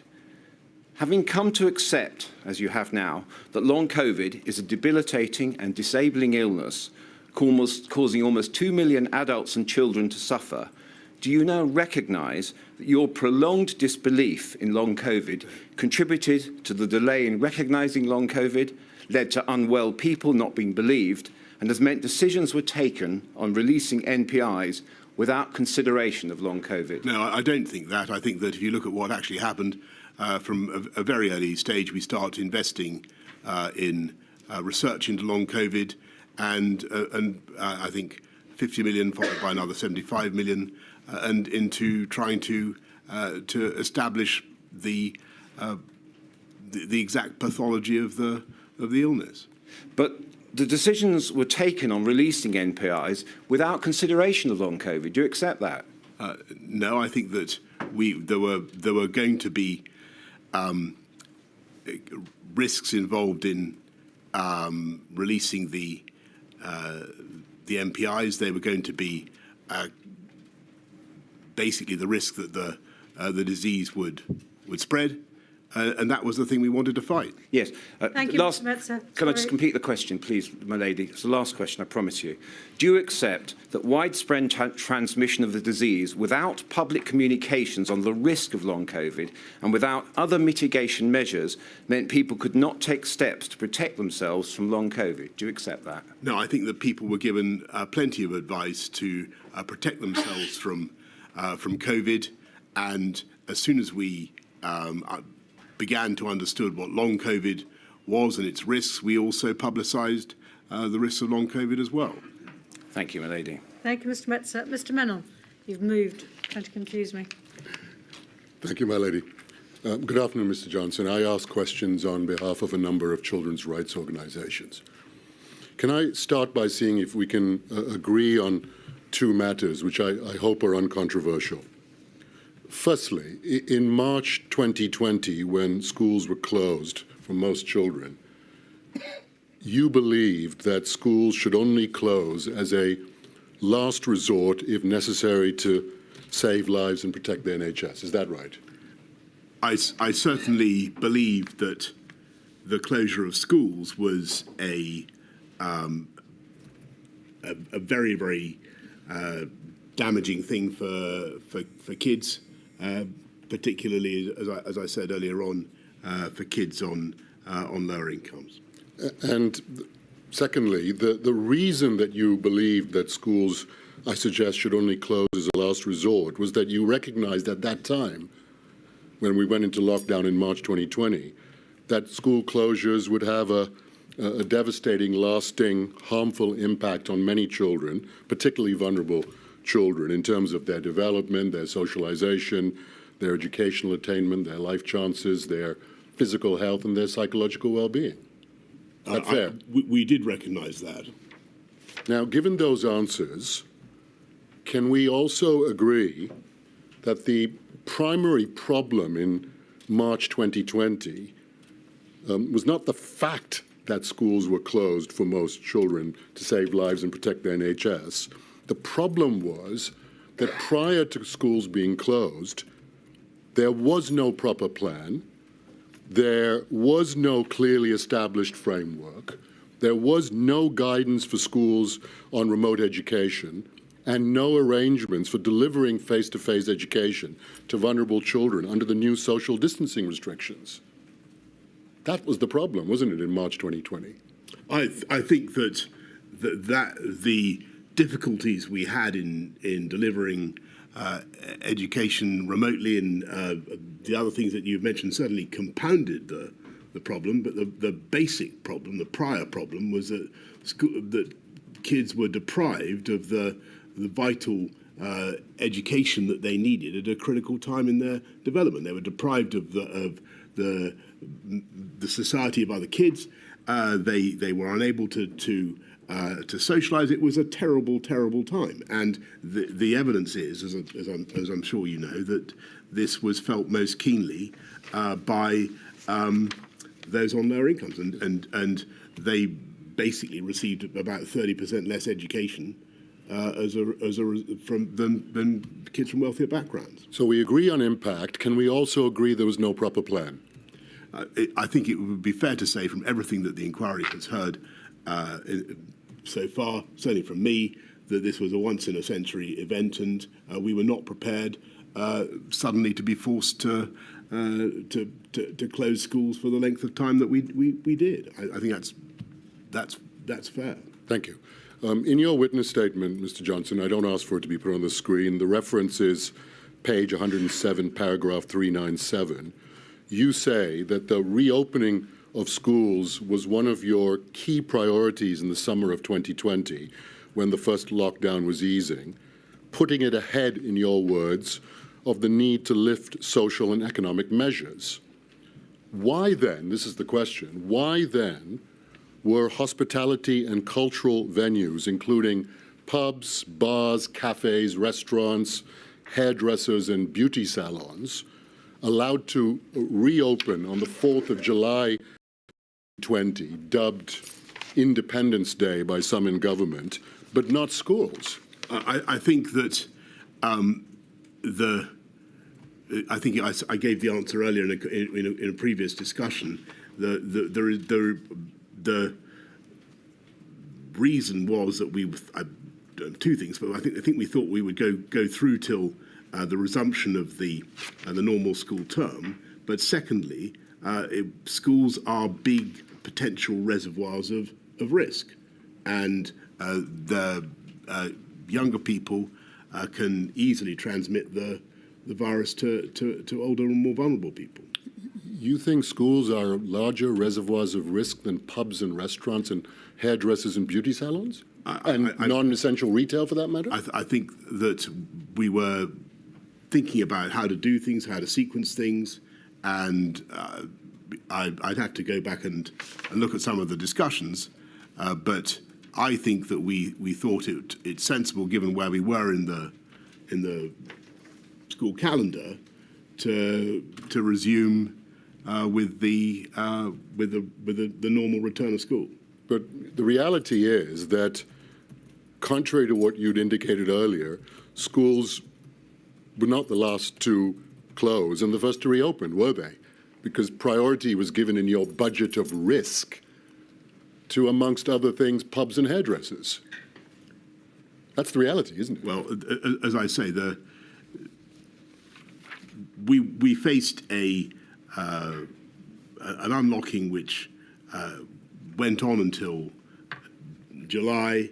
The school holidays normally began then. There were reasons for thinking that it might be sensible to resume school when school normally resumes. Rather than, for example, as an alternative, keep schools open into August because schools have been closed for so long beforehand. I think we did look at that. I'm not sure that it was practically very easy to do. Moving then, Mr. Johnson, from school closures to the social distancing restrictions, why did your government largely ignore calls from the Children's Commissioner for England, Anne Longfield, and numerous children's rights organisations to exempt children in England from the social distancing restrictions that became law on the 1st of June and the 14th of September? Why did we ignore calls to exempt them from social distancing? Yes. I would have to look back at the discussions and forgive me, but I think it would. My instinct is it would have been because we wanted to minimise the risk of transmission. Well, let me just remind you of what the position was. 1st of June, outdoor gatherings of up to 6 people from more than one household became law. 4th of July, so-called Independence Day, all outdoor restrictions lifted, except in Leicester. 14th of September, when numbers began to rise again, the so-called Rule of Six reintroduced at that stage. And so the position was that in England, children weren't exempted, but in Scotland and Wales, younger children were exempted from the social distancing restrictions, as I'm sure you're aware. Yes?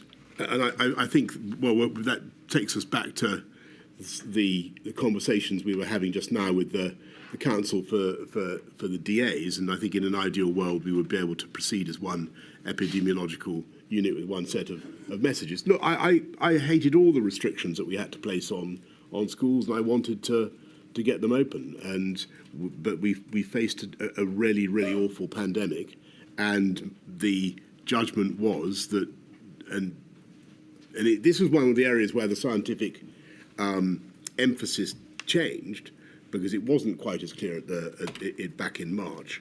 But the judgment was, I remember, later on in 2020, that schools really did present a considerable addition to the budget of risk. Mr. Johnson, I moved on from schools to the social distancing restrictions. I thought you were talking about social distancing restrictions within schools. Not within schools. Oh, forgive me. Generally, okay? Sorry. And so just to be clear about this, just to remind you, the position was that in England, children under the age of 12, in other words, children who can't go out from their homes independently, were not exempt from the restrictions. They were not given, to use the government's language, that freedom and independence that children in Scotland and Wales were. And so I'm asking, why did England pursue a more draconian approach than Scotland and Wales as far as younger children is concerned? Well, I think I refer you to what I said just a moment ago. I think that we were trying to reduce transmission, trying to reduce risk, but clearly there was a divergence between the various parts of the UK. I'm not certain in future whether we would want to do it that way. And just to be fair to you on this, so you know, the inquiry's not heard any scientific or medical evidence from either the CMO or the GCSA to the effect that what Scotland and Wales was doing was somehow dangerous and that the English approach was better, just so you understand the position. Now, opposition to the decision not to exempt younger children from the social distancing restrictions was not confined to the Children's Commissioner and children's rights organizations. Members of your own government and political party were expressing concerns about this. And I'd like to show you one particular WhatsApp exchange, if I may. The reference is 176785, page 24. And if you could indicate when you have that on your screen, it would be appreciated. I think you have it now. And if we could turn to the 11th of October, please, the entry at 15:46:59. This is a WhatsApp exchange between Matt Hancock and Helen Whately, who, as you know, was Minister of State in the DHSC at the time. And Helen Whately says this: wish we could loosen on children under 12 on Rule of Six for Tier 1. And then sometime about an hour later, she says it would make such a difference for families, and there isn't a robust rationale for it. Now is a really good chance to show we have listened. Lots of MPs were pushing on this during last week's debates. And Matt Hancock replies, they don't want to go there on this. She asks, are we they? And then this, from Matt Hancock, as in number 10, also on curfew, they don't want to shift an inch. In respect of that, first question, were you aware at this time this is October? Yeah, mid-October. So this is about a month after Scotland and Wales have exempted children from the Rule of Six. Were you aware at that time that Helen Whately and lots of MPs, to use her words, were calling for children to be exempt from the Rule of Six?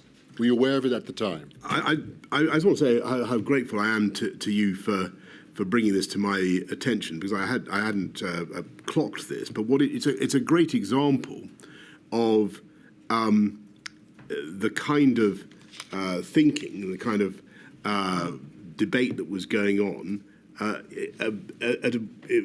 a time when, as everybody knows, and we've been discussing this extensively this morning, the R was going up, and we were about to announce the tiered system. So the 11th of October, we're literally days away from having to ask the country to go back into parts of the country to go back into lockdown, and we are. So the last thing to explain why it might have been difficult for us to signal any kind of relaxation at that stage, to suddenly say that we were going to relax the rules on social distancing for kids, for young people, would have been a very, very peculiar signal to send out at the very moment when we were trying to get, we were desperately trying to get the existing measures to work, and we were on the point of toughening them up. And so I think that probably answers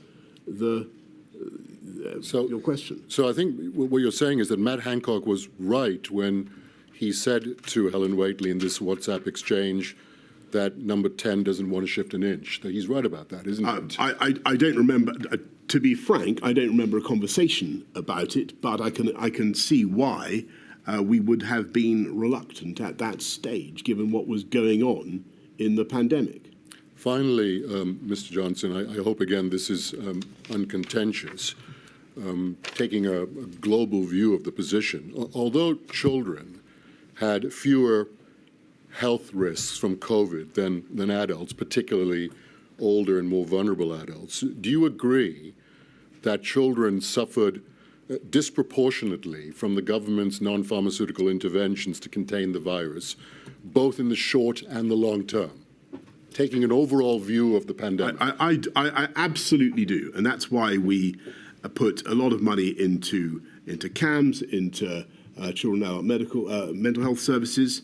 That's why the government decided to have a big catch-up program, a big tutoring program, not as big perhaps as I would have loved to see, but I do think it was an important thing to do.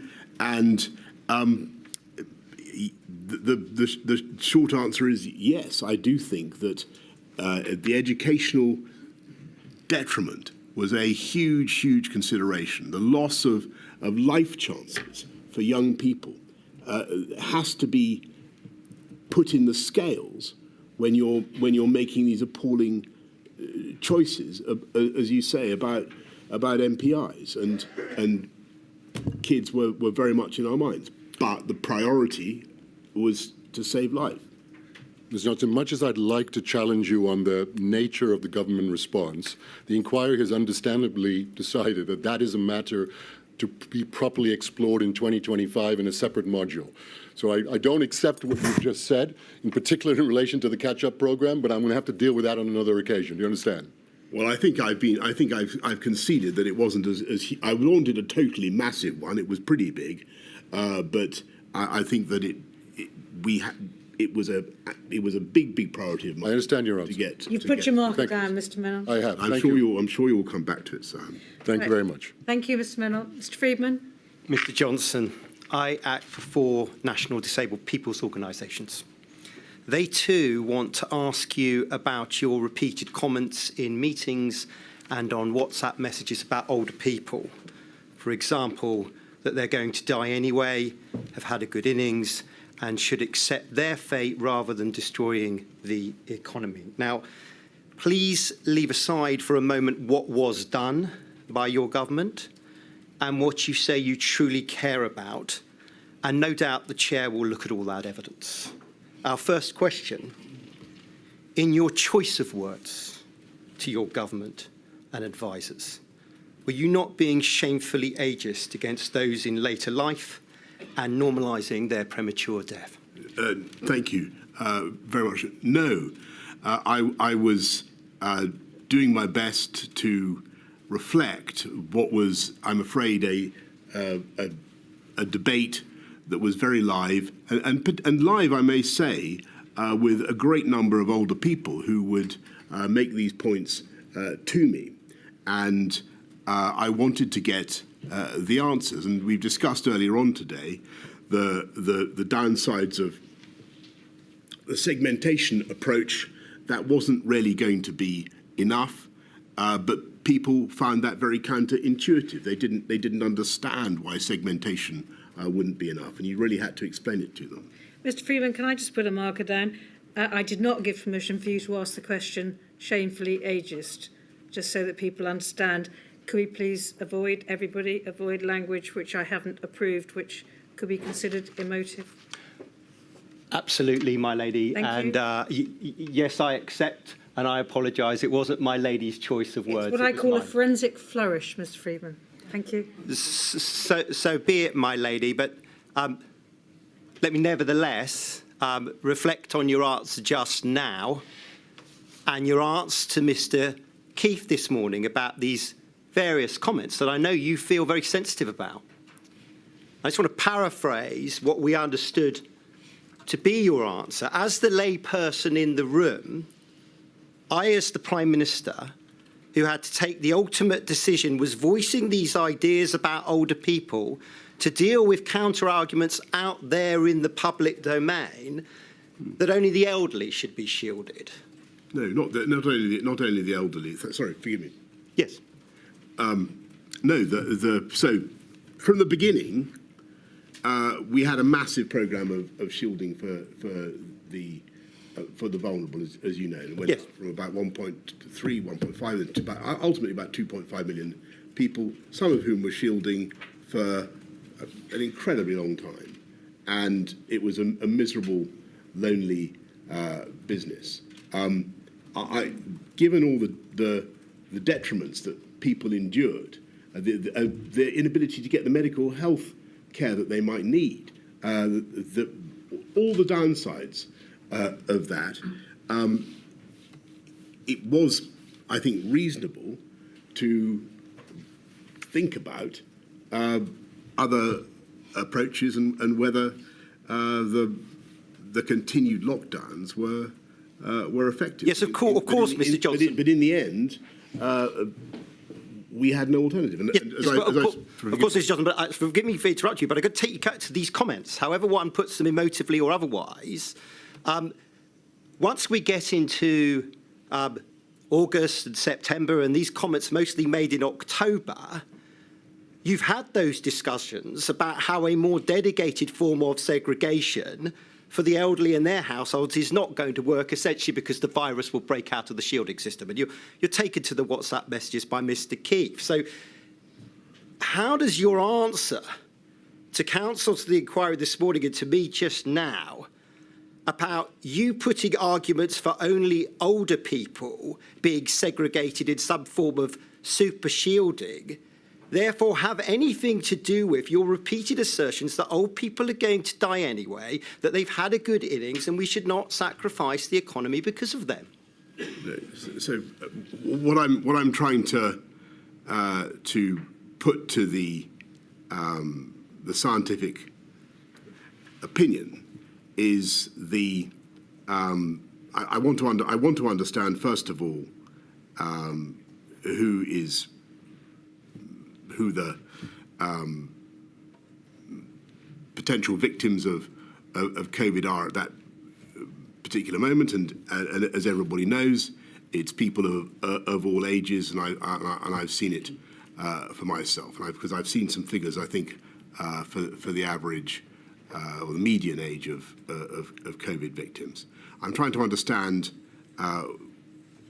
what alternatives we have, and I'm reflecting a widespread view that there must be some twin-track strategy. There must be some way in which we can somehow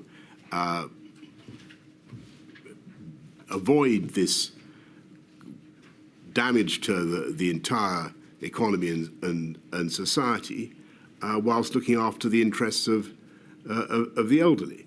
And what I'm trying to get from the scientists is, and from everybody in the room is, well, what is the answer to this? And the answer is, as everybody knows, that there is no alternative approach. There is no way of sequestering the elderly population or the vulnerable sufficiently, and they will die tragically in great numbers when the R gets uncontrollable. Well, let me then ask you about your knowledge and your words around the broader population of disabled people that were dying. Did you know then, as of autumn of 2020, that COVID posed risk to a wide range of disabled people of all ages, and in that I include people with learning disability, people with Down syndrome, and the like? Yes, we certainly knew that people with a huge variety of syndromes were particularly vulnerable, and that's why we had a shielding scheme. Well, that being the case, we do not find you repeatedly raising at this juncture with your government and your senior advisors in WhatsApps and notes and meetings about that problem, in a sense leading from the front with words and actions to let your government know in no uncertain terms that disabled people's lives are worth living. Why is that? But actually, that's not true. That what we did was to try to stop the spread of the virus and to protect those who were shielding and vulnerable from a breakout. Well, lastly, and standing back, my lady, if I may, and it does follow from what's been said. Public know, you know, that sometimes you use language, florid language, and one way to conclude about your use of language is that's just Boris Johnson being Boris Johnson. It's a matter for my lady, but is that the kind of conclusion you would want her to reach? Or would you rather her reach a conclusion that language of that florid kind of nature, even if said in jest, should not be used by a government official, and especially one who had the power that you enjoyed in autumn 2020? So which language, Mr. Freeman? Well, the kind of language, whether I describe it emotively or not, that old people have had a good innings. Oh, I see what you mean. That they're going to die anyway. Well, let me thank you. It's that. I think you understand the question I put to you. I do understand. You've probably heard it before. No, I do understand that, and so let me give you a straight answer on that.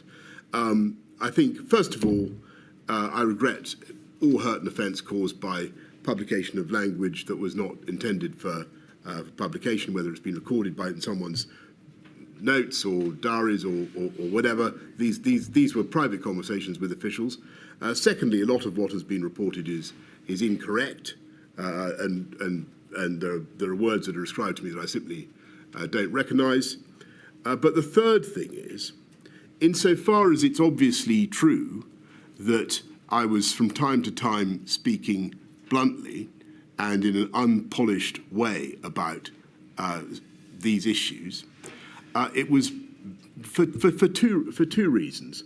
First of all, I wanted to as I say, to represent the layman and to get an answer that was intelligible. Number two, I wanted everybody in the room to feel that they could also speak freely, because I think when you're sitting in a room full of conversations conducted in learned or bureaucratic language about these complex phenomena, you do need people to feel that they have the space, without being embarrassed, to say things simply, even if taken out of context, they can be made to look unfeeling or uncaring. When people really aren't being unfeeling or uncaring, they're trying to express ideas as simply and as concisely as they can. Thank you, Mr. Freeman. Thank you, Madam.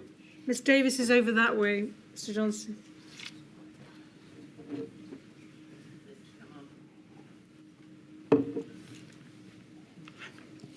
Can you see and hear me? Yes, I can. Johnson, yes, thank you. I ask questions on behalf of Southall Black Sisters and Solace Women's Aid, who, as you will know, are part of the violence against women and Yes, girls sector. yes. And so my two topics are on domestic abuse, Yes. which is something that you told us yesterday you were personally very alive to that issue. Yes. And you will know that the regulations, the stay-at-home regulations, contained a number of exemptions. One of them was that you could leave because of risk of injury. And we've heard from Mr. Hancock, and it's obvious that that was intended to include risk of domestic abuse besides anything else. Yes. I want to ask you about messaging. My first topic is on messaging, which you've told us is not just an important part of an MPI, but actually an important MPI in itself. And the messages are your addresses to the nation when you announce lockdown. And there were 5 in total. The 23rd of March, the first lockdown, the 31st of October, when you say there's going to be the second lockdown, the 5th of November, when the details of the second lockdown are announced, the 19th of December, which is Tier 4, and then the 4th of January 2021, when you announce the third lockdown. And in all those addresses, you emphasise quite rightly that people must stay at home throughout. And you also refer to some of the exemptions. So on the 23rd of March, you say people will only be allowed to leave their home for the following very limited purposes. And those 4 purposes are shopping, exercise, medical need, travelling to and from work if that's absolutely necessary. And you conclude that part by saying that's all. These are the only reasons you should leave your home. On the other occasions, 31st of October, 5th of November and the 19th of December, you give similar lists. On the 31st of October, you do include the words escaping risk of injury or harm. But on none of those addresses throughout 2020 do you say that people can leave if they're at risk of domestic abuse. You do say that on the 4th of January 2021. You say that explicitly, where you say, or to escape domestic abuse. So why was domestic abuse not mentioned earlier than January 2021? Thank you. I think that you're making a very good point, and I think in retrospect, we should have given consideration to mentioning that issue explicitly earlier. That didn't mean we were silent or inattentive to the problem. We put money into helplines almost immediately. I think in April we set up the Ask for Annie scheme. I think we as you know, there was a so people could go. So people, under the rules, people could go out to the chemist, for instance. Well, I'm going to stop you because I will probably come on to that, and I'm interested in messaging for the moment. Would you say that the failure to mention it, which you've just acknowledged in hindsight, was an error, is compounded by that phrase of the 23rd of March, saying that's all, these are the only reasons you should leave your home?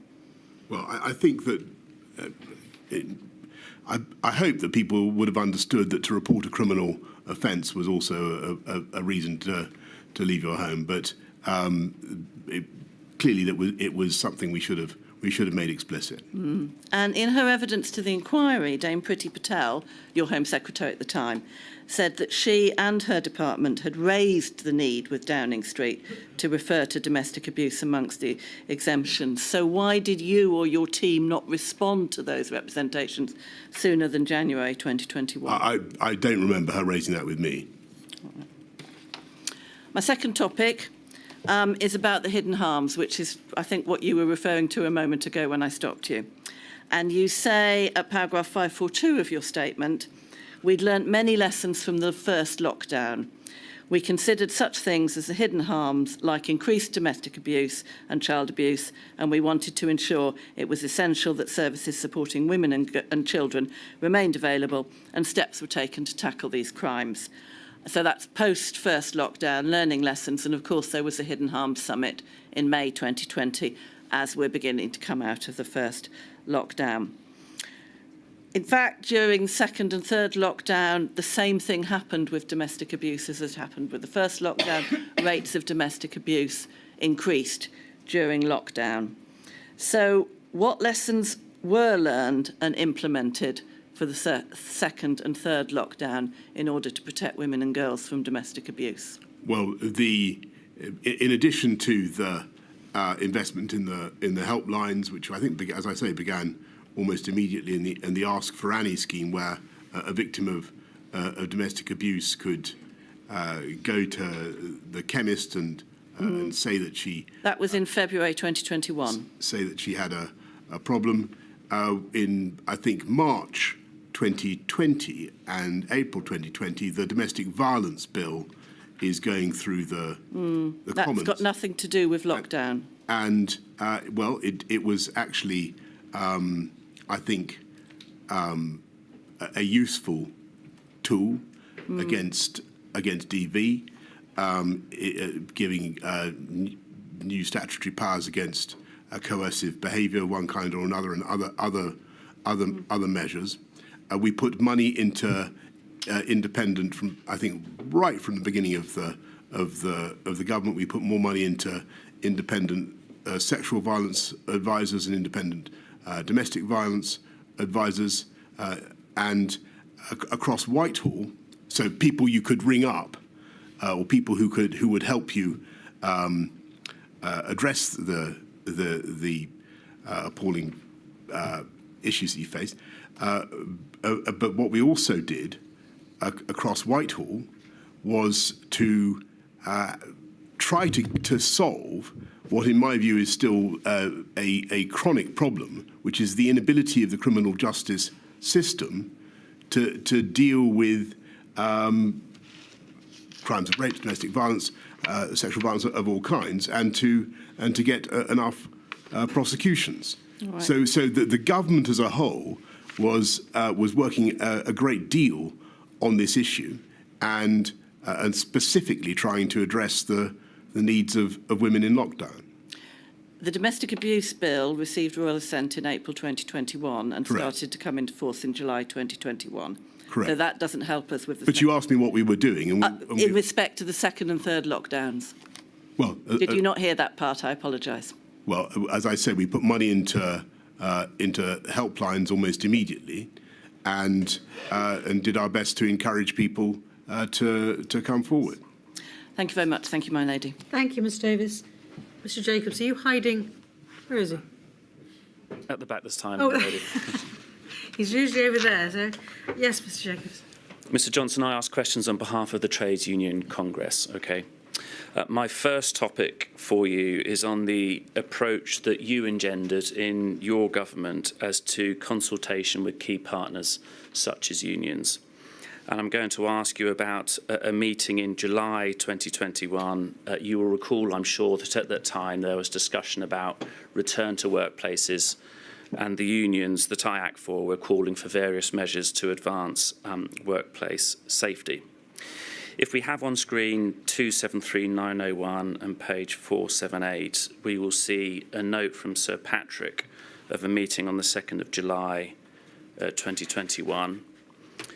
And towards the middle of that entry, you'll see some quotations attributed to you, Mr Johnson. Are we going to encourage people to wear masks?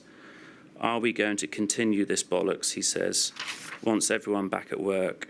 Quote, we can't have the bollocks of consulting with employees and trade unions.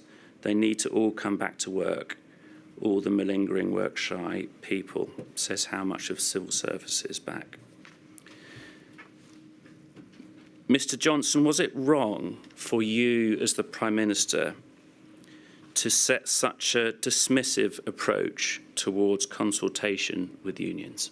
I don't believe that we would ignore the interests of working people at any stage. And I think that the difficulty that we faced was the colossal damage to the interests of people on, particularly on people on lower incomes, of continuing with lockdowns. And Mr. Johnson, and I was very keen to get people back if we possibly could. I understand you're keen for people and to work. If you look at no, I'm sorry, Mr Johnson. I'm going to put my question again. I'm asking you specifically about the approach you engendered in your government towards consultation with unions. A Prime Minister who says we can't have the bollocks of consulting with employees and trade unions is setting a dismissive approach. Surely you agree with that, Mr. Johnson? Well, I not necessarily. I think what I didn't want to see was this is July 2021. We've vaccinated a huge proportion of the population. I think by July, well over 50%, faster than any other European country. I'm determined to get people back to work if I possibly can. I think that by the superhuman exertions of the vaccine rollout programme, we've put ourselves in a very good position to stage a strong bounce back from COVID. It is vital that we take advantage of the sacrifices that we've made, both in lockdowns and in rolling out the vaccines. I want to Mr. Johnson, see people do any back of in those work. do any of those matters sensibly mean that you don't consult openly with key partners such as trade unions? Well, I don't. I'm nothing against consultation. What I didn't want to see was a drag anchor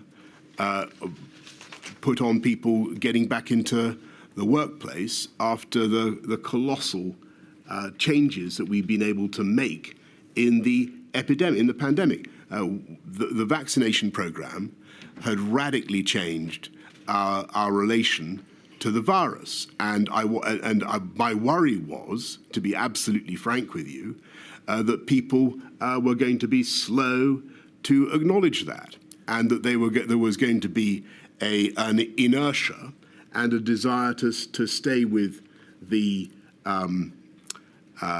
working from home pattern, which was not, in my view, necessarily going to be beneficial for a strong economic recovery, which would benefit trades union members and their families.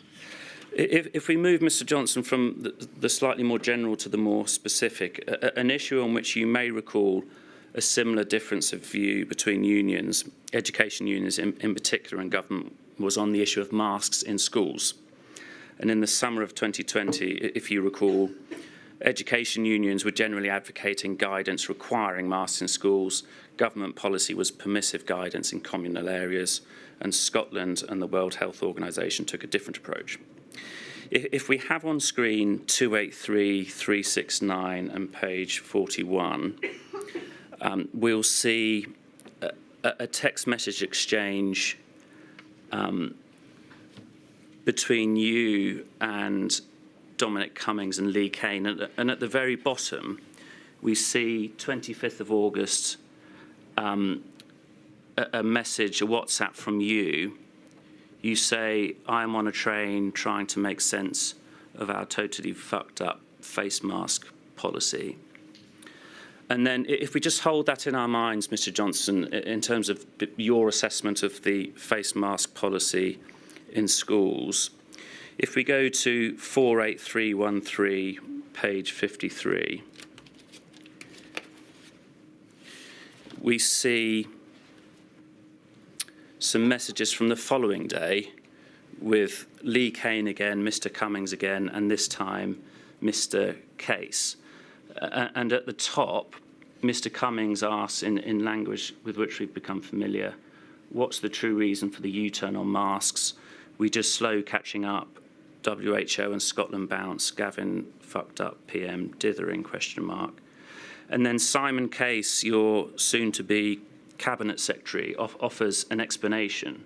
And point 5 is weeks ago, we recommended to PM that we create permissive guidance around masks because we could foresee it was going to be a drama in September. Gavin discussed it at a COVID committee meeting.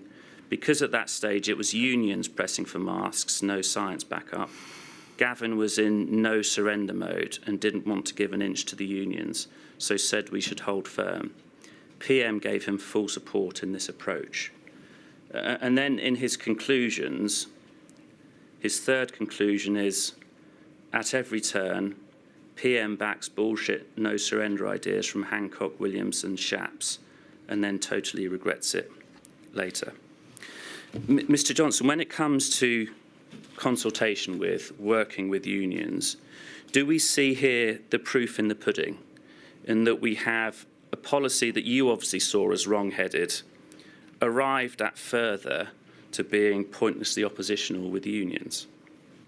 No, the reality is that the advice on masks, as the inquiry knows very well, the position on masks changed during the pandemic, and the advice initially from Chris and particularly from Patrick was that masks were thought to be of limited benefit.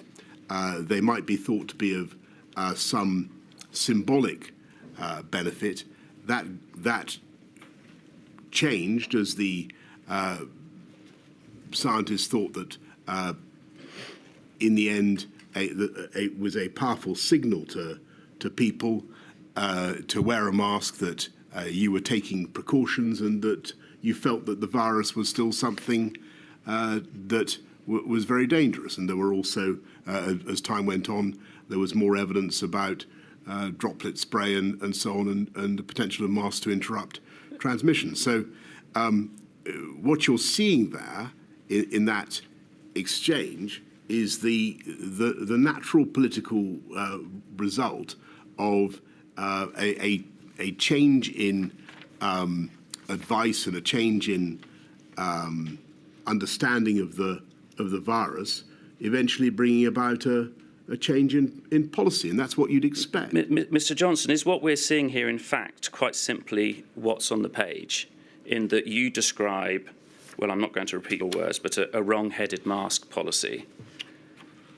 There's then an exchange with... Mr. Johnson, I mean, if you're going to dispute that, I will repeat it. Your phrase was totally... Mr. Jacobs, you're running out of time, so do you want to pursue this? I think you've got an answer. I think the adjective I used, which I won't repeat, was intended to convey my sense that a mask policy which had been in position one was going to have to change because of changing scientific advice and changing appreciation of the value of masks, and that was the reality. It was going to be politically difficult to execute, but we were going to have to do it. Mr. Johnson, I'll try and deal with my final and different topic very quickly. You've described your concern as to lockdown hitting the poorest. Do you think it's right to say that self-isolation also hit the poorest hardest? And was it understood by you that financial support for self-isolation was one way of mitigating the unequal impacts of the pandemic? Yes, and well, that's why we had not just the £500 self-isolation payment, but also we increased universal credit by £1,000, working family tax credit by £1,000, and gave councils a very large budget to deal with those who are most in need of help. Finally, if that's the case, Mr. Johnson, why was it not until the end of September before that payment to which you refer was introduced? Because for the reasons I think that we discussed earlier, I was anxious. We spent a huge amount supporting the country already through the pandemic. I was anxious about some of the distorting effects of payments to isolate. We discussed the punitive approach, but eventually I thought, well, we better go with some more support as well, and we did. My lady, thank you. Thank you, Mr. Jacobs. Now, Mr. Stanton is hiding in that corner. I can see him. Mr. Johnson, he chose to sit over there. I was put over there, so don't worry. He's used to seeing her back, because we need you to face towards the microphone, Mr. Johnson. Sorry. I will. So if you address your answers to me, then. Thank you, my lady. Good afternoon, Mr. Johnson. I'd like to ask you a question on behalf of the British Medical Association about the removal of legal limits on social contact during the summer of 2021, which has been described as Freedom Day.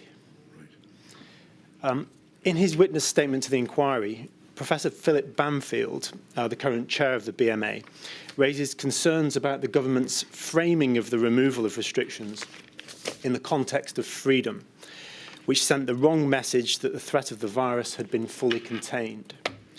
And in Sajid Javid's witness statement, he states that by late autumn and early winter of 2021, many people felt that the pandemic was over, only for protective measures to be needed once again on the 8th of December 2021 in response to the emergence of the Omicron variant, which you've discussed earlier with Mr. Keith. Mr. Johnson, the question is, to what extent do you think that this mistaken belief that the pandemic was over was influenced by government messaging which framed the removal of public health protections as freedom? Well, I accept people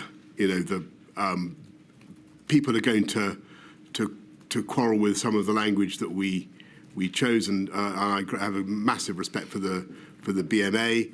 But I think if you look at the curve of the pandemic and where we are and where we were then in that period of July 2021, what was to go on, the subsequent movement of the epicurve, I think it wasn't an irrational choice of expression. We had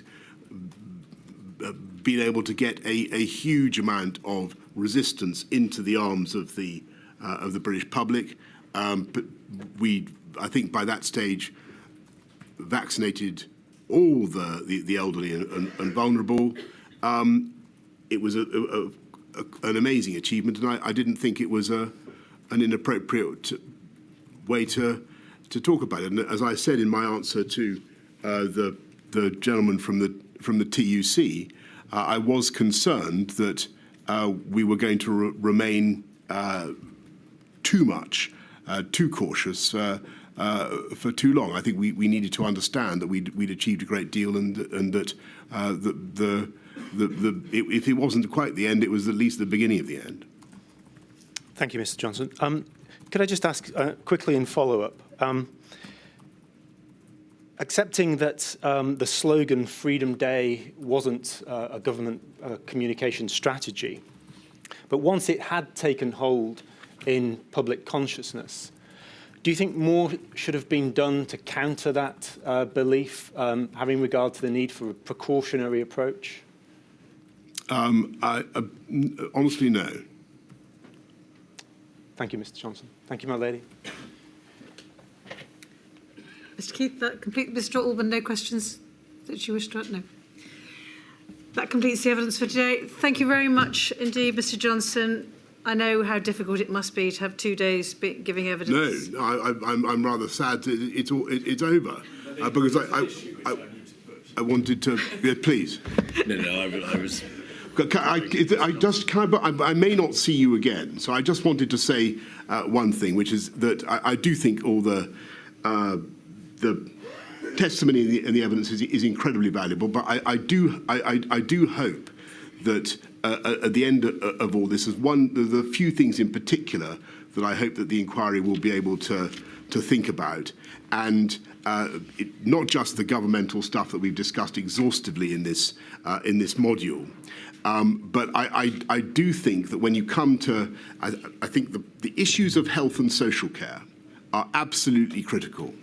And the government that I led was embarked on a big programme to try and bring them together. I think the fact that we had those delayed discharge patients was very, very difficult in the NHS.